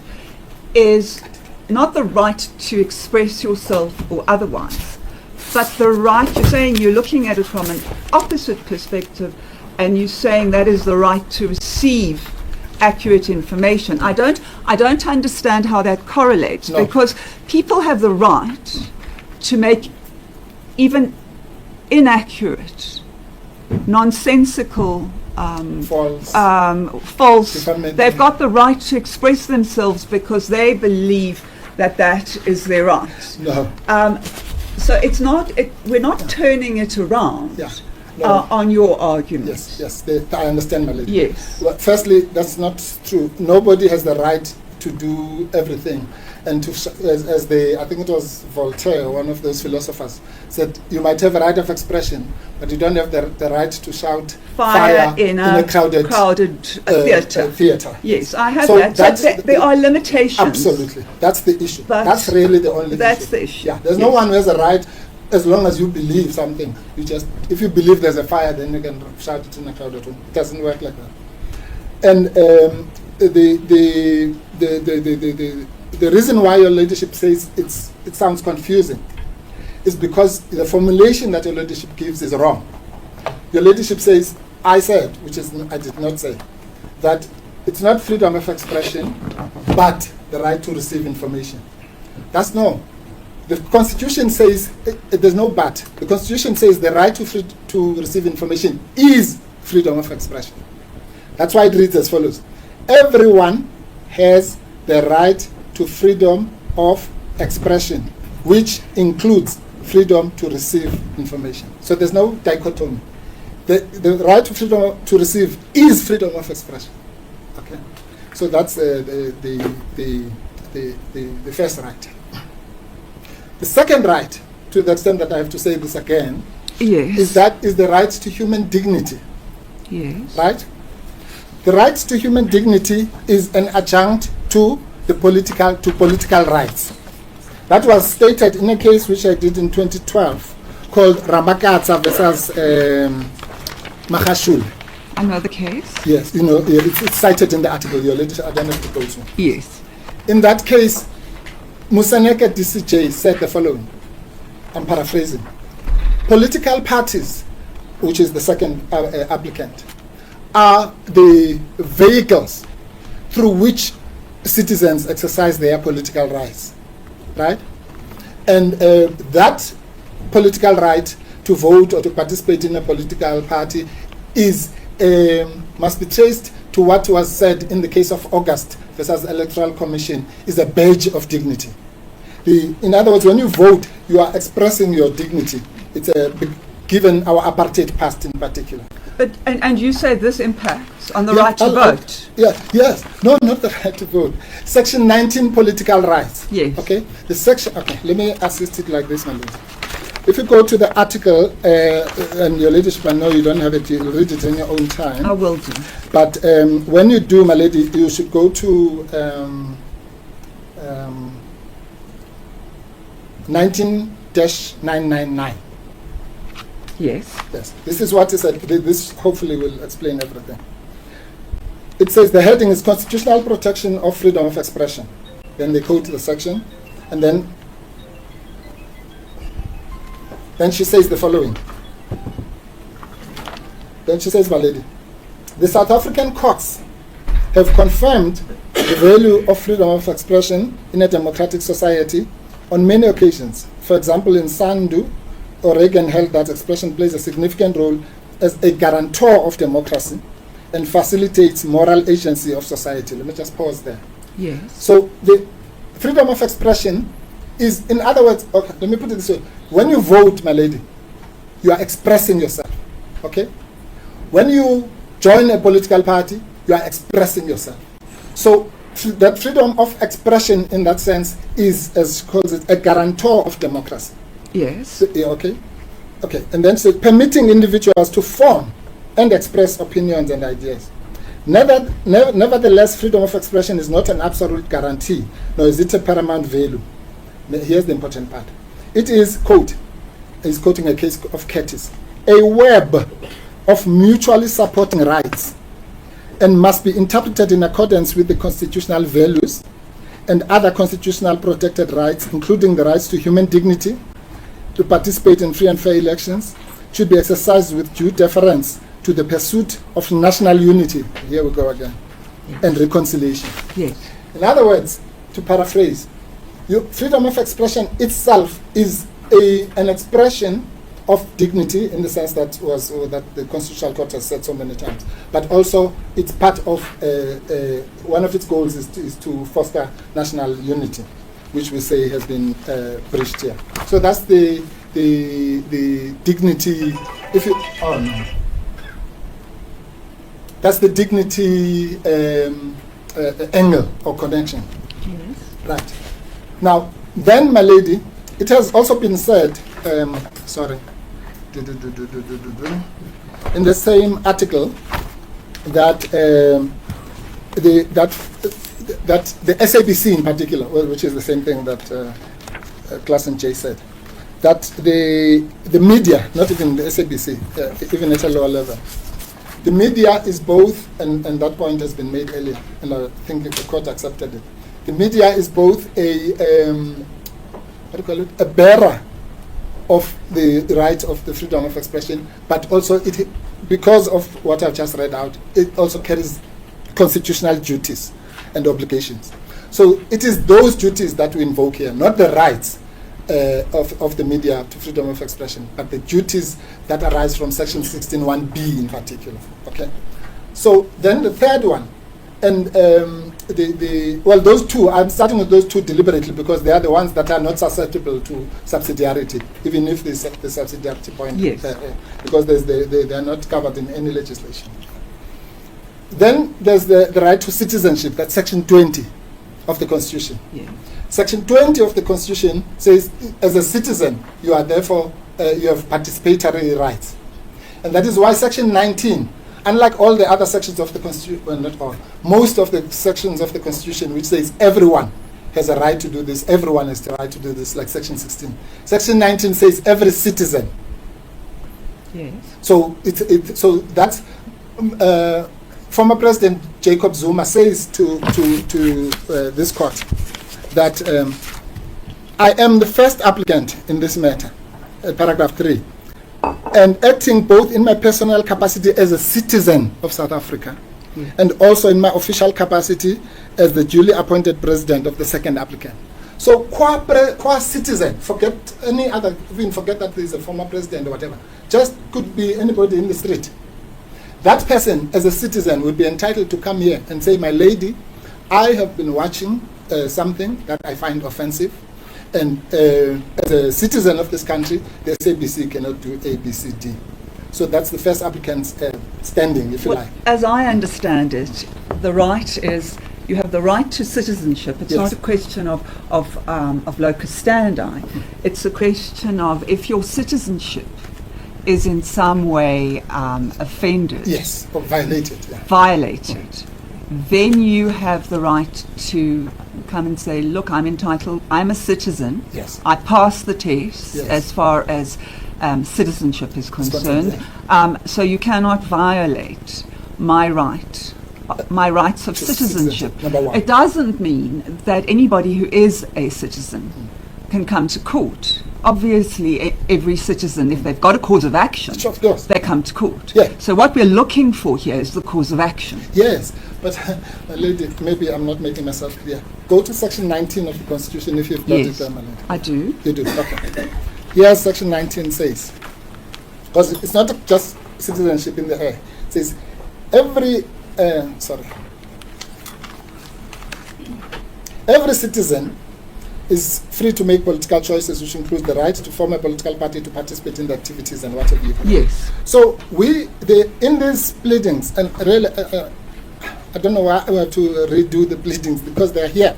In these pleadings, we say ad nauseum that the conduct of which, the impugned conduct of the SABC offends against the rights of the first applicant as a citizen who is a taxpayer who pays licenses and all that. I don't understand that. I'm sorry. Okay, I don't understand All that right. submission. Okay. I don't see how it offends rights of citizenship. The fact that the SABC refers to a GNU. I don't see Okay. how that Okay, how that can... yeah. how that Okay. affects the Would rights you- of citizens. Yes, okay. If a citizen came and said the SABC is showing sexually expletive material, and I, as a citizen, I am offended by it, and I'd like the court to intervene, would you understand that complaint? But the right you're describing now is not the right of citizenship. The right you're describing is whether there's a freedom of expression or not. Yes. So that is where the right is located, No. not in the right to the right of citizenship. Yes. No, But I have your argument. Yeah, yeah. I have your argument. Okay, let me just, I can't do better than this. Yes. The Umkhonto Wesizwe Party is, as I explained in the morning, a party that was voted by about 2.5 million people, right? 2.5 million citizens, right? The Economic Freedom Fighters is a party that was voted by about 1.5 million citizens. Between the two of them, they are voted by about 4 million citizens. Yes. Okay? Those 4 million citizens have been, by the insistence of the DA, excluded, as I explained in the morning, from political participation, at least to the extent But of why? They can vote. They're political. Their Section 19 political rights say that every citizen is free to make political choices, No, I which is what they've done. Yes, but I thought we covered this ground in the morning. The fact that you are allowed, if I say to somebody, Mr. Muela, you are allowed to go to Parliament. In fact, you are allowed to vote, you are allowed to go to Parliament, but you're not allowed to participate in the executive, or vice versa. You're allowed to vote, but you're not allowed to participate in the legislature. But you are, because that is why you have seats, No. and that is why you have people in Parliament Let me ask that you. are participating, Yeah. elected people that are participating. Yes. In other words, Mr. Helen Zille was dreaming when she says this arrangement excludes these people. So she was. I But don't that's know. not the question. No. The question is, what constitutional right does it offend? If you are excluded from politics, well, okay. If you are excluded from political rights, it's like saying to someone who says, I don't want apartheid. And you say, why? What's your problem? Because what rights of yours have been affected? That ought to be self-evident that the mere exclusion of a citizen from any political aspect of political participation is offensive to our constitutional scheme. Honestly, that's the very fact of saying to somebody, let's say on voting day, I'm going to lock you up on voting day, and you're not going to go. I'll Well, only that would directly Yes. affect your political yes, rights. because it's exclusion on one aspect, which is just voting. So here we're talking about exclusion on another aspect, which is participation in the executive governance of a country. But why, it's the same thing. But why are your clients excluded from participation? Why? In the government of Yes. the country? Because they are in Parliament, they have their rights as far as their representation is concerned. Yeah. The fact that somebody coins a phrase that you say is exclusionary, it's not the same as excluding somebody from their political rights under So they are Section free to- 19. Yes, so they are free in terms of Section 19 or even in terms of Section 20 to participate in the executive governance of the country. Yes. How are they free? How are they free to do that? I mean, between now and 2029, they are excluded. Okay, it's a fact. They are excluded from participating in the executive arm of the state. Why? Full They've stop. got a vote. Parliament is not the operation of Parliament is not affected My lady- by whether something is called a GNU or not. My lady, okay, Parliament is a separate arm of the state. It has nothing to do with this case. Parliament is called the legislature. Yes, I Okay, know. I so understand. yes, so let's take out our yeah. Yes. It has got nothing to do with it. They have all the rights in Parliament. They can raise objections. That's got nothing to do with this case. Yes. There's something called the judiciary, the legislature, and the executive, Yes. and they are excluded from this one, not this one, not the one of Parliament. Okay, so that's the exclusion, and the fact that they are not excluded from this one does not detract from the exclusion from this one. Okay. Now, maybe let me assist your ladyship as follows. Let me show you why this exclusion thing is important. Yes. Paragraph 10 of the so-called statement of intent. That's the thing that was signed by Ms. Zille and Mr. Mbalula. Yes. It's MK3, which is the third annexure. It's 02-844, my lady. Yes. This is what it says. So let's now go back to the most basic principles of what was the intention of the parties. It says, the government of national unity shall be constituted in a manner that reflects genuine inclusiveness of political parties that are party to the statement of intent. And then it says further up at 10. The GNU is constituted in the interest of all South Africans. Okay, let's just stop there and go back to the example I made this morning. Would you say something that excludes the entire population of the Free State or the Northern Cape is constituted in the interest of all South Africans? Yes or no? The answer is obvious. And then they say, the GNU agree that the 7th administration, let's pause there. What is the 7th administration? It's not some social club. It's the state of South Africa. The state. Well, it's the governing body. It's the government. Yes, the government for all of us. Yeah. Whether, yeah. And the fact that we are excluded from that government is a problem, or should be for anyone. Well, you're not, because you can go to Parliament and you can make your voice heard. That's the place to do it. So you're not excluded. All right. Then they say, then it says somewhere else, rapid, inclusive, and so they talk about inclusivity now. 11.8, strengthening the social cohesion, nation building, like we spoke about, and democratic participation, and so on. Parties commit to an all-inclusive dialogue. Government of national unity shall be constituted in a I've already read that. Stable and responsive governance which meets the needs of the people in the province. Now, let me say this, my lady, just to maybe to assist your leadership to understand the exclusion point. Let's forget what Ms. Helen Zille says, and at least accept what we agreed in the morning was common cause, that it was a precondition and a foundational principle of the arrangement. Let's use that neutral word there, of the arrangement, that it must exclude certain people. So let's say, for example, it says, we're going to have this document, but we exclude all women.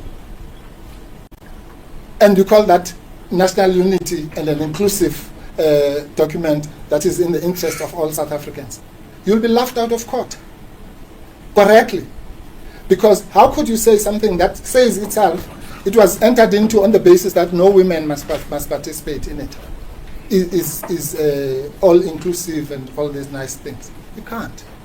So that's the first thing. The second one, my lady, goes to, and it's a point that is made in our, just watching the clock. It's a point that is made in our founding papers, my lady. Yes. Where we say, you remember we use the GNU thing just generically, but it's GNU, GPU, so-called. Yes. And it permeates. Yes, it permeates right through. Yes. The structure. Now listen to this one, my lady. And if this doesn't convince you, nothing ever will. There are three. We say in the papers there are three different arrangements in 3 different provinces. Okay. In KZN, there's a majority government, right? Made up of the ANC, the DA, the IFP, and a few others.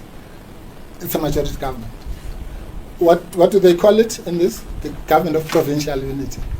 Okay. In Gauteng, there's a completely different political arrangement, which in politics is known as a minority government, where is the one we're talking about the 2%. Where the party that is in charge only got 36%, and is governing as a minority. What is it called? Government of provincial unity. These two things that are completely different are called by the same name. They can't both be the same thing. And then in Northern Cape, a different arrangement happens there. There's the ANC, which is in a coalition with the Freedom Front Plus. What is it called? Government of provincial unity. So you have 3 distinctly separate and different things being incorrect. It can be correct in all those 3 cases. If it's correct in KZN, then it's false in Gauteng. If it's correct in Gauteng, then it's false in the Northern Cape and KZN. So that's the clearest manifestation that these terms are just being abused. Here's another one, the so-called GLU. This one even has racist undertones, because it looks like it will only be called Government of Local Unity if there's the DA. So we've had all these governments since 2016, coalitions. Nobody ever called them Government of Local Unity. But now, because of this arrangement, The same government that is happening in some place where, I'm trying to find an example. Let's say Aguru Lane, because I want to contrast it with something else. Then people debate, and if the DA is there, then it's called the government of local unity. But the same thing happens in Tswane. There you have other parties, they debate, but they exclude the DA. It's not called the government of local unity. It's called coalition government, which is correct. So again, you can't have, whether it's at the local level or the provincial level, the same thing. This one, you say it's a cat, and then there's a different thing walks with 2 legs, and you say it's also a cat, and another one comes with 20 legs, a centipede, and you say it's also a cat. You must be wrong at least in one of the 3. One of those things is a cat. Okay? So that's the graphic representation of the absurdity we're talking about here, and all the various sections of the founding affidavit and the heads explain exactly that. Then the most ridiculous thing then we're told about the Mqwebane case. I mean, what on earth? How can somebody come here and say there was a case somewhere in Kimberley, without giving you the pleadings in that case? There was a case in Kimberley where an exception succeeded. Therefore, this exception must succeed. What is that? Well, I think the point made was that the pleading that took place in the Mqwebane case was similar to the approach taken in this case Says who? by the applicants. But says who? Well, if it's not in front of you. The reference to the judgment would suggest that that is the case, because there was a quotation, I think, that was read to me, where Mookie J said, this is how the case was pleaded, and I found that to be insubstantial. Yes, in that case. In that case. We don't know, some case about the contract or whatever Mr. Mitau said. Yeah. Yes. So how would you, sitting there, my lady, know that those pleadings, which you've never seen, which were criticized in some case, have got anything to do or any resemblance with the pleadings before you? You can't. If anyone wants you to make that comparison, they would have to say to you, here are these pleadings, these ones, and they are the same as these ones. Because in that case, maybe what you are being accused of was done. But here, in front of you, there is chapter and verse. I've read you all the paragraphs about explaining under the heading of legal analysis how exactly 172 is involved, how each of those rights, and I've been talking now a long time as well, explaining the receiving of information and so on and so on. Well, so all of that. Can I stop you? Yeah.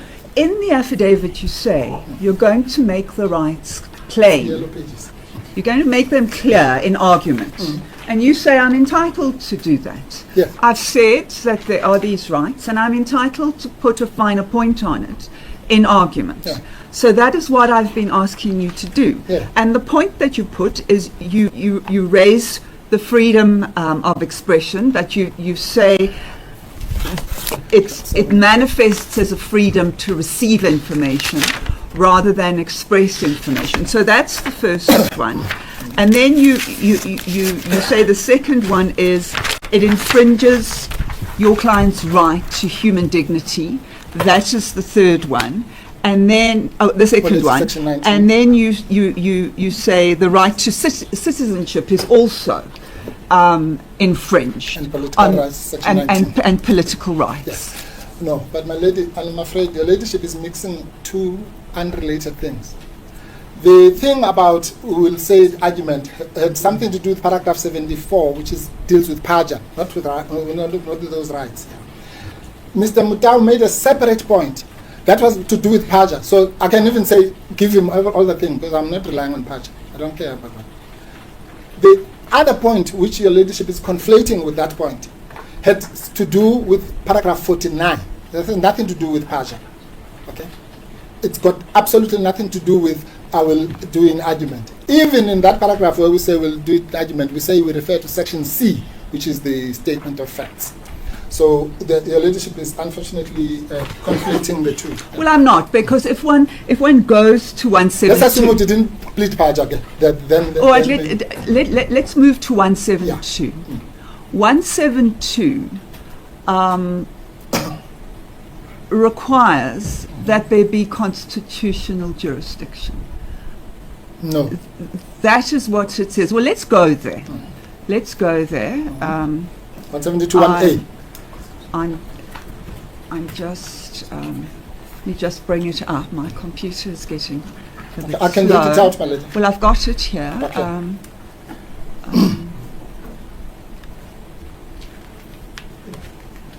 Yes. When deciding a constitutional matter Within its power. within its power. Correct. So that's the starting point. Yes. Now I must determine, is this a constitutional matter if I'm going to apply Okay. 172? Okay, let me And Mr. Mattal says, if you want to rely on 172, you've got to found the rights that you rely on in the Constitution. They can't be anywhere else. They have to be in the Yes. Constitution. Can I- And that's what I'm trying to assess. Yes. What the content of the right is. Okay. And you've told me freedom of expression. I accept that you say, I accept that you've made the argument Yes. that it must be turned around. Yes. Yes. You say the right to human dignity. And I don't quite know how your client's right to dignity is affronted by the use of by the GNU. political exclusion. No, not by the political exclusion, by the use of the term GNU. No, but the use of the term is not in the air, my lady. The use of the term, it's like if the SABC used the term kefa, right? The use of that term insults the dignity of those who are the viewers. So I don't understand this, that you can't then say, why are you offended by the term? No, you're offended by the fact that a state organ for which you pay, which is answerable, is using a term that symbolizes your exclusion Well, or your that- denigration. but okay? that offensive term that you use, that directly offends against the dignity Yeah, well, of people. And so you would be quite right yes, that is where the right is located. yeah, It's also hate speech. yes. So it's got various No, permutations. it's an example, my lady. Yes. Let's not work with. I don't want to split hairs. I Yeah. just want to know Yeah. what the content Okay, of let your me right tell you. is. Let me tell you just what you've said. Why it's wrong. Section 38 of the Constitution says whether it's direct or indirect. Yeah, it says, anyone listed in this section has a right to approach a competent court alleging that the right of the Bill of Rights has been infringed or threatened. Yes. Okay, And I want the to court know may what grant right. yeah. In other words, well, even if there was no actual, even if it was the most indirect way of offending a constitutional right, that is justiciable. So that's the first point. The second point is this, my lady, which again, if this doesn't answer that, nothing ever will. Forget Mr. Mutau maybe doesn't understand this, but Ms. Nomsa Chabedi, his client, does. Because this is what is said in Mr. Mutau's pleadings, signed by the CEO of the SABC, Ms. Nomsa Chabedi. Paragraph 4. The application seeks to impugn the SABC's use of the phrase government of national unity to describe the governing majority government in South Africa in its television programs. According to the applicants, this description of the government is inaccurate, and using description violates various constitutional rights, including the right to dignity, right to equality, all the things I've been saying here are said by them. The right to freedom of security, the right to citizenship, and the right to access information by the state or another person. Okay? So they understood exactly what the case was, except until this morning. Then, what is worse, they come to this court. How can a person who says, my defense is section 16 of the Constitution, stand up here and say this case has nothing to do with the Constitution? How can that be? They say at paragraph 6, the application is without merit. The order the applicant seeks would violate the SABC's right to freedom of expression, enshrined in Section 16 of the Constitution.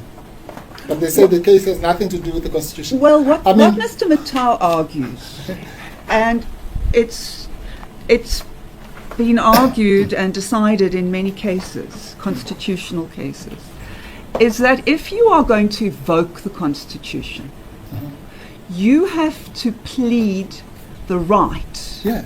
You can't just put it out into a vacuum, and he relies in that regard on the judgment of my brother Muki.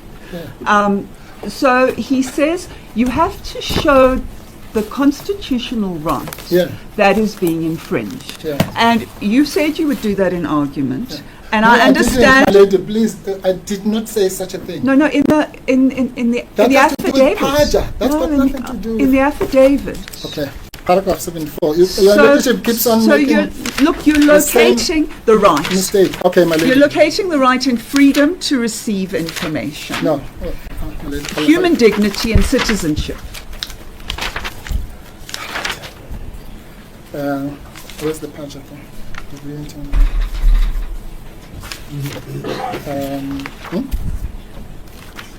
No, in the...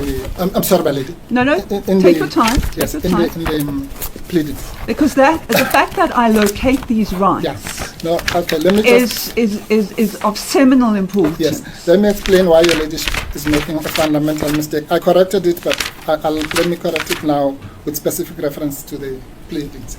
If your ladyship goes to paragraph 76, Yes. okay, Page. page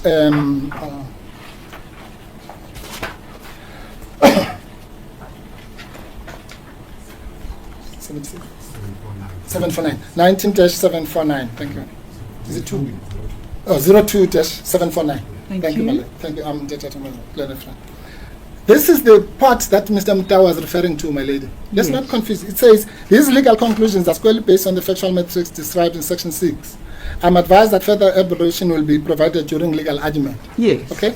That is got nothing to do, that is under the heading of PAJA. Okay? Yes. Actually, it's, it's called alternative relief, E2. Yes. Okay? In the alternative, it's PAJA and all that. So it's not what your ladyship is saying. This has nothing to do with the paragraph 49. This is about the listing of 62A, 62D, 62E, 62DG, not the rights. That's about PAJA. Yes, but you rely on the same factual complex. No. For No, both causes of action, if I can put it that. Yes, but with the other one, we have explained from paragraph 55 to 73. We have gone chapter and verse as to how it is done. Mr. Mpofu, all I'm asking for is for you to locate the right. That is all I'm asking. Okay, but my lady... Because in order for you, your clients, to rely on 172, there has to be a constitutional right. Yes. That is impinged upon. Yes. And so your starting point is to tell me which constitutional right is impinged upon, and I've allowed you to do that, to flesh out your case. And you've given me three things. Freedom to receive information, which you say is a mirror image of freedom of expression. You say the right to human dignity, and because this unity is used, inaccurately, you say, affronts the dignity of your clients because they are not part of the unified mass. I don't understand the right to citizenship. I don't understand how that is affected. And I don't understand how your right to participate politically is affected. Because somebody coins a phrase that excludes you. I'm not suggesting that it doesn't exclude you. It deliberately excludes you. Thank you. But I want to understand how it affects the right to citizenship and the right to your political participation. Because I am understanding political participation in the in the context of your right to participate as a party who has achieved a certain number of votes Yes. and who has the right to participate in Yes. Parliament. Okay. That's as I understand it. Yes. Regardless of what anybody says about you. You Yes. have that right. Yes. Yes. Okay, I'll just have to read. Yes. This is what the pleadings before you say, my lady, which Yes. I'm sure your ladyship has read many times. Yes. And if your ladyship doesn't see out of this which right of where the exclusion, then there's nothing more I can do. Yes. So in fact, the DA, which is specifically stipulated the exclusion, okay, and then to define an inherently exclusionary arrangement, that excludes the applicants before you, Yes, okay.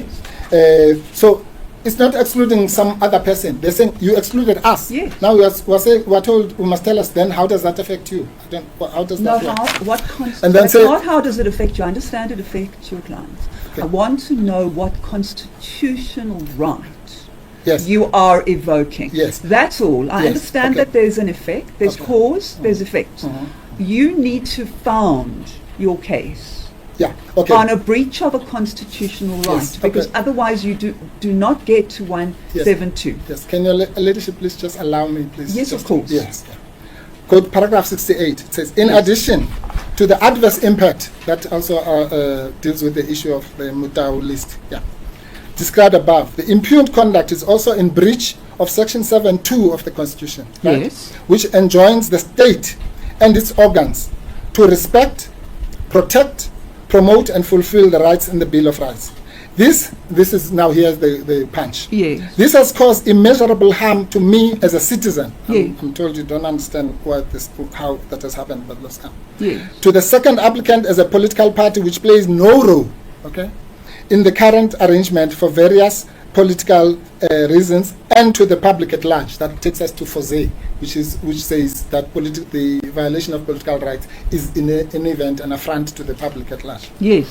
I accept then, that. yes. So that's how. Then let's go somewhere else. And then we say, in relation to 16, which I've discussed here, we say Yes. the Section 16 does not extend to the deliberate and intentional imparting or inaccurate of information by the media, let alone the public broadcaster. We've debated this about the receiving of Yes, information. yes. I have And that then, argument. and then we say advocacy of hatred that is based on race. That's a different point about which we debated this morning. Yes. Okay. So that's how. Second how. Third how. At paragraph 70. The so-called GNU amounts to racism in that its spirit and letter, that's the Bosije point. Its spirit and letter does violence to the transformational ethos of the Constitution and the need to heal the divisions of the past. That comes from the preamble, which I spoke about this morning. Yes. Okay, and that's why Justice Ngobo said, if anything that offends against national unity, ipso facto is inconsistent with the Constitution. So that's the third how. And then 4, we say a second fatal mistake is this thing about the complaints and so on. Okay. Yeah. And then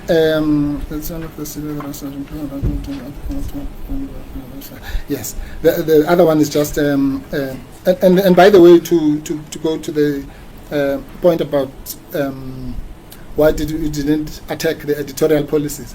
That answer is at 7.13. Says, to the extent that other remedies are also available under the complaints regime, the applicants hereby abandon those remedies and elects only to pursue the rights referred to in 7.1 above. Okay, and the party is free to do so. Justice Nugent made this clear in the case of Makanya versus University of Zululand, that you can't say to someone, if my employer stabs me or whatever, and I could invoke the disciplinary code, but I decide not to come to court and claim a civil case. You can't say, no, this is a labor matter, because you should have gone. I say, no, I don't want, I know I have those rights, but I'm abandoning them. So I'm here to invoke those rights that can be done here. Yes. And then we say, therefore, the court is compelled, in terms of 7, to declare the impugned conduct, which is inconsistent. And you must read this with the factual complex as well, as aforesaid. So the simple point I'm making, my lady, is that which we are accused of not having done, we have done. It's here in black and white. All right. Now, and if it was not done in some other case, in some other court, so be it. But your ladyship cannot be referred to some case. Let's say there's a case of a collusion where you didn't plead negligence in somewhere in Pretoria. And then you come here and say, well, in that case, but here negligence is pleaded. And you are told that there was a case in which negligence was not pleaded, and that was upheld. Of course. But what's got to do? Unless if you can say, here was that case, here are the pleadings in that case, and here are the pleadings in this case, and on the identical facts. That is happening. Now, to round off, my lady, there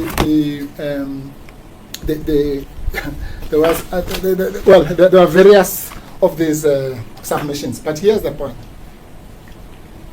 None of what has been said to you today by the SABC even approximately addresses the case before you, which is a simple case that says, a la class in J, and another amount of time was spent giving you the facts of the FXI case. That's completely irrelevant. But it's the principle in the FXI case that is important. You can't be bound by facts. You're bound by the principles. That's what stare decisis means. That principle which came from that case was that, and this court is bound, by the way, to follow its own precedent, unless it says that it was clearly wrong. Or unless it's distinguishable. Yes. Yes, but the point I'm making is that the principle that was good. Well, it's not distinguishable for that matter, because in class in J, when class in J says the SABC cannot be equated with a private broadcaster which is entitled to freedom of expression. And then it says that what I read earlier, a public broadcaster may not use public money to do so.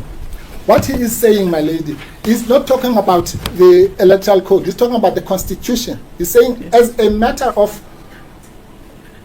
public policy, a private body may do ABC, but a public body, that's Constitutional Law 101. Indeed. A public body which is imbued with the powers of the public and belongs to the public. That's Constitution. And if that is not about the Constitution, then what is about the Constitution? Well, it is, but you have to say how. Yeah. It's offending I've addressed the Constitution. That. That I've and addressed. That's all I've been trying to get clear. And we've gone through your list, and I have it. So we're clear on what you say offends the constitutional principles. Yes, but my lady, no, that's not, the complaint is that it is not set out in the founding affidavit, and I've just read out in ad nauseum where it is set out. So you've also addressed which constitutional principles you say have been infringed. Yes, and I do that, my lady, in the spirit of the article that I've sent by Ms. Bota. Yes, I'm going to read it. Yes, which says that you can, when you read section 16, it says you mustn't just look literally and say freedom of expression. It says freedom of expression is by definition part of a web of other rights which are so you've made that submission. Yes. And I accept it. We've gone beyond. We've gone beyond 4 o'clock. So if you can just can you round up by answering this? Yes. If I find that there isn't a constitutional dispute, if I find that there is not one, do you agree that BioWatch doesn't apply? No, of course. If there's no constitution, BioWatch by definition says that. Yes. But But you say there is one, and I accept that. No, well, so does the SABC. I just read it out where they say paragraph 3 and 4 and 5 and 6 and 7. They say not only do they list the constitutional rights, but they say their defense is section 16.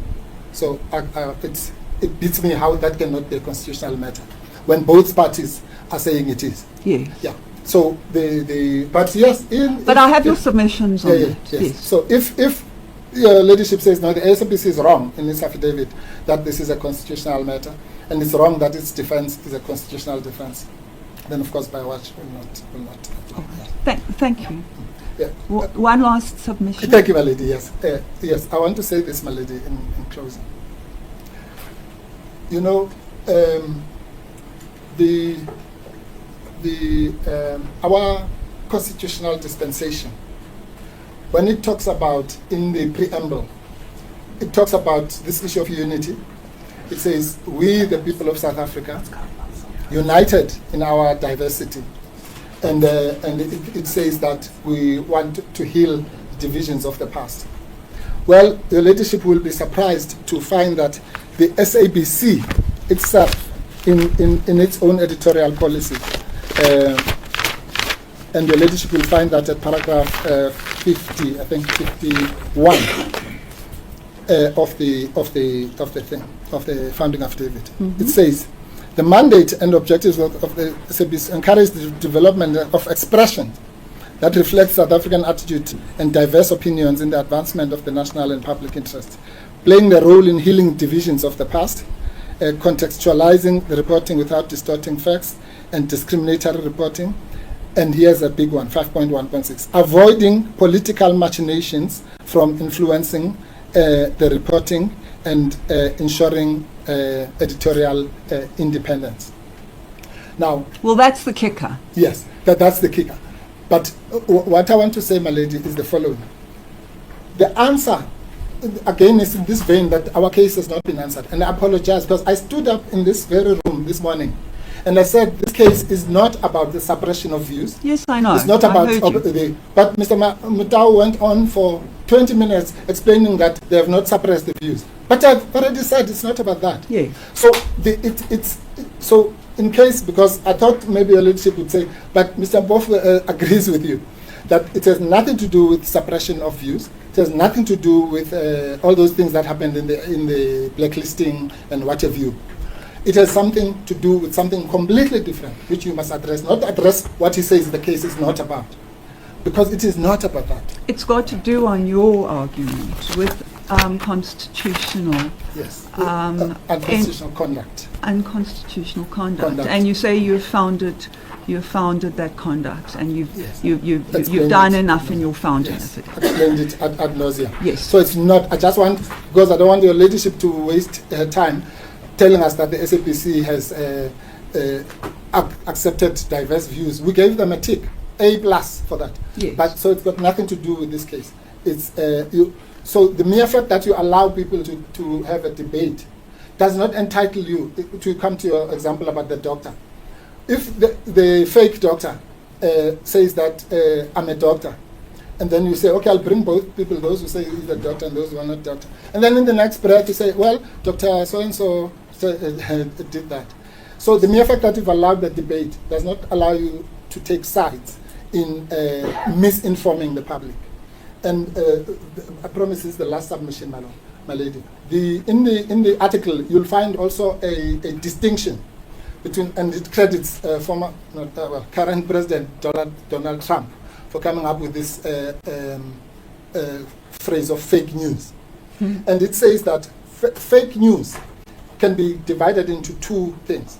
Disinformation, which is when you deliberately, that's what we accuse the SABC of doing. Or let's assume we're wrong. Then it's not intentional. Then it's misinformation. And the article says both of those offend against the right to freedom of expression. And that is really all our case. That the misinformation, misdescription, whatever you call it, of the government of the day.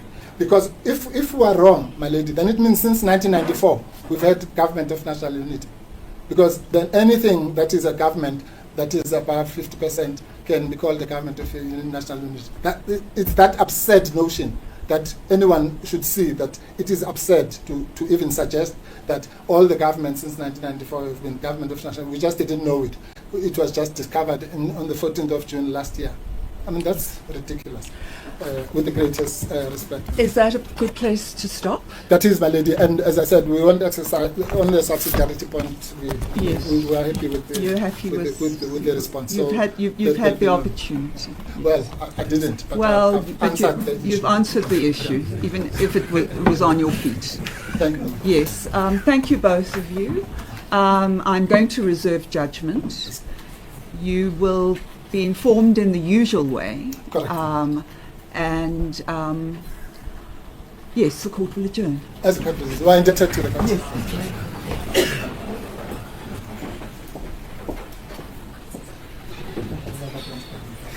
Always come and just dash and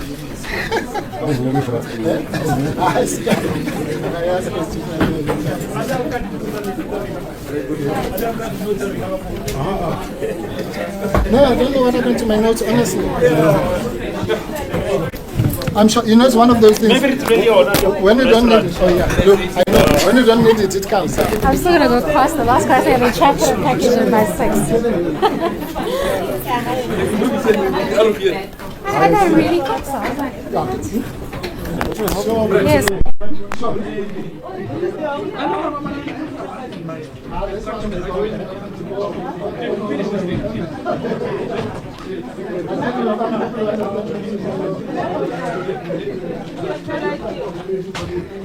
No, well, we anticipate from doing it.